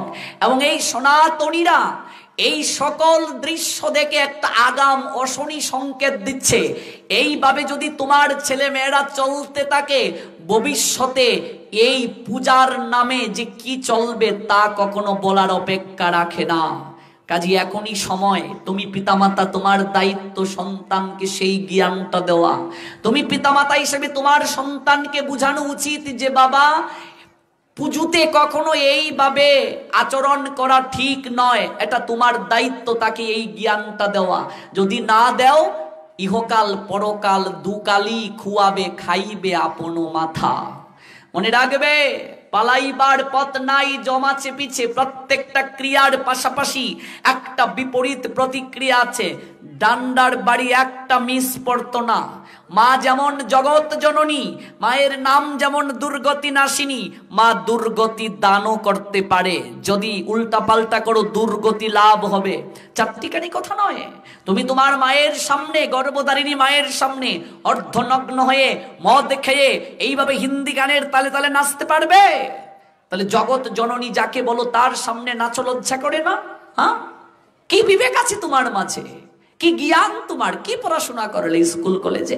এই জ্ঞানটাই লাভ করতে পারলে না। কিছু কুলাঙ্গার সন্তানের আবার পিতামাতা আছে, ওরা বলবে বছরে একটা দিন তো একটু আনন্দ ফুর্তি করবেই। এটা আনন্দ ফুর্তি? আনন্দ করলে গায়ে হলুদে আনন্দ করো, বিয়েতে আনন্দ করো, পূজার মণ্ডপে এটা কেমন আনন্দ? যেখানে পূজার মণ্ডপে সরস্বতী পূজায় যেখানে মা সরস্বতী সন্তুষ্ট হন যেভাবে, সেই কার্যগুলো করো। মা সরস্বতী সম্পর্কে পাঠের আয়োজন করো। মা সরস্বতী সম্পর্কে যদি একজন পাঠ করেন তাহলে মা সরস্বতী সম্পর্কে আমার জানা হয়ে গেল। প্রত্যেকটা পূজার মণ্ডপে ভজন সঙ্গীত বাজানো উচিত, প্রত্যেকটা পূজার মণ্ডপে চণ্ডী পাঠ করা উচিত। পূজা শব্দের অর্থ কি? পূজা শব্দের অর্থ হচ্ছে প্রশংসা করা। মায়ের প্রশংসা সূচক বাক্যগুলো উচ্চারণ করো। এবার পূজার সংখ্যা এতই বাড়ছে, ঠাকুরদা তো খুব কম খুঁজেই পাওয়া যায় না। এই আমরা ইন্টারনেটে একটা দেখলাম যে ভাইরাল হলো ভারতে, ব্রাহ্মণ নিয়ে মারামারি, এ টানছে এই দিকে, ও টানছে এই দিকে, ব্রাহ্মণের অবস্থা খারাপ। এবার ব্রাহ্মণ এসে কি করবে? 10 মিনিটে এসেই একেবারে কোনো ক্রমে একটু ঘন্টা নাড়িয়ে তারপর শেষ, তারপর পূজা, তারপর আমার মতো কুলাঙ্গার ফুলাফান ডিজে ডিজে সারা রাত নাচলো। এটা পূজা? হ্যাঁ, ভেবে দেখো, অনুভূতিতে আনো। আজকে কোন জায়গায় দাঁড়িয়ে আমরা আছি, কোন অবস্থার ক্ষেত্রে আমরা আছি, এগুলোকে তামসিকতা পেয়েছো? সব জায়গায় নাটক করছো না? ভগবানের কার্যে নাটক করছো না? একটা কিছুও হবে না। বিদ্যার দেওয়ার পরিবর্তে ওই মা তোমার জ্ঞানকে হরণ করে নেবে। বিদ্যা দেওয়ার পরিবর্তে ওই মা তোমার মাঝে অবিদ্যা দান করবে, তোমার সমস্ত কিছুকে হরণ করে নেবে। কারণ একজনকে তুমি আমন্ত্রণ করে এনেছো তোমার বাড়িতে মন্ত্রের মাধ্যমে, যে মা তুমি আমার বাড়িতে আসো। এবার সেই মা তোমার বাড়িতে আসলেন, বাড়িতে আসার পর যদি তুমি তাকে যথাযোগ্য সম্মান না করো, যেভাবে বিট বাজিয়ে বক্সগুলোকে বাজানো হয়, আমার বাবা কাকা জেঠার বয়সী বয়োজ্যেষ্ঠ যারা আছেন, যদি হার্টের রুগী কেউ থাকেন তাহলে তার অবস্থা খারাপ। ঠিক বলছি? মাটি পর্যন্ত কাঁপে, ডিজে ডিজে। এই হচ্ছে আমাদের অবস্থা সমাজের। যাবেন কোথায় আপনি বলুন তো? হ্যাঁ, এখানে অনেক লোক আছে যারা বিভিন্ন পূজা উদযাপন পরিষদের নেতৃত্ব দিচ্ছে, হিন্দু বৌদ্ধ ঐক্য খ্রিস্টান পরিষদের নেতৃত্ব দিচ্ছে, বিভিন্ন পূজা মণ্ডপের সভাপতি, তারাও কোনো কথা বলে না। কারণ তারা মধ্যবয়সে গিয়ে তাদেরও উত্তাল পাতাল মন হয়, আমরাও যদি নাচতে পারতাম। যাবে কোথায়? এক কানা আরেক কানাকে পথ দেখাবে কি করে? এই জন্য গীতায় ভগবান 3য় অধ্যায় কর্মযুগের 21 নং শ্লোকে স্পষ্টভাবে বলে দিয়েছেন, যত যত আচরতি শ্রেষ্ঠ তত্ততেব ইতর জনঃ সযত প্রমাণম কুরুতে লোক তৎ অনুবর্ততে। এই জগতে শ্রেষ্ঠ ব্যক্তিগণ যা করে অপর সাধারণ জন তাকে অনুকরণ করে, তিনি যা জগতের বুকে প্রমাণ করে যান সবাই তাকে অনুসরণ করে। What ever action a great man performs common man follow, and whatever standards is heads of exemplary etc. all the words pursue. আপনি আচরে প্রভু জীবেরে শেখায়, আপনি না আচরিলে জীবকে শেখানো না যায়। ওই জগৎ সংসারে শ্রেষ্ঠ ব্যক্তিগণ যা করবে সবাই তাকে অনুসরণ করবে। বাবা যদি নিজে সিগারেট খেয়ে তার সন্তানকে বলে আজ থেকে সিগারেট খেও না, সেই সন্তান কি মানবে? বলবে তুমি খাও আর আমাকে বলো। এই জন্য বাপকে নিজে আগে আচরণ করতে হবে, নিজে সিগারেট ছেড়ে তারপর সন্তানকে বলতে হবে বাবা সিগারেট খেস না। খাবে না সিগারেট, খেলে এটা ধূমপান মৃত্যুর কারণ। আমরা এমন জ্ঞানী এমন শিক্ষায় শিক্ষিত, ধূমপানের প্যাকেটের মাঝে দেখবে, হ্যাঁ সিগারেটের প্যাকেটে ধূমপান মৃত্যুর কারণ, এভাবে প্যাকেটটা ধরে আর টানে, ধূমপান মৃত্যুর কারণ। সিগারেটের প্যাকেটের মাঝে পড়তেছে আবার টানতেছে। তো তোমার কেমন জ্ঞান? যে জ্ঞান তোমার হৃদয়ে অনুভূতি আনলো না, এই জ্ঞান লাভ করার কোনো মানে নাই। এই জন্য ভগবানের কথা শুধু শুনলেই হবে না, নিজের জীবনে আচরণে আনতে হবে। আমি কয়টা কথা শুনলাম সেটা বড় কথা নয়, আমার জীবনে কয়টা কথা আচরণে আনতে পারলাম সেটাই হচ্ছে বড় কথা। এটা অত্যন্ত প্রয়োজন আমাদের সমাজে, এটার বড় অভাব সমাজের বুকে। এই জন্য যুব সমাজকে বলছি, আমরা যদি সচেতন হয়ে যাই, আমরা যদি না জাগি মা কেমনে সকাল হবে, তোমার ছেলে উঠলে মাগো রাত পুহাবে তবে। আজকে আমার বয়সী সন্তানেরা তারা যদি সচেতন হয়, তারা যদি ধর্মীয় শিক্ষাটাকে যাজন করে, প্রাতিষ্ঠানিক শিক্ষার পাশাপাশি স্কুল কলেজ ইউনিভার্সিটি শিক্ষার পাশাপাশি তারা যদি পারমার্থিক শিক্ষাটা প্রদান করে, তাদের দ্বারা যে সমাজ হবে সেই সমাজ হবে একটা সুশৃঙ্খল সমাজ। তাদের দ্বারা যে সন্তান উৎপাদিত হবে সেই সন্তান হবে আদর্শ সন্তান। এই জন্য যুব সমাজ যদি জেগে উঠে, তাহলে সব কিছু করা সম্ভব। আর যুব সমাজ যদি ধ্বংসের পথে চলে যায়, জাতি ধ্বংসের পথে যাবে। কারণ আজকের যারা যুব সমাজ, আগামীতে তারাই জাতির কর্ণধার, তারাই জাতিকে নেতৃত্ব দেবে।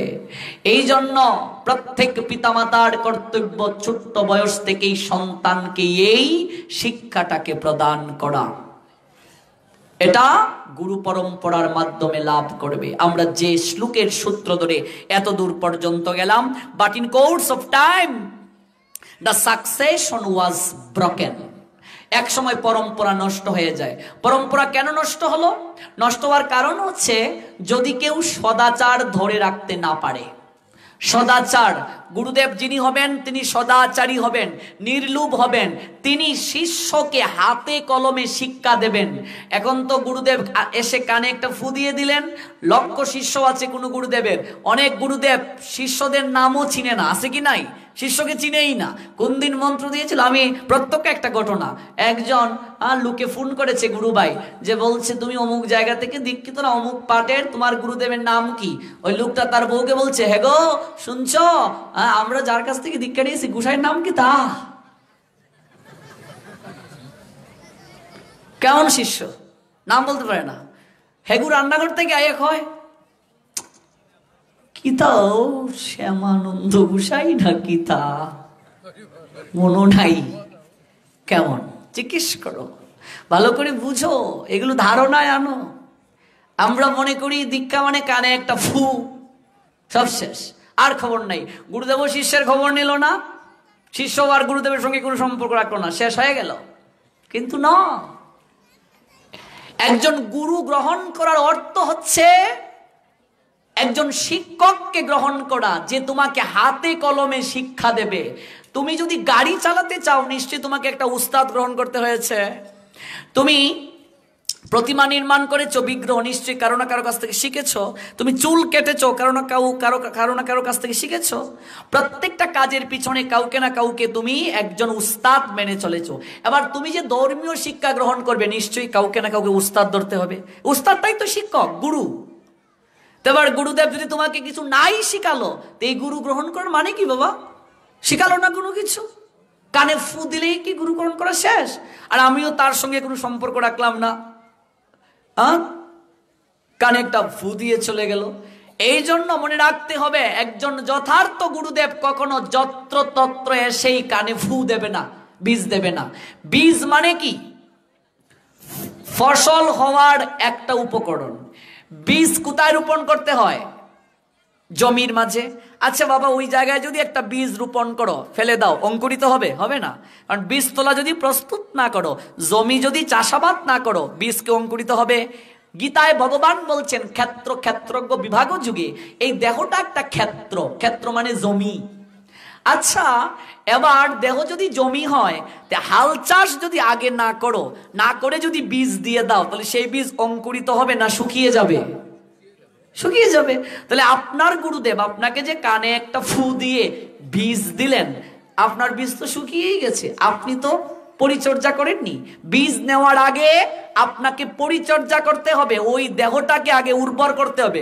এই জন্য আমাদের গুরু পরম্পরায় একজন শিক্ষা গুরু মানে শিক্ষক আপনাকে আগে প্রস্তুত করবে, আপনাকে আগে নিয়ম কানুন দেবে। তুমি এইগুলো আচরণ করো, তুমি একাদশী করো, হরিনাম করো, তুমি এই কার্যগুলো করো। ধীরে ধীরে সে যখন যোগ্য হবে, তারপর দীক্ষাগুরুর কাছে নিয়ে যাবে, তারপর দীক্ষাগুরু আপনাকে বীজ প্রদান করবে। এই হচ্ছে ভক্তির পরম্পরা।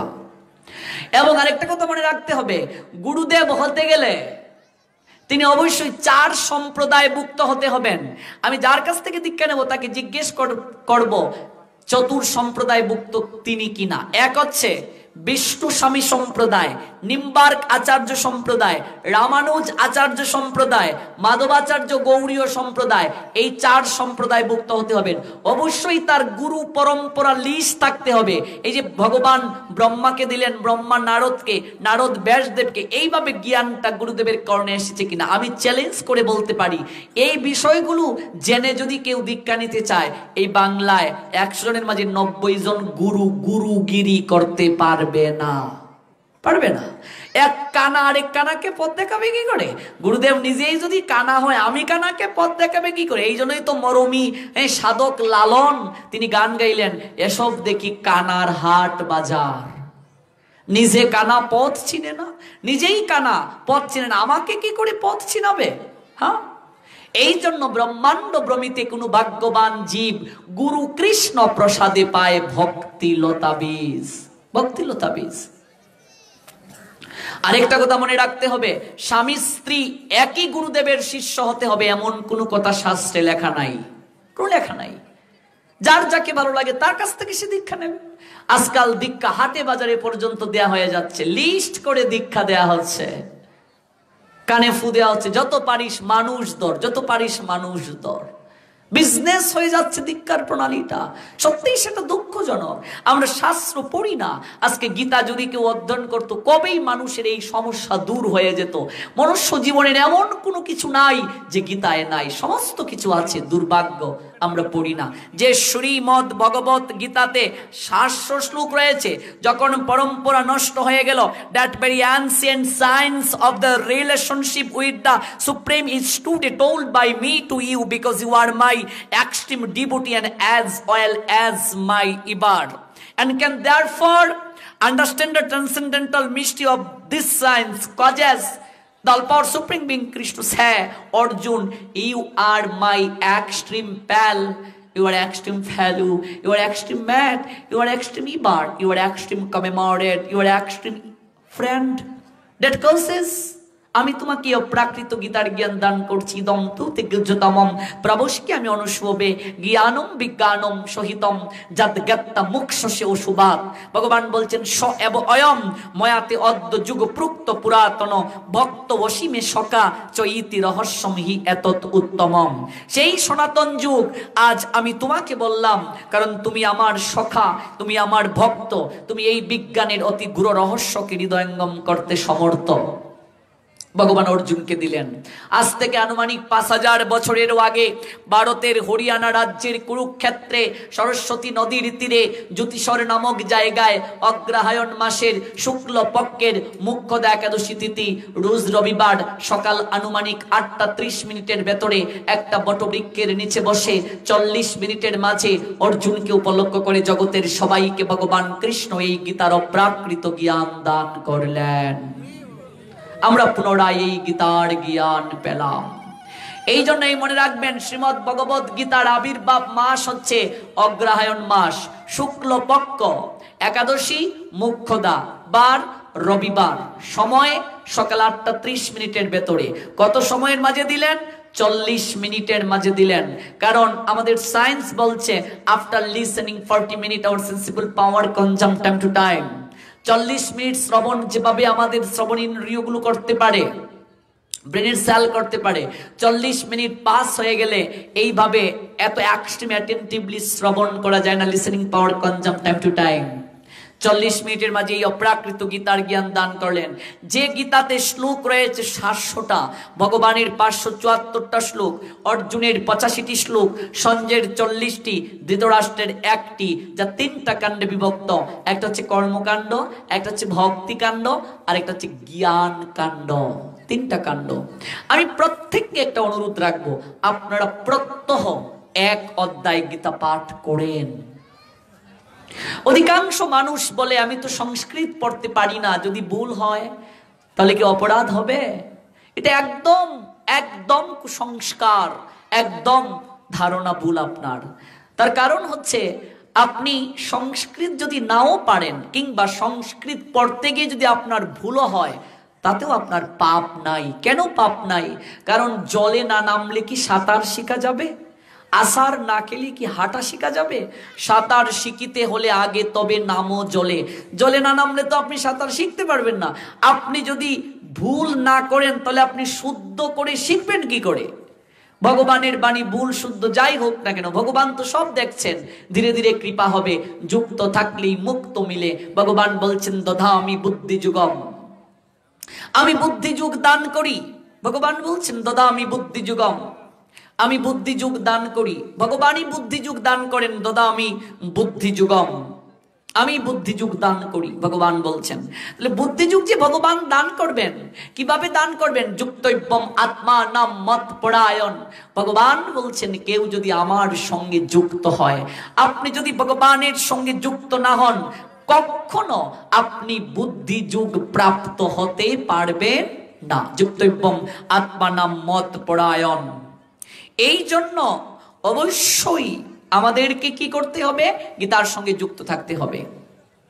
তাছাড়া যারা সংস্কৃত পারেন না, আপনারা বাংলা অনুবাদ পড়বেন, বাংলা অনুবাদ পড়ুন। ভগবান তো যে কোনো ভাষাই বুঝেন, ইংলিশ বলুন, বাংলা বলুন, হ্যাঁ সংস্কৃত বলুন, পৃথিবীর যে কোনো ভাষা, সব ভাষাই তো স্রষ্টা বুঝেন। আপনি যে ভাষাতেই তাকে ডাকেন, তিনি তো অবশ্যই সাড়া দেবেন। এই জন্য বাংলা অনুবাদটাই পড়ো, সংস্কৃত না পারলে। প্রত্যেককেই গীতা পড়তে হবে। দুর্ভাগ্য আজকে আমরা হিন্দুরা কি করছি? ঠাকুর ঘরে লাল শালু কিংবা রুমাল দিয়ে গীতাকে বেঁধে রাখি, আর উপরে চন্দন চর্চিত করে তুলসী পত্র দিতে দিতে গীতার উপরে চট লেগে যায়, ভেতরে কি আছে খুলে দেখি না। এটা হচ্ছে সবচেয়ে বড় দুর্ভাগ্য আমাদের। মরার পরে মরার বুকের মাঝে গীতা চাপিয়ে বলো হরি হরি বল করে শ্মশানে নিয়ে যাই। জীবন দশায় ধুতি পরি না, তিলক দেই না, জীবন দশায় কণ্ঠে মালা দেই না, মরার পরে দেখবেন স্নান করিয়ে একেবারে ধুতি পরানো হয়। ঠিক বলছি বাবা? মরার পরে মরা বেটাকে ধুতি পরিয়ে কি হবে? জীবন দশায় তিলক কাটি না, মরার পরে মরা বেটাকে দাদো সঙ্গে তিলক। মরা বেটাকে দেখবেন বুকের মাঝে গীতা। জীবন দশায় যে লোকটা হরিনাম করলো না, মরার পরে মরা বেটাকে ঢাক ঢুল খুল করতাল বাজিয়ে হরিনাম করে করে শ্মশানে নিয়ে যায়। মরার পরে যতই তুমি হরিনাম করো না কেন, মরার কানে কখনো হরিনাম পৌঁছাবে না, পৌঁছাবে না। মরা বেটার কানে হরিনাম কি করে যাবে? এই জন্য জীবন দশায় এগুলো করতে হবে। প্রত্যেক স্টুডেন্ট যারা আছো, আমি প্রত্যেককে রিকোয়েস্টটা করি, গীতাকে পড়ার টেবিলে রাখো। নিজের পাঠ্য পুস্তক পড়া শুরু করার আগে একটু গীতাটা খুলো। এক অধ্যায় সময় না পেলে 10টা শ্লোক পড়ো, না পারলে 5টা শ্লোক পড়ো, তাতেও যদি না পারো 1টা শ্লোক পড়ো। এটা আমি আমার ব্যক্তিক জীবনের অভিজ্ঞতা থেকে বলি। কেউ যদি গীতা পড়ে, তার মনুষ্য জীবনের এমন কোনো প্রশ্ন নাই যে সে সমাধান করতে পারবে না। নিজেই সমাধান করতে পারবে, নিজেই সিদ্ধান্ত নিতে পারবে তার কি করা প্রয়োজন। আমরা শাস্ত্র পড়ি না, কে কি বলল এই পরম্পরা নিয়ে আমরা বসে আছি। তাই প্রত্যেকের কাছে অনুরোধ, একটু শাস্ত্রটা পড়ুন। শাস্ত্র না পড়লে হবে না। অনেক প্রশ্ন এসেছে, সমস্ত প্রশ্নের উত্তর দিলে অনেক সময় লাগবে। তুলসী পত্র কাকে কিভাবে দিতে হয় একজন প্রশ্ন করেছেন, মনে রাখবেন। তুলসী পত্র বিষ্ণু তত্ত্ব যারা, কেবল তাদের চরণেই দেয়া যাবে। এই যে পঞ্চতত্ত্বের মাঝে কেবল মহাপ্রভুর চরণে তুলসী দেওয়া যাবে, নিত্যানন্দ প্রভুর চরণে তুলসী দেওয়া যাবে, অদ্বৈতের চরণে তুলসী দেওয়া যাবে। বাকি গদাধর এবং শ্রীবাস তাদের হাতের মাঝে তুলসী দিতে হবে, কিংবা বক্ষের মাঝে। ভগবান কৃষ্ণের চরণে তুলসী দেওয়া যাবে, রাধারানীর হাতের মাঝে তুলসী দেবেন, কিংবা বুকের মাঝে। তারপর বিষ্ণু তত্ত্ব যারা, যেমন জগন্নাথের চরণে তুলসী হবে, বলরামের চরণে তুলসী হবে, সুভদ্রার হাতে। তারপর হচ্ছে আপনি বিষ্ণুর চরণে, নারায়ণের চরণে তুলসী, ভগবান রামচন্দ্রের চরণে তুলসী, তাদের চরণে তুলসী দেওয়া যাবে। কিন্তু কোনো মহাপুরুষের চরণে তুলসী দেওয়া যাবে না। আজকাল অনেক লোক আছে অনুকূলের চরণে তুলসী দিয়ে দেয়, রাম ঠাকুরের চরণে তুলসী দিয়ে দেয়, রামকৃষ্ণ পরমহংস দেবের চরণে তুলসী দিয়ে দেয়, লোকনাথ বাবার চরণে তুলসী দিয়ে দেয়। মনে রাখবেন, কোন মহাপুরুষের চরণে যদি কেউ তুলসী দেয়, কোন দেবতার চরণে যদি তুলসী দেয়, অনন্তকাল তাকে নরক বাস করতে হবে। ভগবত তত্ত্ব ব্যতীত কারো চরণে তুলসী দেয়া যাবে যাবে না। এটা অবশ্যই আমাদেরকে মানতে হবে। তুলসী অত্যন্ত গুরুত্বপূর্ণ। যে কোনো সময় আপনি তুলতে পারবেন না। সূর্য উদয়ের আগে তুলসী তুলতে পারবেন না, সূর্য অস্তের পরে তুলসী তুলতে পারবেন না, দুপুরবেলা তুলসী তোলা যাবে না। তারপর হচ্ছে রবিবারে তুলসী তোলা যাবে না মা, সংক্রান্তিতে তুলসী তোলা যাবে না, অমাবস্যায় তুলসী তোলা যাবে না, পূর্ণিমাতে তুলসী তোলা যাবে না, দ্বাদশীতে তুলসী তোলা যাবে না, শারীরিক সমস্যা নিয়ে তুলসী পত্র তোলা যাবে না। মায়েদেরকে তুলসী তুলতে গেলে মন্ত্র আছে, ওম তুলসমৃত জন্মাশি সদাতং কেশব প্রিয়া কেশবার্তে চিনুমিতাং বড়দা ববুশুবনে চয়ন উদ্ভব দুঃখং চযদ হৃদিত বর্ততে তৎক্ষমস্য জগন্মাত বৃন্দা দেবী নমস্তুতে। এটা হচ্ছে ক্ষমা প্রার্থনা। কেউ যদি মন্ত্র না পারে হরিনাম করেই তুলসী পত্র তুলবেন, এটা শাস্ত্রে আছে। এই বিষয়টা অত্যন্ত গুরুত্বপূর্ণ, কারণ এই তুলসী হচ্ছে ভগবানের প্রিয়া। বৃন্দা কৃপা হইলে হয় বৃন্দাবন প্রাপ্তি। কেউ যদি বৃন্দার কৃপা না পায়, সে কখনো ভগবানের কৃপা লাভ করতে পারবে না। কৃষ্ণকে তুলসী জল দেয় যেই জন, তার ঋণ শুধিতে কৃষ্ণ করেন চিন্তন। জল তুলসীর সম কিছু ঘরে নাহি দন, তব আত্মা বেঁচে করে ঋণেরও শোধন। এই জন্য তুলসী মিশ্রিত জল অত্যন্ত গুরুত্বপূর্ণ, বিভিন্ন শাস্ত্রে আছে। গৌরাঙ্গ মহাপ্রভুকে কি সিদ্ধ চালের অন্ন নিবেদন করা যায়? প্রশ্ন এসেছে। মহাপ্রভুর সবচেয়ে প্রিয় হচ্ছে চিকন চাল, আতপ চাল। এই জন্য আপনি যাকে ভালোবাসবেন, আপনি চাইবেন অবশ্যই আপনার ভালোবাসার মানুষটি যেভাবে ভালো থাকে তাকে সেইভাবে রাখা, তাই তো বাবা? নাকি আপনার ভালোবাসার মানুষটি যেভাবে দুঃখ পায় বা যা ভালোবাসে না তাকে আপনি করবেন না। তাহলে মহাপ্রভু সবচেয়ে ভালোবাসেন চিকন চাল, তাহলে আপনি নিশ্চয়ই তাকে চিকন চাল দেওয়ার জন্য চেষ্টা করবেন। আতপ চালই মহাপ্রভুকে দেওয়া উচিত, সিদ্ধ দেওয়া ঠিক নয়। কিন্তু অনেক অঞ্চলে আছে যারা আতপ খায় না, তারা কি করবে? এই জন্য তারা সিদ্ধ দিয়ে দেয়, কিন্তু না দেওয়াটাই উচিত। আতপ মহাপ্রভুর প্রিয়, মহাপ্রভুর জীবন দশায় কোনো সময় সিদ্ধ গ্রহণ করেন নাই। তাহলে মহাপ্রভু যেহেতু গ্রহণ করেন নাই, তাহলে তুমি কেন দিচ্ছ? আতপ কিংবা চিকন চালটাই দিতে হবে, দেওয়া ঠিক নয়, এটা একদম ঠিক নয়। আরেকটা কথা মনে রাখতে হবে, সর্বদা আমাদেরকে অনেকে অনেক প্রশ্ন করেছেন, সব প্রশ্নের উত্তর তো সময়ের সংক্ষিপ্ততা থাকার কারণে দেয়া যাচ্ছে না। আজকে কি আবার অধিবাস আছে? অধিবাস 12টার ভিতরে অধিবাস শেষ করতে হয়, এটাও একটা শাস্ত্রীয় নিয়ম। শ্রাদ্ধ বিষয়ে অনেকেই প্রশ্ন করেছেন। শ্রদ্ধা যুগ অন প্রত্যয় যুগে শ্রাদ্ধ শব্দটা এসেছে। শ্রাদ্ধ হচ্ছে 12 প্রকার। কয় প্রকার? 12 প্রকার। 12 প্রকার হচ্ছেন শ্রাদ্ধ।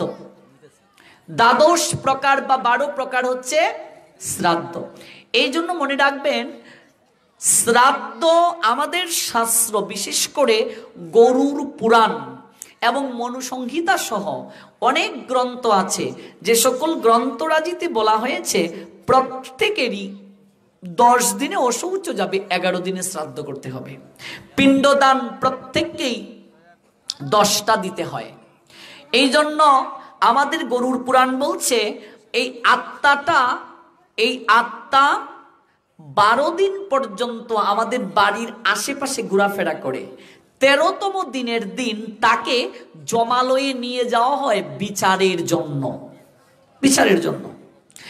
এখন 13তম দিনের দিন যদি বিচারের জন্য নিয়ে যাওয়া হয়, তাহলে আপনি 11তম দিনের পরে যদি আপনি শ্রাদ্ধ করেন বা 13তম দিনের পরে যদি শ্রাদ্ধ করেন, তাহলে তো ওই আত্মাটাকে নিয়ে যাওয়াই হচ্ছে, তার তো হচ্ছে না কোনো কিছু।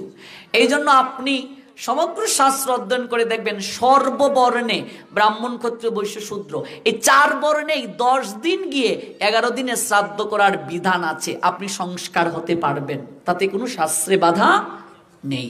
আপনি ইচ্ছা করলে পারবেন সংস্কার হতে। প্রত্যেকেই 10 দিন গিয়ে 11 দিনে শ্রাদ্ধ, যেমন আমরা 11 দিনে শ্রাদ্ধ করি, হবে, এটা শাস্ত্রে আছে। এবং শ্রাদ্ধ অবশ্যই মনে রাখতে হবে, শ্রাদ্ধে কোনো প্রকার মাছ মাংস করা যাবে না। কলিযুগে 5টা জিনিস নিষেধ।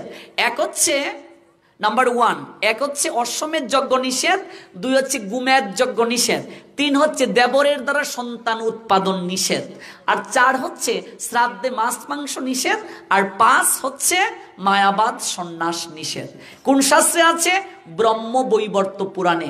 তাছাড়া ভাগবতে স্পষ্টভাবে দেবর্ষি নারদ যুধিষ্ঠির মহারাজকে বলছেন, শ্রাদ্ধে আমি সাং নিষিদ্ধ। আশা করি উত্তর পেয়েছেন।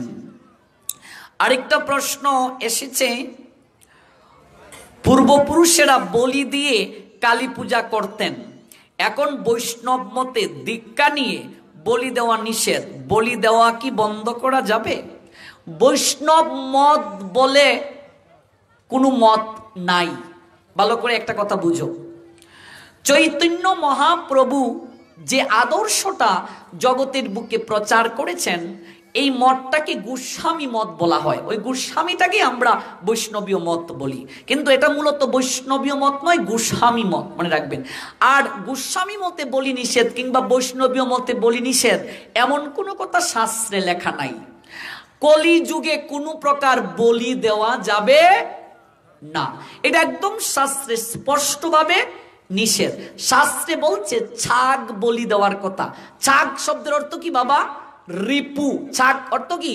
রিপু, মানে কাম, ক্রোধ, লোভ, মোহ, মদ, মাৎসর্য, এই 6টা রিপুকে বলি দিতে। এবার তোমার কামও রইল, ক্রোধও রইল, লোভও রইল, সব রইল, আর তুমি একটা নিরীহ ছাগলকে বলি দিচ্ছ,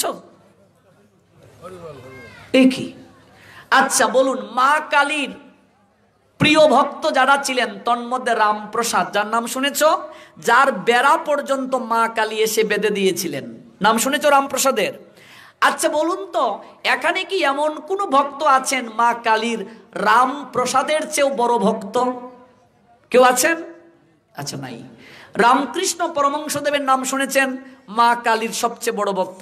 আচ্ছা রামকৃষ্ণ পরমহংসদেবের চেয়ে বড় ভক্ত কেউ আছো এখানে মা কালীর? বামা খেপা মা কালীর অনেক বড় ভক্ত। বামা খেপার চেয়ে বড় ভক্ত কেউ আছো জগতে? এখানে কেউ আছেন? নাই।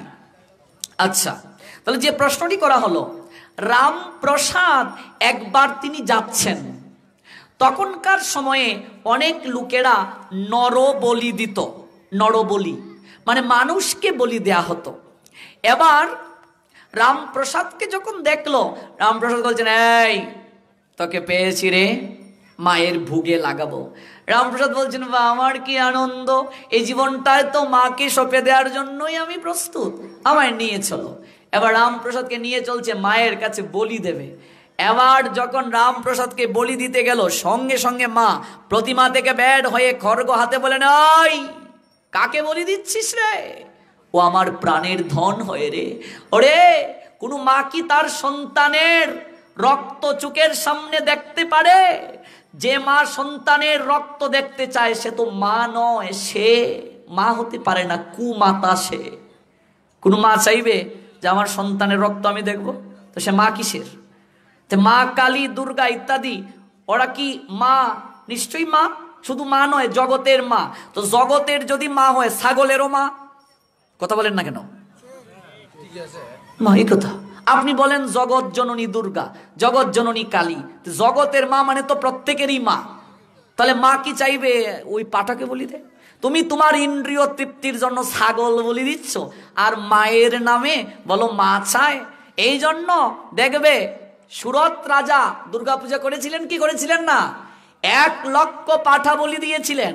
ওই মরার পরে সুরতকে 1 লক্ষ পাঠার আত্মায় তারা করেছে।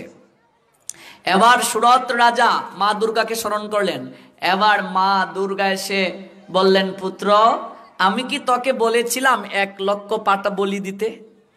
এবার তো সুরত আর কোনো উত্তর দিতে পারে না।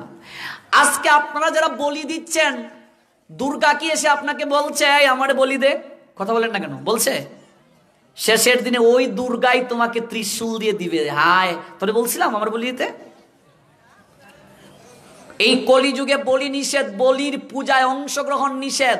বলির পূজাতে কোনো প্রকার চাঁদা দিবেন না, তাহলে ওই টাকা তামসিক কার্যে লাগলো আপনার অকল্যাণ হবে।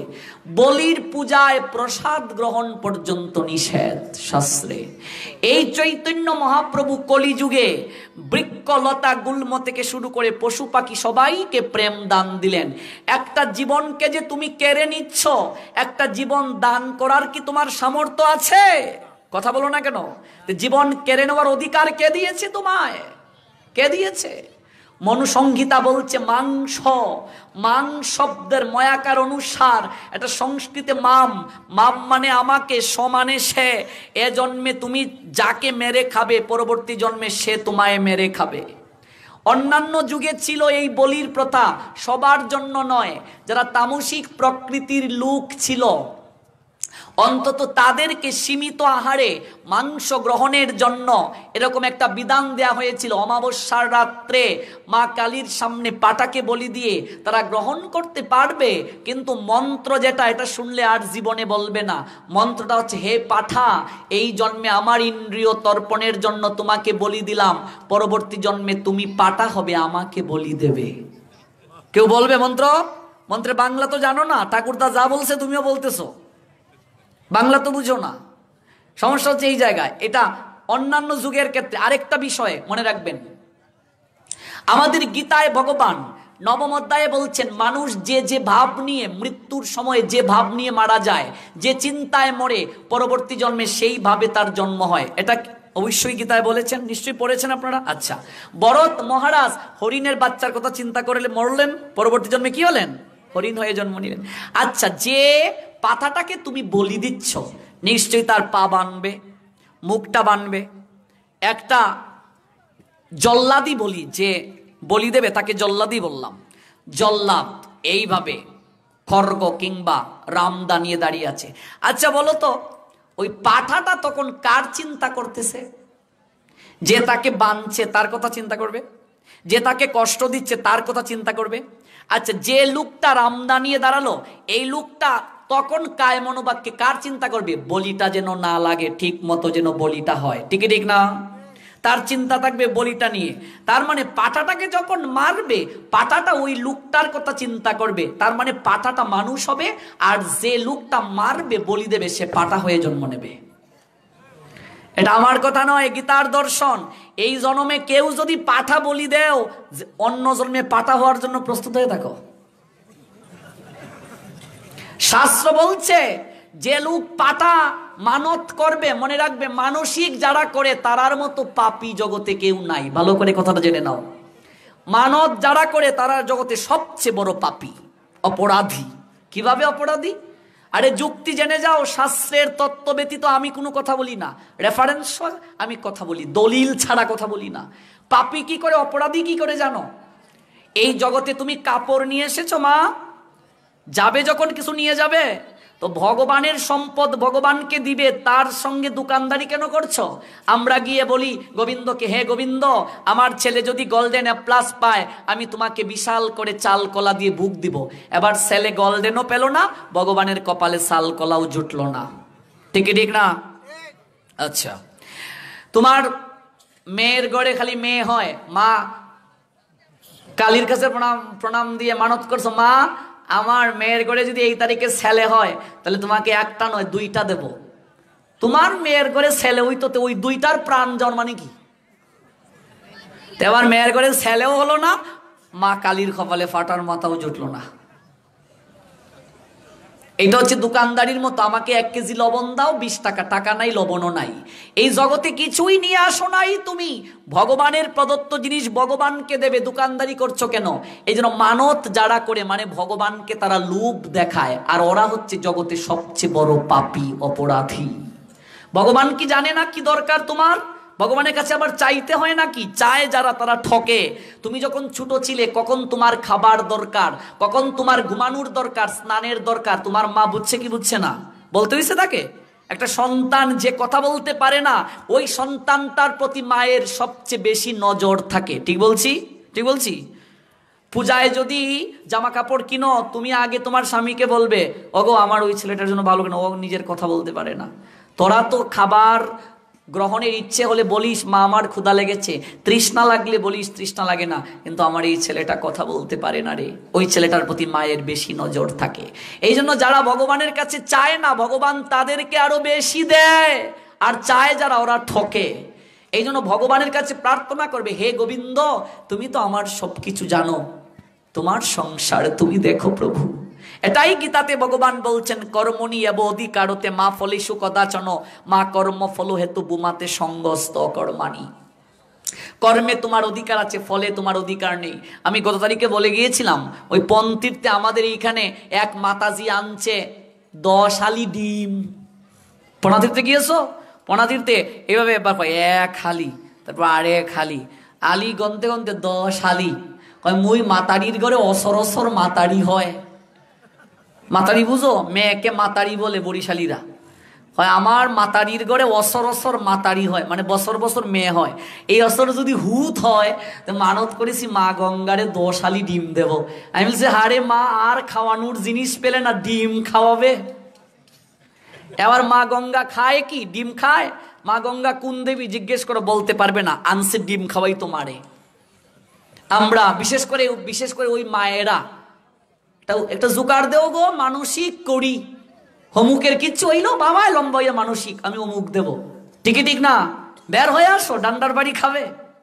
যত্রতত্র মানত করে ফেলো, আর মানত না করে যদি ঠিকভাবে না দিতে পারো এমন ভাবে ডান্ডার বাড়ি দেবে, তারপর বুঝবে কত দানে কত চাল।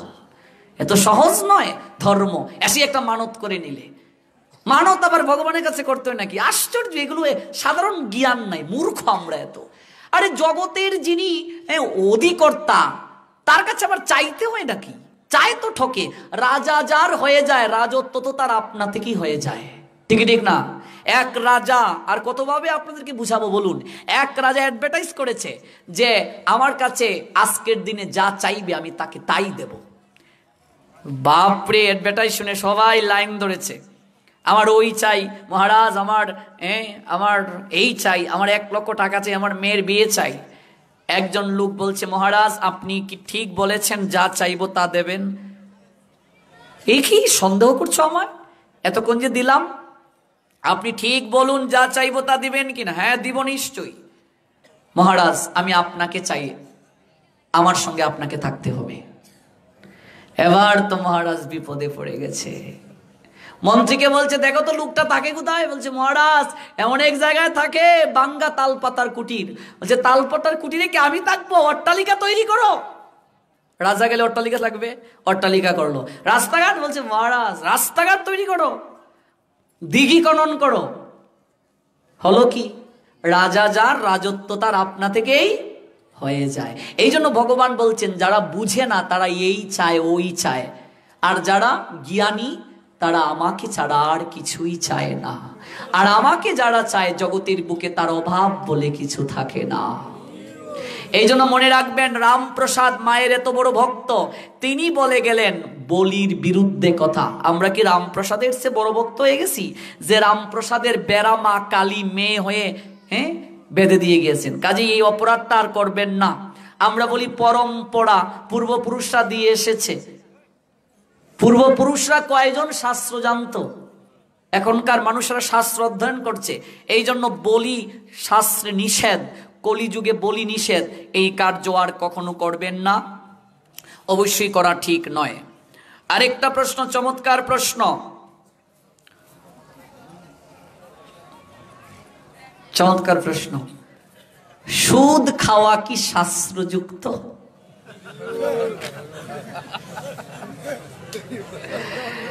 এটা সব ধর্মেই নিষিদ্ধ। ধার্মিক মুসলমানেরাও বলেন সুদ খাওয়া হারাম। এটা কোরআনেও হাদিসেও নিষেধ, বিভিন্ন তাদের আয়াতে আছে, সূরায় আছে।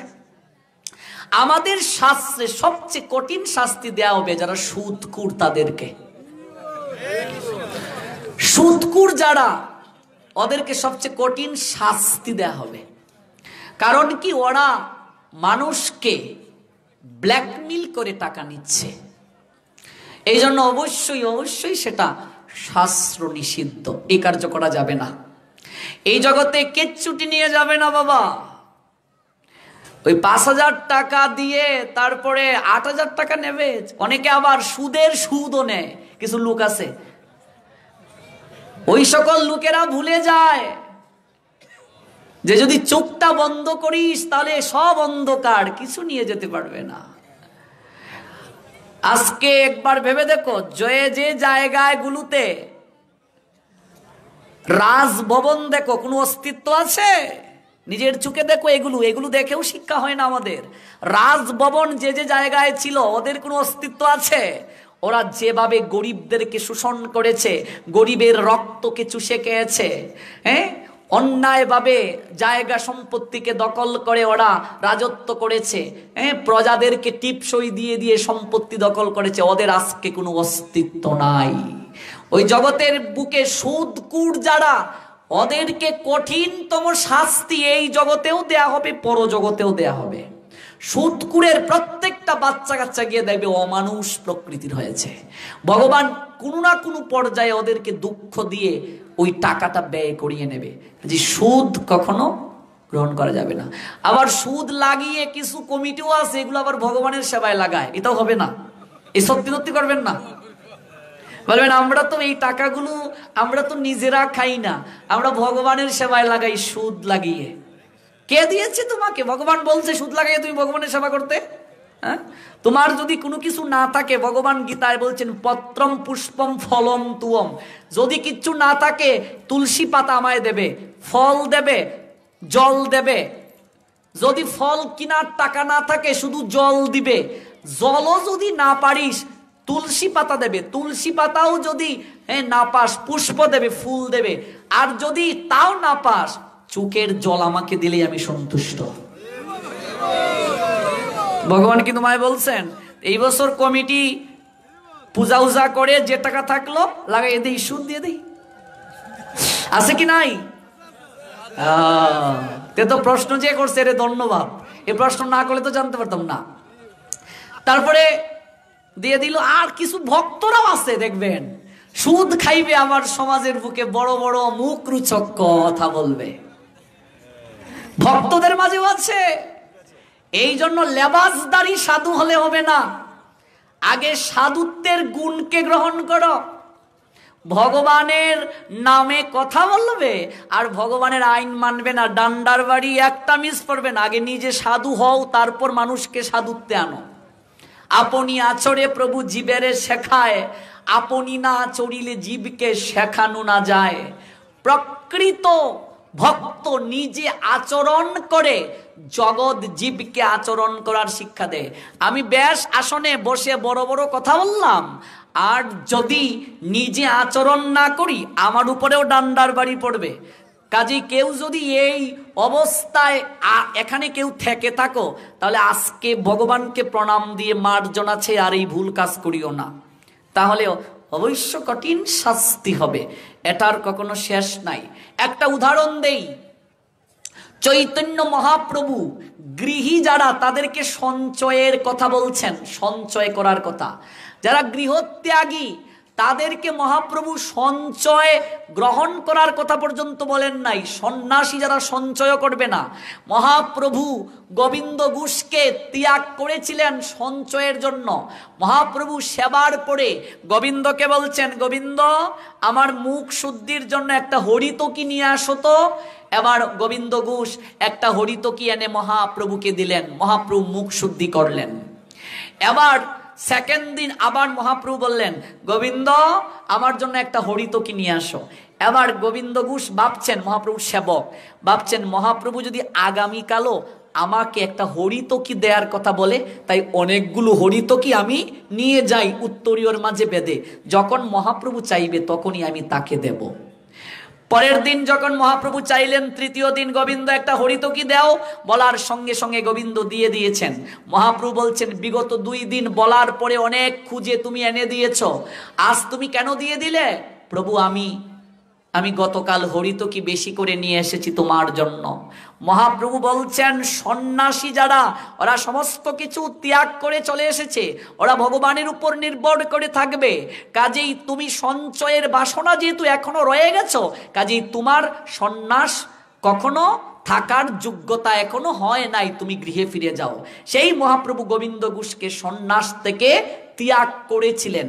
আর সাধু যারা, ভক্ত বৈষ্ণব যারা, গৃহী যদি কোনো সাধু থাকেন তিনি সঞ্চয় করবেন কিন্তু সুদ খাবেন না। আর যিনি সন্ন্যাসী মানে কিছু আকরার বৈষ্ণবরা পর্যন্ত আছে, গৃহ সাইরা আইছে, অথচ তারা টাকা সুদ দিয়ে ওই টাকা খায়। আছে কি নাই? কঠিন শাস্তি হবে, কঠিন শাস্তি। হ্যাঁ, তুমি দেখো গিয়ে সমাজে সুদকুর যারা, ওরা শান্তিতে আছে কিনা। প্রত্যেকটা ধর্মে নিষেধ, এমনকি ইসলাম ধর্মেও নিষেধ, খ্রিস্ট ধর্মে, বৌদ্ধ ধর্মে, প্রত্যেকটা ধর্মেই নিষেধ, শাস্ত্রে এগুলো নাই। মল মাস তো উত্তম মাস, তাহলে বিবাহের কেন প্রচলন নাই? মল মাস, মল মানে কি? মল মানে হচ্ছে অপবিত্র, মানে দোষ। মল মানে হচ্ছে দোষ। মল মাসের একটা নাম হচ্ছে পুরুষোত্তম মাস। পিছনে কথা বলবেন না, কোনো প্রশ্ন থাকলে আমার কাছে এসে বলবেন। পুরুষোত্তম মাস, পুরুষোত্তম মাস ভগবানের নামে হচ্ছে এই মাসটার নাম পুরুষোত্তম মাস। এই জন্য মনে রাখবেন, আমাদের যতগুলো মাস রয়েছে তন্মধ্যে সর্বশ্রেষ্ঠ মাস হচ্ছে পুরুষোত্তম মাস। এই মল মাসকে অধি মাস বলা হয়, অর্থাৎ চন্দ্র গণনাতে এবং সূর্য গণনাতে এক গণনাতে 355 দিনে বছর হয়, আরেক গণনাতে 365 দিনে বছর হয়। ওই চন্দ্র আর সূর্যের মাঝে, ওই গণনার মাঝে 10 দিন পার্থক্য। ওই 3 বছর যখন যায় 3 × 30, একটা অতিরিক্ত মাস কি হয়, যুক্ত হয়। ওই অতিরিক্ত মাসটাকে অধি মাস কিংবা মল মাস বলে। স্মার্তবাদী যারা, ওরা এই মাসে কোনো ভগবত কার্য করেন না, কিন্তু এই মল মাস একবার ভগবানের কাছে গিয়ে কান্না জড়িত কণ্ঠে বলেছিলেন, হে প্রভু, আমি তোমার চরণে শরণাগত হয়েছি। সবাই আমাকে মল মাস বলে কোনো সৎকর্ম করে না, তুমি আমাকে কৃপা করে পথ দেখাও। তখন ভগবান বলছেন, অতিরিক্ত দুরাচারীও যদি কেউ আমার চরণে শরণাগত হয়, আমি তাকে কৃপা করি। এটা শ্রীমদ্ ভগবদ গীতার 9ম অধ্যায় রাজবিদ্যার রাজগুহ্য যুগে আছে। এরপরে শ্লোকটা হচ্ছে, ক্ষিপ্রম ভবতি ধর্মাত্মা শশ্বৎ শান্তিম নিগচ্ছতি কোন্তয় প্রতি জানিহে নমি ভক্ত প্রণশ্যতি। আমার ভক্তের বিনাশ নেই। তুমি যেহেতু আমার চরণে শরণ নিয়েছ, আজ থেকে আমার নামে তোমার নামকরণ হবে। আমার নাম পুরুষোত্তম, জগতের বুকে আমার নাম বিখ্যাত, সমস্ত গুণাগুণ তুমি পাবে। এবং এই পুরুষোত্তম মাসে যারা সৎকর্ম করবে, ওরা অন্যান্য মাসের চেয়ে 1 লক্ষ গুণ বেশি ফল পাবে। 1 লক্ষ গুণ। এই জন্য আমরা গত পুরুষোত্তম মাসে আমরা অভিসন্ন গ্রহণ করেছি, আমরা 1 লক্ষ হরিনাম করার চেষ্টা করেছি। এই জন্য স্মার্তবাদীরা করে না, কিন্তু আমাদের শাস্ত্রীয়ভাবে বলা হয়েছে মল মাসে বিবাহ আরো বেশি উত্তম। এটা শাস্ত্রে আছে, পুরাণ শাস্ত্রে আছে। কিন্তু স্মার্তবাদী যারা, স্মার্তবাদীরা জরেন্দ্রীয় যারা, ওরা এই কার্যটাকে বেছে নিয়েছে। আমি কোনোদিন বিয়ে করলে মল মাসই করবো। আমরা জানি যে সকল জীবের মাঝে ভগবান আছেন, তাহলে ভগবানকে চিত্রপট বাদ দিয়ে মানব সেবা করলে কি ভগবানকে পাওয়া যাবে? খুব সুন্দর প্রশ্ন। আছো অনল অনিলে চির নবু নীলে ভূধর সলিল গহনে, আছো বিটপি লতায় জলদের গায়ে শশী তারকায় তপনে। ভগবান অনলে আছেন, অনিলে আছেন, নবনীলে আছেন, ভূধর সলিল গহনে আছেন, বিটপি লতায় আছেন, জলদের গায়ে আছেন, শশী তারকায় তপনে। সব জায়গায় ভগবান আছেন। ভগবান যদি সব জায়গায় থাকেন, তাহলে আমরা মন্দিরে কেন আসি? প্রশ্ন আসতে পারে না? মন্দিরে ভগবান বিশেষভাবে বিরাজ করেন, এখানে ভগবানকে বিশেষভাবে আমন্ত্রণ করে এনে বসানো হয়েছে। এটা হচ্ছে একটা কথা। সেকেন্ডলি হচ্ছে, মানব সেবা করলেই কেবল ঈশ্বর বা স্রষ্টাকে পাওয়া যাবে না। কোথায় আছে সেই তত্ত্ব? শ্রীমদ্ ভগবদ গীতায় 9ম অধ্যায় রাজবিদ্যা রাজগুহ্য যুগে ভগবান বলছেন, কেউ যদি পিতৃপুরুষের পূজা করে সে পিতৃলোকে যাবে। কেবল মা বাবাকে কেবল সেবা করলেও ভগবানকে পাওয়া যাবে না। তাহলে কি মা বাবার সেবা দরকার নাই? অবশ্যই দরকার আছে। যে মা বাবার সেবা করে না সে তো সন্তানই না, কুসন্তান। মা বাবার সেবা করতেই হবে। কিন্তু কেবল মা বাবার সেবা যদি কেউ করে ভগবানকে বাদ দিয়ে, মানে ভগবানের সেবা করে না, সেও ভগবানকে পাবে না। কারণ কেউ যদি পিতার সেবা করে, ভগবান বলছেন সে পিতৃলোক পর্যন্ত যেতে পারবে। মায়ের সেবা করলে মাতৃলোক পর্যন্ত যেতে পারবে। দেবতার পূজা করলে দেবলোকে যাবে, ভগবানের কাছে যাবে না, ভগবানকে পাবে না। কেউ ভূত প্রেতের পূজা করলে ভূত লোকে যাবে। এগুলো গীতায় সব উত্তর আছে। ভগবান বলছেন, আব্রহ্ম ভুবনাৎ লুকা পুনঃ আবর্তিন অর্জুন মামুপেত্য তো কন্তেয় পুনর্জন্ম ন বিদ্যতে। 8ম অধ্যায় অক্ষর ব্রহ্মযুগের 16 নং শ্লোকে। কেবলমাত্র আমার যারা আরাধনা করে, ভগবান বলছেন কেবল আমার কাছে যাবে। এই জন্য মানবের সেবা করাও উচিত। কারণ কি, আমরা যদি সৃষ্টিকে ভালোবাসতে না পারি, স্রষ্টাকে কি করে ভালোবাসবো? মানুষকেও ভালোবাসা উচিত। কিন্তু কেবল মানুষকে সেবা করলে, মানুষকেই কেবল ভালোবাসলে, ভগবানকে যদি ভালো না বাসি, সেবা না করি, ভগবানকে পাওয়া যাবে না। কারণ কি? কারণ হচ্ছে মানুষের চাহিদার কোনো শেষ নাই। শেষ আছে কি নাই? শেষ নেই। আপনি একটা মানুষকে কখনো সেবা দিয়ে সন্তুষ্ট করতে পারবেন না। একটা ভিখারিকে যদি 5 টাকা দেন, দেখবে তার ইচ্ছা হবে 10 টাকা যদি দিত। একটা মানুষকে কখনো আপনি সেবা এবং ভালোবাসা দিয়ে তৃপ্ত করতে পারবেন না। একটা মানুষ, একটা গার্লফ্রেন্ড যদি তার বয়ফ্রেন্ডকে প্রাণ দিয়েও ভালোবাসে, এরপরও 3-4 দিন, 3-4 মাস, 3-4 বছর পরে বলবে তুমি আমাকে আগের মতো ভালোবাসো না।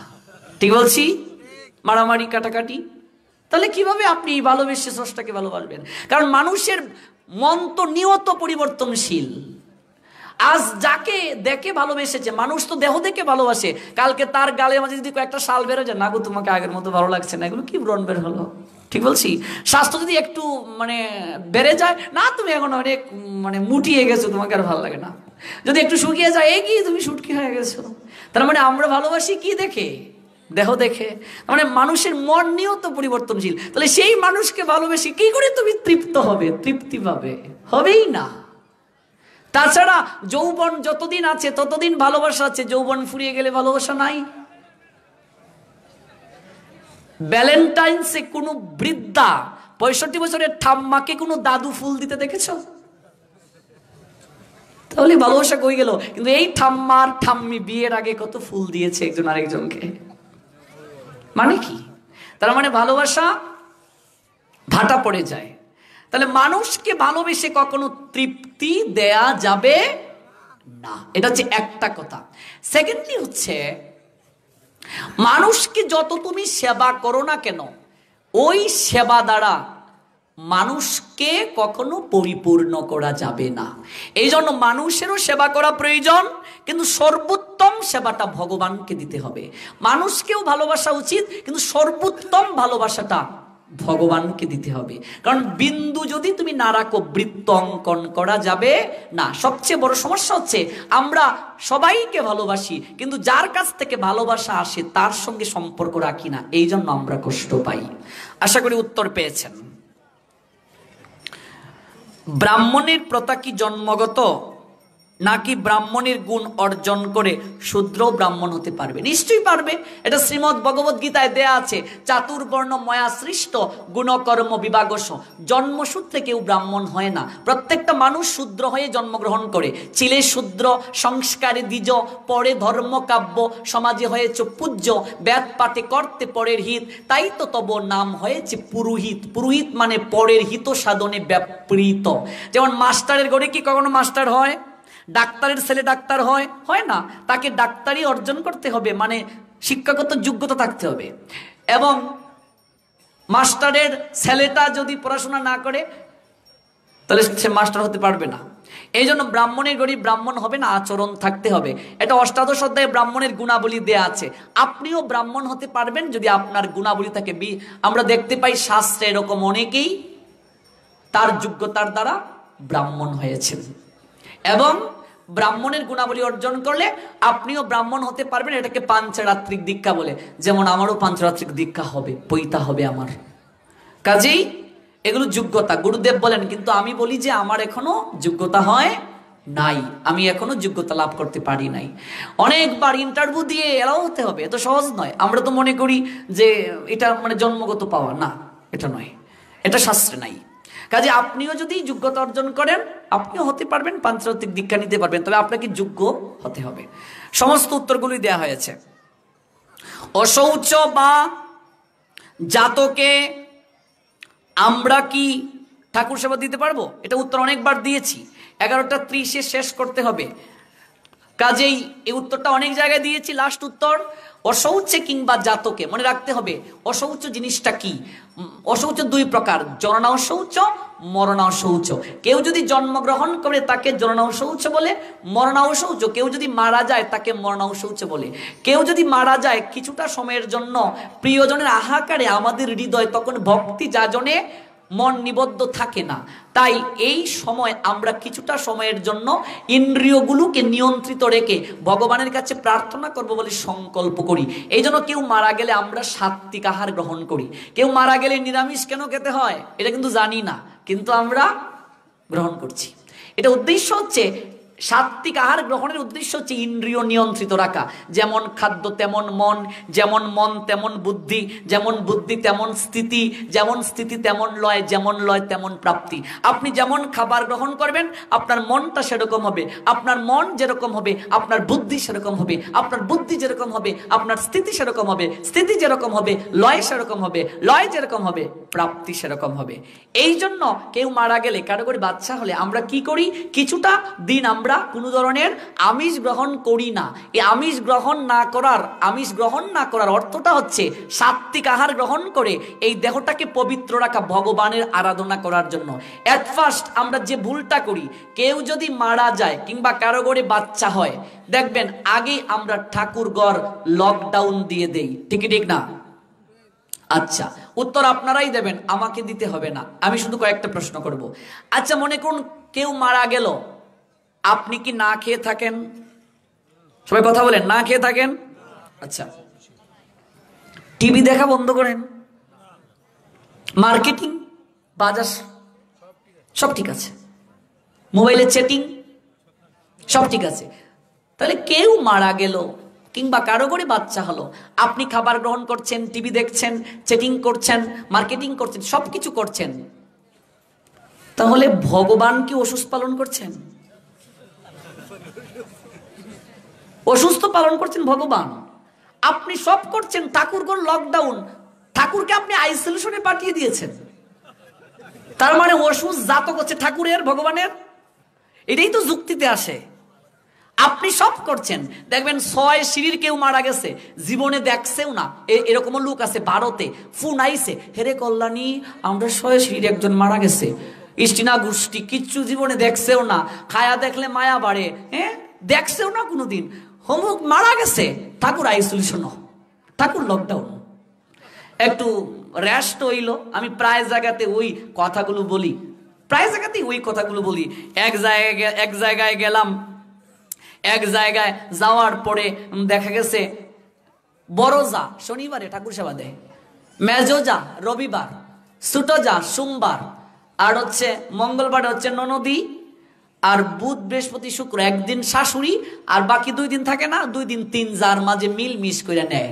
আমি মাসিরে কইলাম, মাসি তুমি একটা ভুল করছো। হয় কি তা? আমি এখন কইলেও রিস্ক নেওয়া সম্ভব না।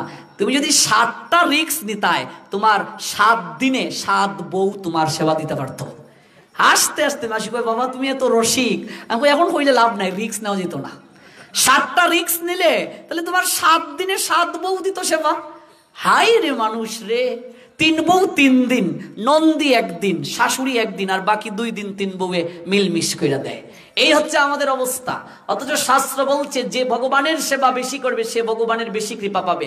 আজকালকার সমাজে মায়েদেরকে ঠাকুর সেবা আমরা গছিয়ে দিয়েছি, আর আমরা পুরুষরা দেই না। এটা সবচেয়ে বড় ভুল। মায়েরা যেমন সেবা করবে, পুরুষেরাও ঠাকুর সেবা করবে। ঠিক না? তোমাদের ঘরে এমন কোন মা আছো যে তোমার স্বামী ঠাকুর সেবা দেয়? একটু হাত তুলো, আমি একটু প্রণাম দিতে চাই। কেউ আসনি গো? হাত তুলেন। কেউ আছেন স্বামী ঠাকুর সেবা দেয়? 1 জন, 2 জন, 3 জন? বাহ বাহ, বহু জন্মের সৌভাগ্যের 3, 2, 5 জন। বহু জন্মের সৌভাগ্য এমন জামাই পাইছো গো। ওই যে আমাদের রতনচন্দ্র ঘোষ মহাত্মনের স্ত্রী শিল্পী দেব, নিশ্চয়ই আমি আমার সময় রাস্তায় পেয়েছি। আমি বলছি, মা গো বহু জন্মের সৌভাগ্য এরকম জামাই পেয়েছো, এত সুন্দর পাঠ করতেছেন। মাসি খুব হাসছে আমার দিকে, কথা শুনি না। আসেন এখানে নিশ্চয়ই। আমরা পুরুষরা এতটাই আজকে অপমানিত হলাম। শাস্ত্র বলছে তোমার স্ত্রী যদি সেবা দেশ, কৃপাটা সে পাবে, তুমি পাবে না। এই জন্য প্রত্যেক পুরুষরা তাদেরও কর্তব্য ভগবানের চরণে তুলসী দেয়া, পুষ্প না দিয়ে আহার গ্রহণ করা উচিত নয়। আমরা মনে করি ঠাকুর সেবা খালি তোমরা, এটা মহিলারা কাজ, তোমরা করো। এই যে সমাজে কুসংস্কার, এ থেকে বের হয়ে আসতে হবে। এখানে 5 মাতাজির জামাই আসুনি, কেউ থাকলে একটু প্রণাম দিতাম চাই। আচ্ছা, আমি প্রণাম দিলাম, তারা গ্রহণ করুন। কেউ থাকলে মাইকের আওয়াজ শুনলে তারা, আমরা তাদেরকে দেখে শিখবো। ঠাকুর সেবাটা সবার জন্য। আচ্ছা, যে প্রশ্নটা করেছেন এই প্রশ্নটা দিলে এই প্রশ্ন শেষ সব। জাতকে অশৌচে আমি খাবার গ্রহণ করছি, আমি সমস্ত কার্য করছি, কিন্তু ঠাকুর ঘর লকডাউন, তার মানে জাতক পালন করছেন ঠাকুর, অশৌচ পালন করছেন ভগবান, তাই তো? এটাই তো যুক্তিতে দাঁড়ায়। যেখানে শাস্ত্র বলে দিয়েছেন নিত্য কর্ম কখনো বন্ধ করা যাবে না, নিত্যকর্ম বন্ধ করা যাবে না। এই যে শ্রীবাসাঙ্গিনা সাজিয়েছ, একটু পরে অধিবাস হবে, এই শ্রীবাসের এক ছেলে মরে গেছে কীর্তনে, মহাপ্রভু কীর্তন করছেন তার বাড়িতে, মালিনী শ্রীবাসের স্ত্রী ক্রন্দন করছেন, মালিনীকে এসে শ্রীবাস বলছে কান্না বন্ধ করো, তোমার ক্রন্দনের কারণে যদি মহাপ্রভুর কীর্তনে ব্যাঘাত হয় আমি কিন্তু গঙ্গায় ডুবে মরব। কতটা ভক্ত দেখো বাবা, কতটা ভক্ত। বাড়িতে কীর্তন হচ্ছে, যদি তুমি কান্না করো মহাপ্রভু কীর্তন বন্ধ করে দেবে, মহাপ্রভু ভূগ্রাগ হবে না, কাজে কান্না বন্ধ করো। তোমার কারণে যদি মহাপ্রভুর কীর্তনে ব্যাঘাত হয়, মালিনী আমি গঙ্গায় ডুবে মরব। মালিনী, যার আয়ু শেষ হয়ে গেছে সে তো চলে গিয়েছে, তাই বলে ভগবানের কীর্তন কি করে বন্ধ করব, কি করে সেবা বন্ধ করব? এটা হয় না। যার কারণে এই শ্রীবাসকে মহাপ্রভু কথা দিয়েছিলেন, আজ থেকে আমি তোমার পুত্র শ্রীবাস, শেষের দিনে আমি তোমাকে উদ্ধার করব। যেদিন থেকে তোমার ঘরে ভগবানকে আসনে বসিয়েছ, সেই দিন থেকে তোমার পরিবারে ভগবানও একজন সদস্য হয়ে গেলেন, মনে রাখবে। আচ্ছা, এবার বলো, কোন মা তার সন্তানকে না খাইয়ে কি আগেই খেয়ে নেয়? এমন কোন মা আছো রান্না করে আগেই খাইলি ভাই, স্বামীরে না খাইয়া সন্তানে না খাইয়া? তো এইরকম কেউ তাহলে রাক্ষসী কেউ নাই, রান্না করে আগেই খায় এরকম কেউ আছে? এরকম কেউ নাই। তো এখন প্রশ্ন হচ্ছে, এগুলো সব শাস্ত্রে আছে। মহাপ্রভুর এক পার্ষদ গোবিন্দ ঘোষ, যার কথা আমরা আগে বললাম, এই গোবিন্দ ঘোষের এক ছেলে গুড়াচাঁদ মরে গেছে, তার আরাধ্য বিগ্রহ গোপীনাথ। আমি শাস্ত্রের কিন্তু দলিল প্রমাণ দিয়ে কথা বলছি। এবার গোবিন্দ ঘোষ সেবা বন্ধ করে দিছে। রাত্রিবেলা ভগবান তাকে স্বপ্নে দর্শন দিয়ে বলছে, গোবিন্দ ঘুমিয়ে গেছিস? না, ঘুমাইনি, একটা ছেলে মরে গেছে, পুত্র সুখে ঘুমাইনি। তুমি ঘুমাওনি? না রে, পেটে যদি ক্ষুধা থাকে চোখে কি ঘুম আসে? ভগবান বলছেন, আচ্ছা গোবিন্দ, তোকে একটা প্রশ্ন করি, তুই যেদিন তোকে আমার ঘরে আসনে বসিয়েছিলে সেই দিন থেকে বলেছিলে, গোপীনাথ আমার গুড়াচাঁদ যেমন একটা ছেলে, তুমিও আজ থেকে আমার আরেকটা ছেলে। সেই দিন থেকে তুই আমাকে ছেলে ভেবেছিলে। আমি তোকে আজকে প্রশ্নটা করতে চাই গোবিন্দ, কোনো বাবার যদি দুইটা ছেলে থাকে, একটা ছেলে যদি মারা যায়, সেই বাবা কি আরেকটা ছেলেকে না খাইয়ে রাখে? কোনো মায়ের যদি দুইটা ছেলে হয়, একটা ছেলে যদি মরে যায়, সেই মা কি আরেকটা ছেলেকে বলবে তুই আজ থেকে খাবার গ্রহণ করবি না?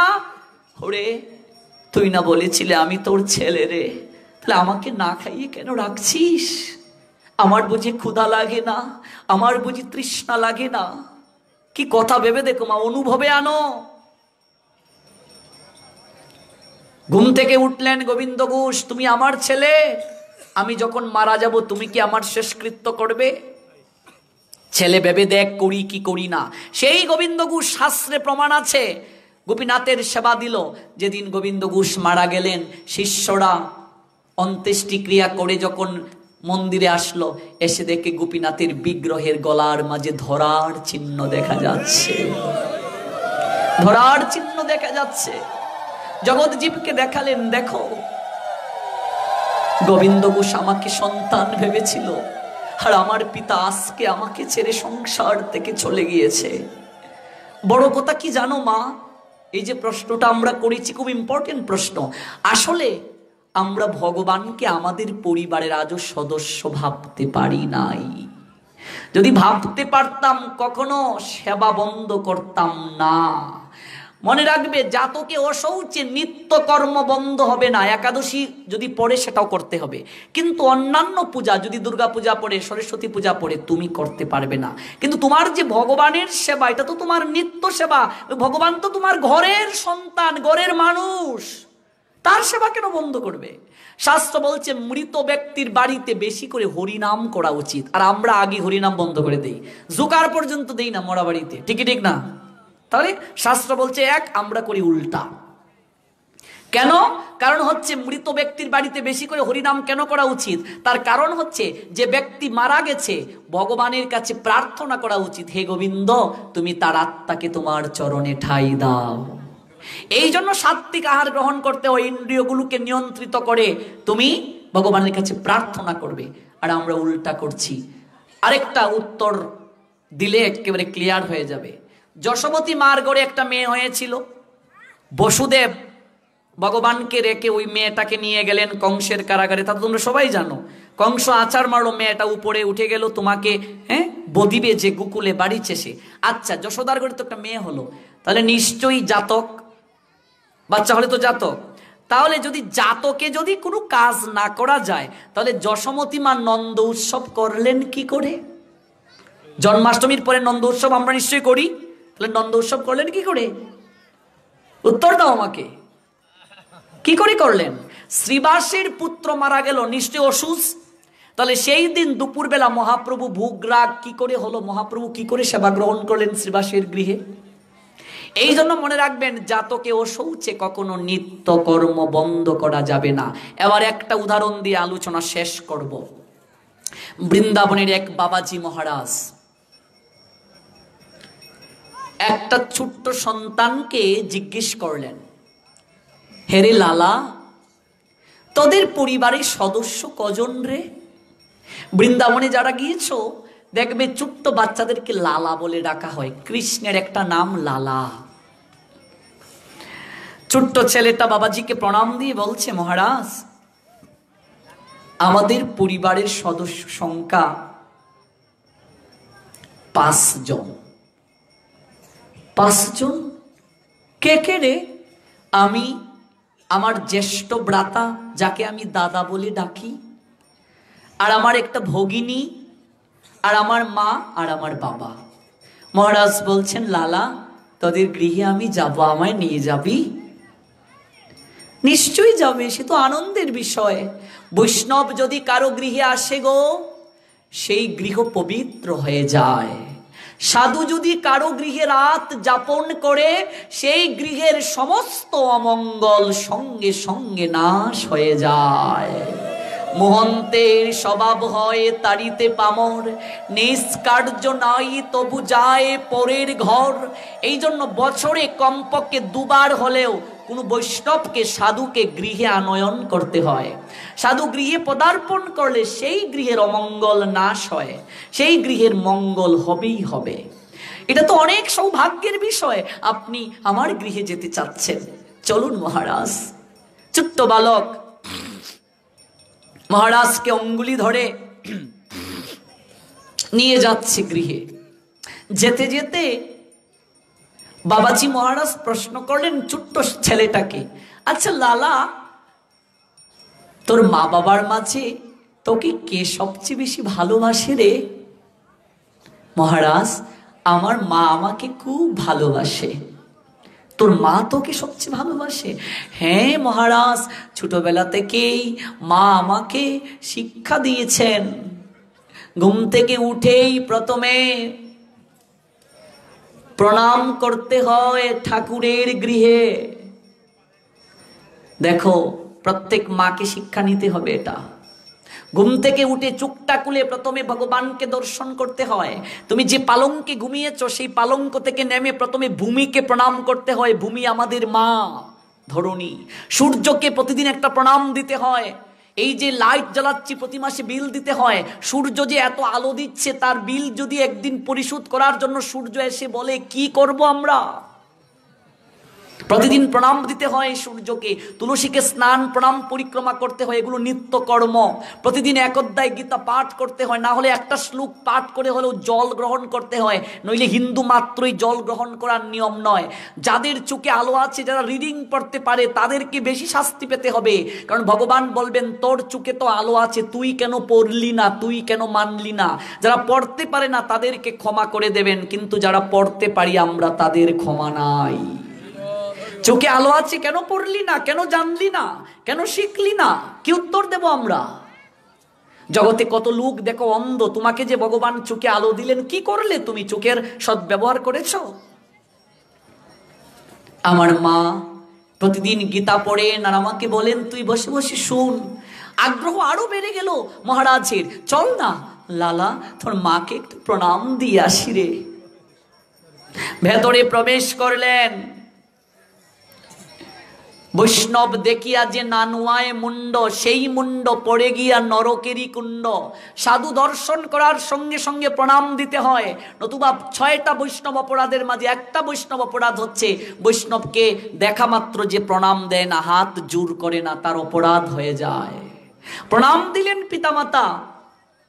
এবার সেই বাবাজি মহারাজ ছোট্ট সন্তানটার, যে ছেলেটা তাকে নিয়ে আসলো, তার বাবাকে প্রশ্ন করলেন, আচ্ছা মহাত্মন, আপনার পরিবারের সদস্য কজন? সেই লালার বাবা বলছেন, আমার পরিবারের সদস্য হচ্ছে 4 জন। মহারাজ বলছেন 4 জন? আপনার ওই ছেলেটা না আমাকে বলল আপনার পরিবারের সদস্য 5 জন, আপনার নাকি আর একটা বড় ছেলে আছে। এবার ওই জনৈক ভদ্র মহাত্মন বলে উঠলেন, আমার ছোট্ট ছেলে তো অঙ্ক ভালো করে শিখে নাই, আসলে আমার সন্তান 2 জন। যে ছেলেটা আপনাকে নিয়ে আসলো সে, আমার একটা মেয়ে, আর আমি আর আমার সহধর্মিনী।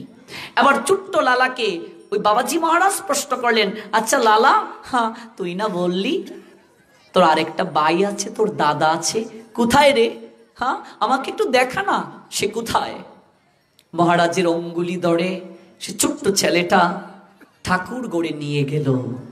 নিয়ে গিয়ে সিংহাসনের দিকে অঙ্গুলিটা অগ্রসর করে ইঙ্গিত করে দেখাচ্ছে, মহারাজ ওই যে সিংহাসনে গোপাল বসে আছে, ও আমার বড় ভাই, আমি ওকে গোপাল দাদা বলে ডাকি। ও আমার ভাই। ও তোর ভাই? হ্যাঁ মহারাজ। প্রতিদিন ঘুম থেকে উঠে আমার মা স্নান করে আমাকে প্রথম কোনো খাবার না দিয়ে ওই জায়গাটাতে খাবার দেয়। আমি একদিন আমার মাকে প্রশ্ন করলাম, মা আমি না তোমার একমাত্র ছেলে, তুমি না আমাকে সবচেয়ে ভালোবাসো, তাহলে তুমি আমাকে খাবার না দিয়ে ওই জায়গাটাতে কেন প্রথম খাবার দাও? আমার মা সেদিন আমাকে কোলে নিয়ে বলেছিলেন, লালা বাবা তুই আমার যেমন ছেলে, ওই গোপালও আমার ছেলে রে, ও আমার বড় ছেলে। তোর ক্ষুধা লাগলে তুই তো বলতে পারিস, মা আমার ক্ষুধা লেগেছে। তোর তো তৃষ্ণা লাগলে তুই বলতে পারিস, ও মা আমার পিপাসা পেয়েছে। কিন্তু আমার গোপাল, আমার বড় ছেলে বুবারে কথা বলতে পারে না, ক্ষুধা লাগলেও বলতে পারে না, মা আমার ক্ষুধা লেগেছে। তৃষ্ণা লাগলেও বলতে পারে না, মা ও মা আমার তৃষ্ণা লেগেছে। গরম লাগলেও কখনো বলে না, তুই যেমন বলিস মা আমাকে বাতাস করো। ঠান্ডা লাগলে তুই যেমন বলিস, মা খাতাটা আমায় জড়িয়ে দাও। আমার গোপাল কিছু বলতে পারে না রে। যে সন্তান মার কাছে কিছু বলতে পারে না, যে সন্তান কেবল মায়ের দিকে তাকিয়ে তাকিয়ে থাকে, প্রত্যেকটা মার সেই সন্তানটার প্রতি নজর বেশি থাকে রে লালা। লালা আমি তোর মা, আমি তোকে বলছি গোপাল তোর দাদা হয়। তুই প্রত্যহ যখন এই গৃহ থেকে যাবি তোর গোপাল দাদাকে একটা প্রণাম করে যাবি, দেখবি বাবা তোর গোপাল দাদার কৃপায় জীবনে তোর কোনোদিন বিপদ হবে না। তোর গোপাল দাদার কৃপায় তুই সব সময় ভালো থাকবে। এটাকে শিক্ষা বলে গো মা। একটা শিশুর প্রাথমিক শিক্ষা কেন্দ্র তার পরিবার। ওই মা এইভাবে শিক্ষা দিয়েছিলেন, যার কারণে ওই লালা গোপালকে নিজের ভাই রূপে গ্রহণ করেছে।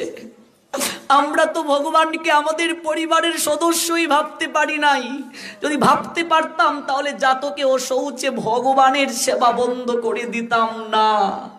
মনে রাখবে, তুমি যদি সন্তান রূপে গোপালকে বসাও, ওকে সন্তান রূপে তোমাকে ভালোবাসতে হবে।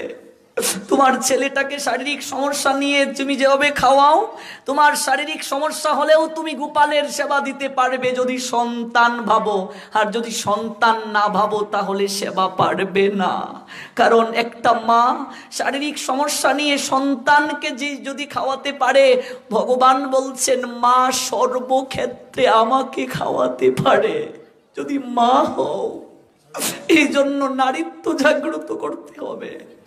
যেমন করে জটিলকে তার মা বলেছিলেন, বাবা জটিল, ওই জঙ্গলে তোর এক দাদা থাকে মধুসূদন, আমরা তো গরিব বাবা, কোনো লোক দিতে পারবো না তোকে পাঠশালায় যাওয়ার জন্য। মা, ও মা, আমার ভীষণ ভয় করে মা, জঙ্গলের পাশ দিয়ে যেতে আমার ভয় করে, আমি পাঠশালায় যাব না। না বাবা, পাঠশালায় যাবি, তাহলে আমাকে একটা লোক দাও, আমাকে প্রত্যেক দিন পাঠশালায় দিয়ে আসবে। মা ভাবছেন টাকা পাবো কোথায় লোক রাখলে। জটিলকে কাছে নিয়ে বলছে, বাবা ওই জঙ্গলে আমার একটা ছেলে থাকে, ও তোর দাদা হয়। হ্যাঁ দাদা থাকে, এতদিন কেন বলনি? হ্যাঁ রে জটিল, বলিনি, ওর নাম মধুসূদন। জানিস বাবা, ওর আবার বড় অভিমান। অভিমান? হ্যাঁ জটিল, প্রাণ ভরে তাকে না ডাকলে সে কখনো দেখা দেয় না, তার বড় অভিমান। ভক্তি ভরে না ডাকলে সে কখনো দেখা দেয় না।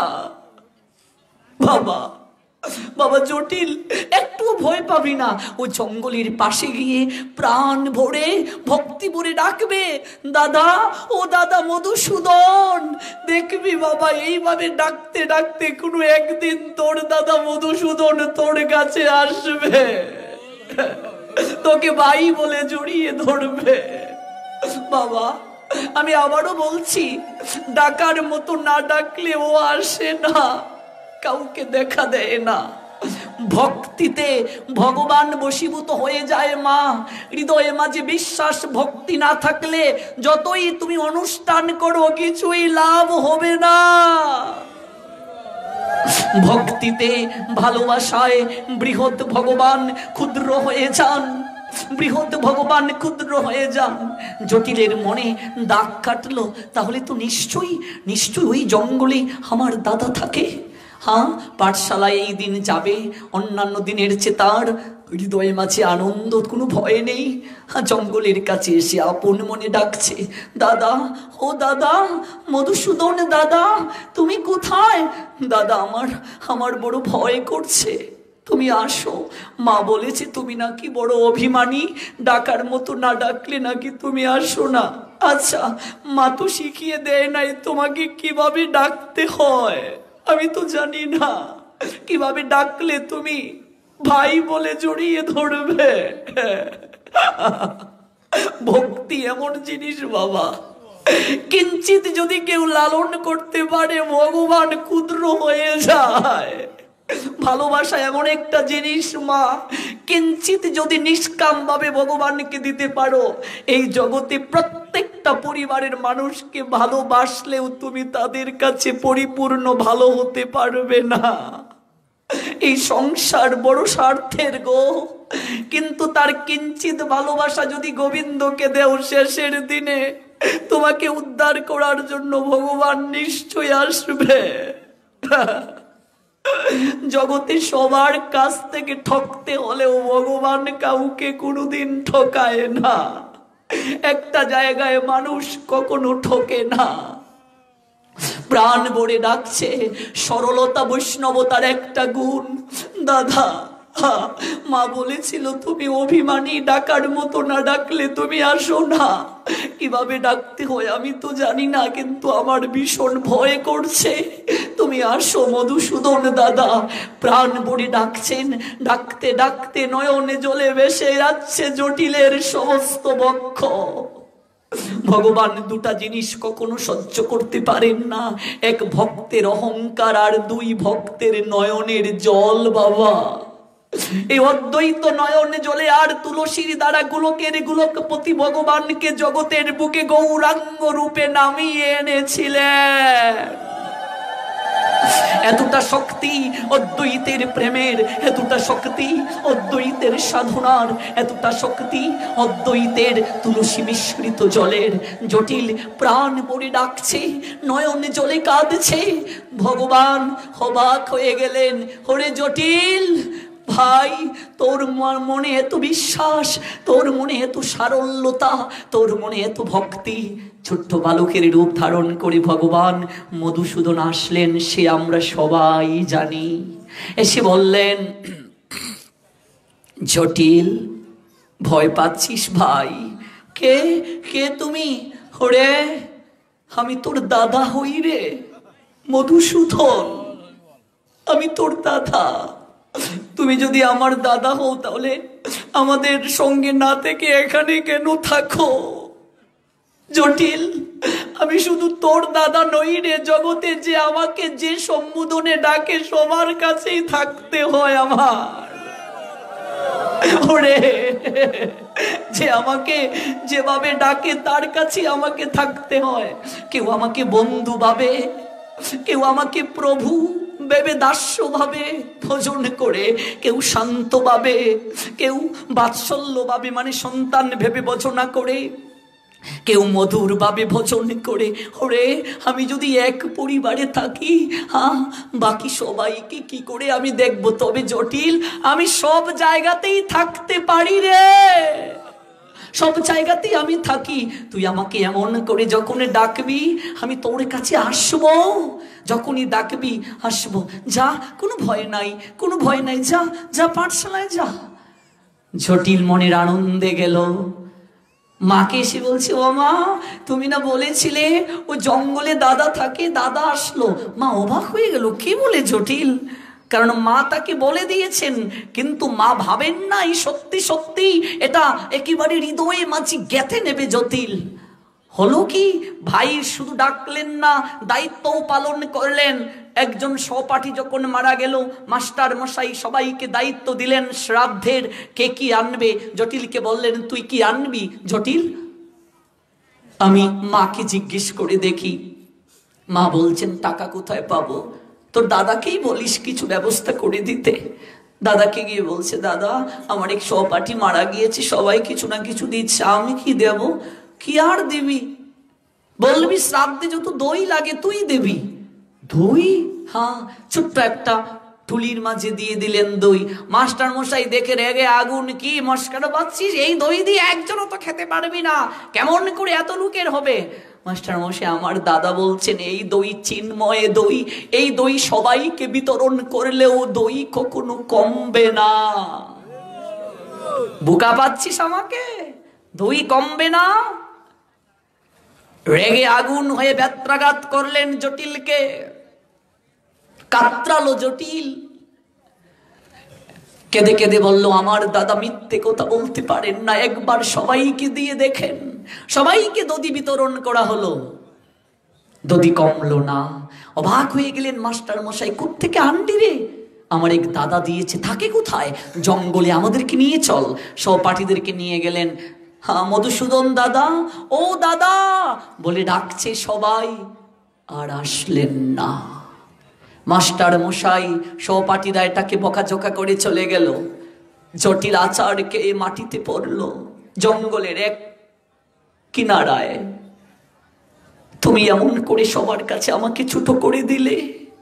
তুমি না বলছিলে যখন আমি তোমায় ডাকবো তুমি আসবে?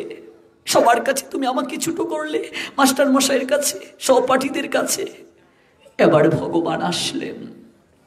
ভাই, ভাই রে, তোর যেভাবে বিশ্বাস আছে হৃদয়ে, ভালোবাসা আছে, ভক্তি আছে, তোর মাস্টার মশাইয়ের এটা নেই, তোর সহপাঠীদের মাঝে নেই। তাই তো ওরা চলে গেছে পরে আমি তোকে দেখা দিতে এসেছি। ওরে, একজনের বিশ্বাস ভক্তির দ্বারা আরেকজন কখনো লাভ করতে পারে না। একজনের ভজন দ্বারা আরেকজন কখনো লাভ করতে পারে না। ভাই জটিল, তুই কাঁদিস না।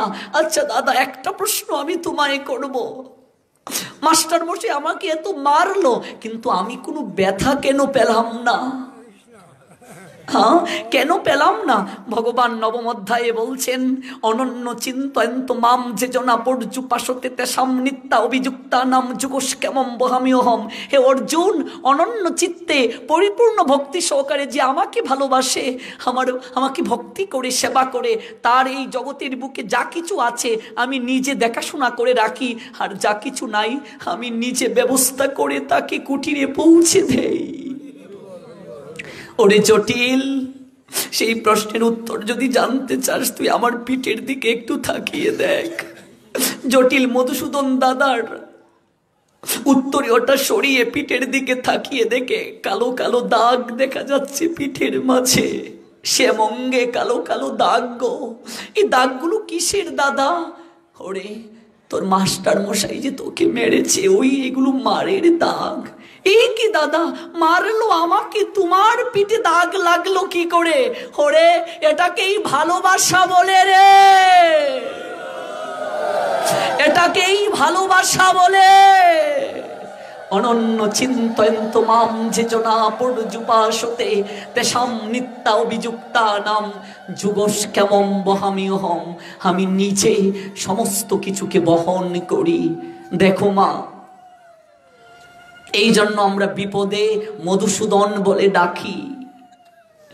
ভগবানকে যদি পরিবারের সদস্য ভাবো তাহলে কখনো সেবা বন্ধ করবে না। এই শিক্ষাটাই শাস্ত্র আমাদেরকে দিয়ে গেলেন। সবার মঙ্গল হোক। আমরা আজকের এই অনুষ্ঠান থেকে অনেক তত্ত্ব জানলাম, আমরা যেন নিজেদের জীবনে ধীরে ধীরে এগুলো আচরণে আনতে পারি।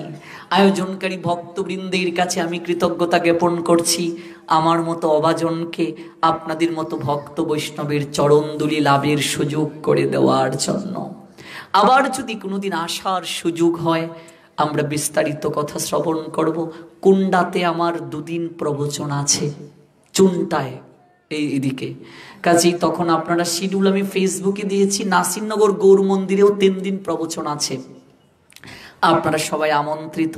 সবার মঙ্গল হোক। জয় গৌর, জয় নিতাই, জয় শ্রী রাধেশ্যাম। নিতাই গৌর শিখনাথ প্রেমানন্দে।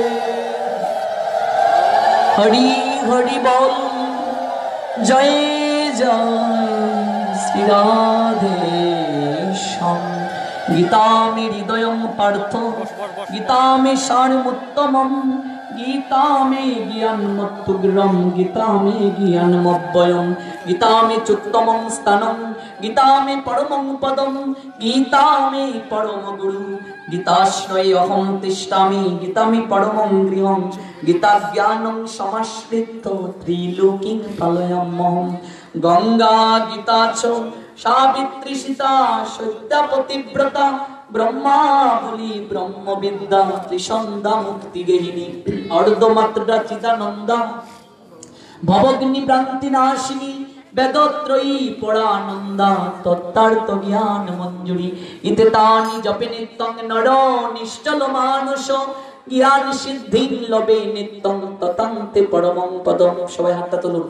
হরে কৃষ্ণ কৃষ্ণ কৃষ্ণ হরে হরে, হরে রাম রাম রাম হরে হরে, হরে কৃষ্ণ কৃষ্ণ কৃষ্ণ হরে হরে, হরে রাম রাম রাম হরে হরে, হরে কৃষ্ণ কৃষ্ণ কৃষ্ণ হরে হরে, হরে রাম রাম রাম হরে হরে। বাঞ্ছা কল্পতরুভশ্চ কৃপা সিন্ধু বয়বচ, পতিতানাং পাবনেভ্য বৈষ্ণবেভ্য নমো নমো। সবার জন্য মহাপ্রসাদের ব্যবস্থা আছে, আপনারা কেউ প্রসাদ না নিয়ে যাবেন না। প্রসাদ অত্যন্ত গুরুত্বপূর্ণ একটা বিষয়, প্রসাদই সর্বদুঃখান।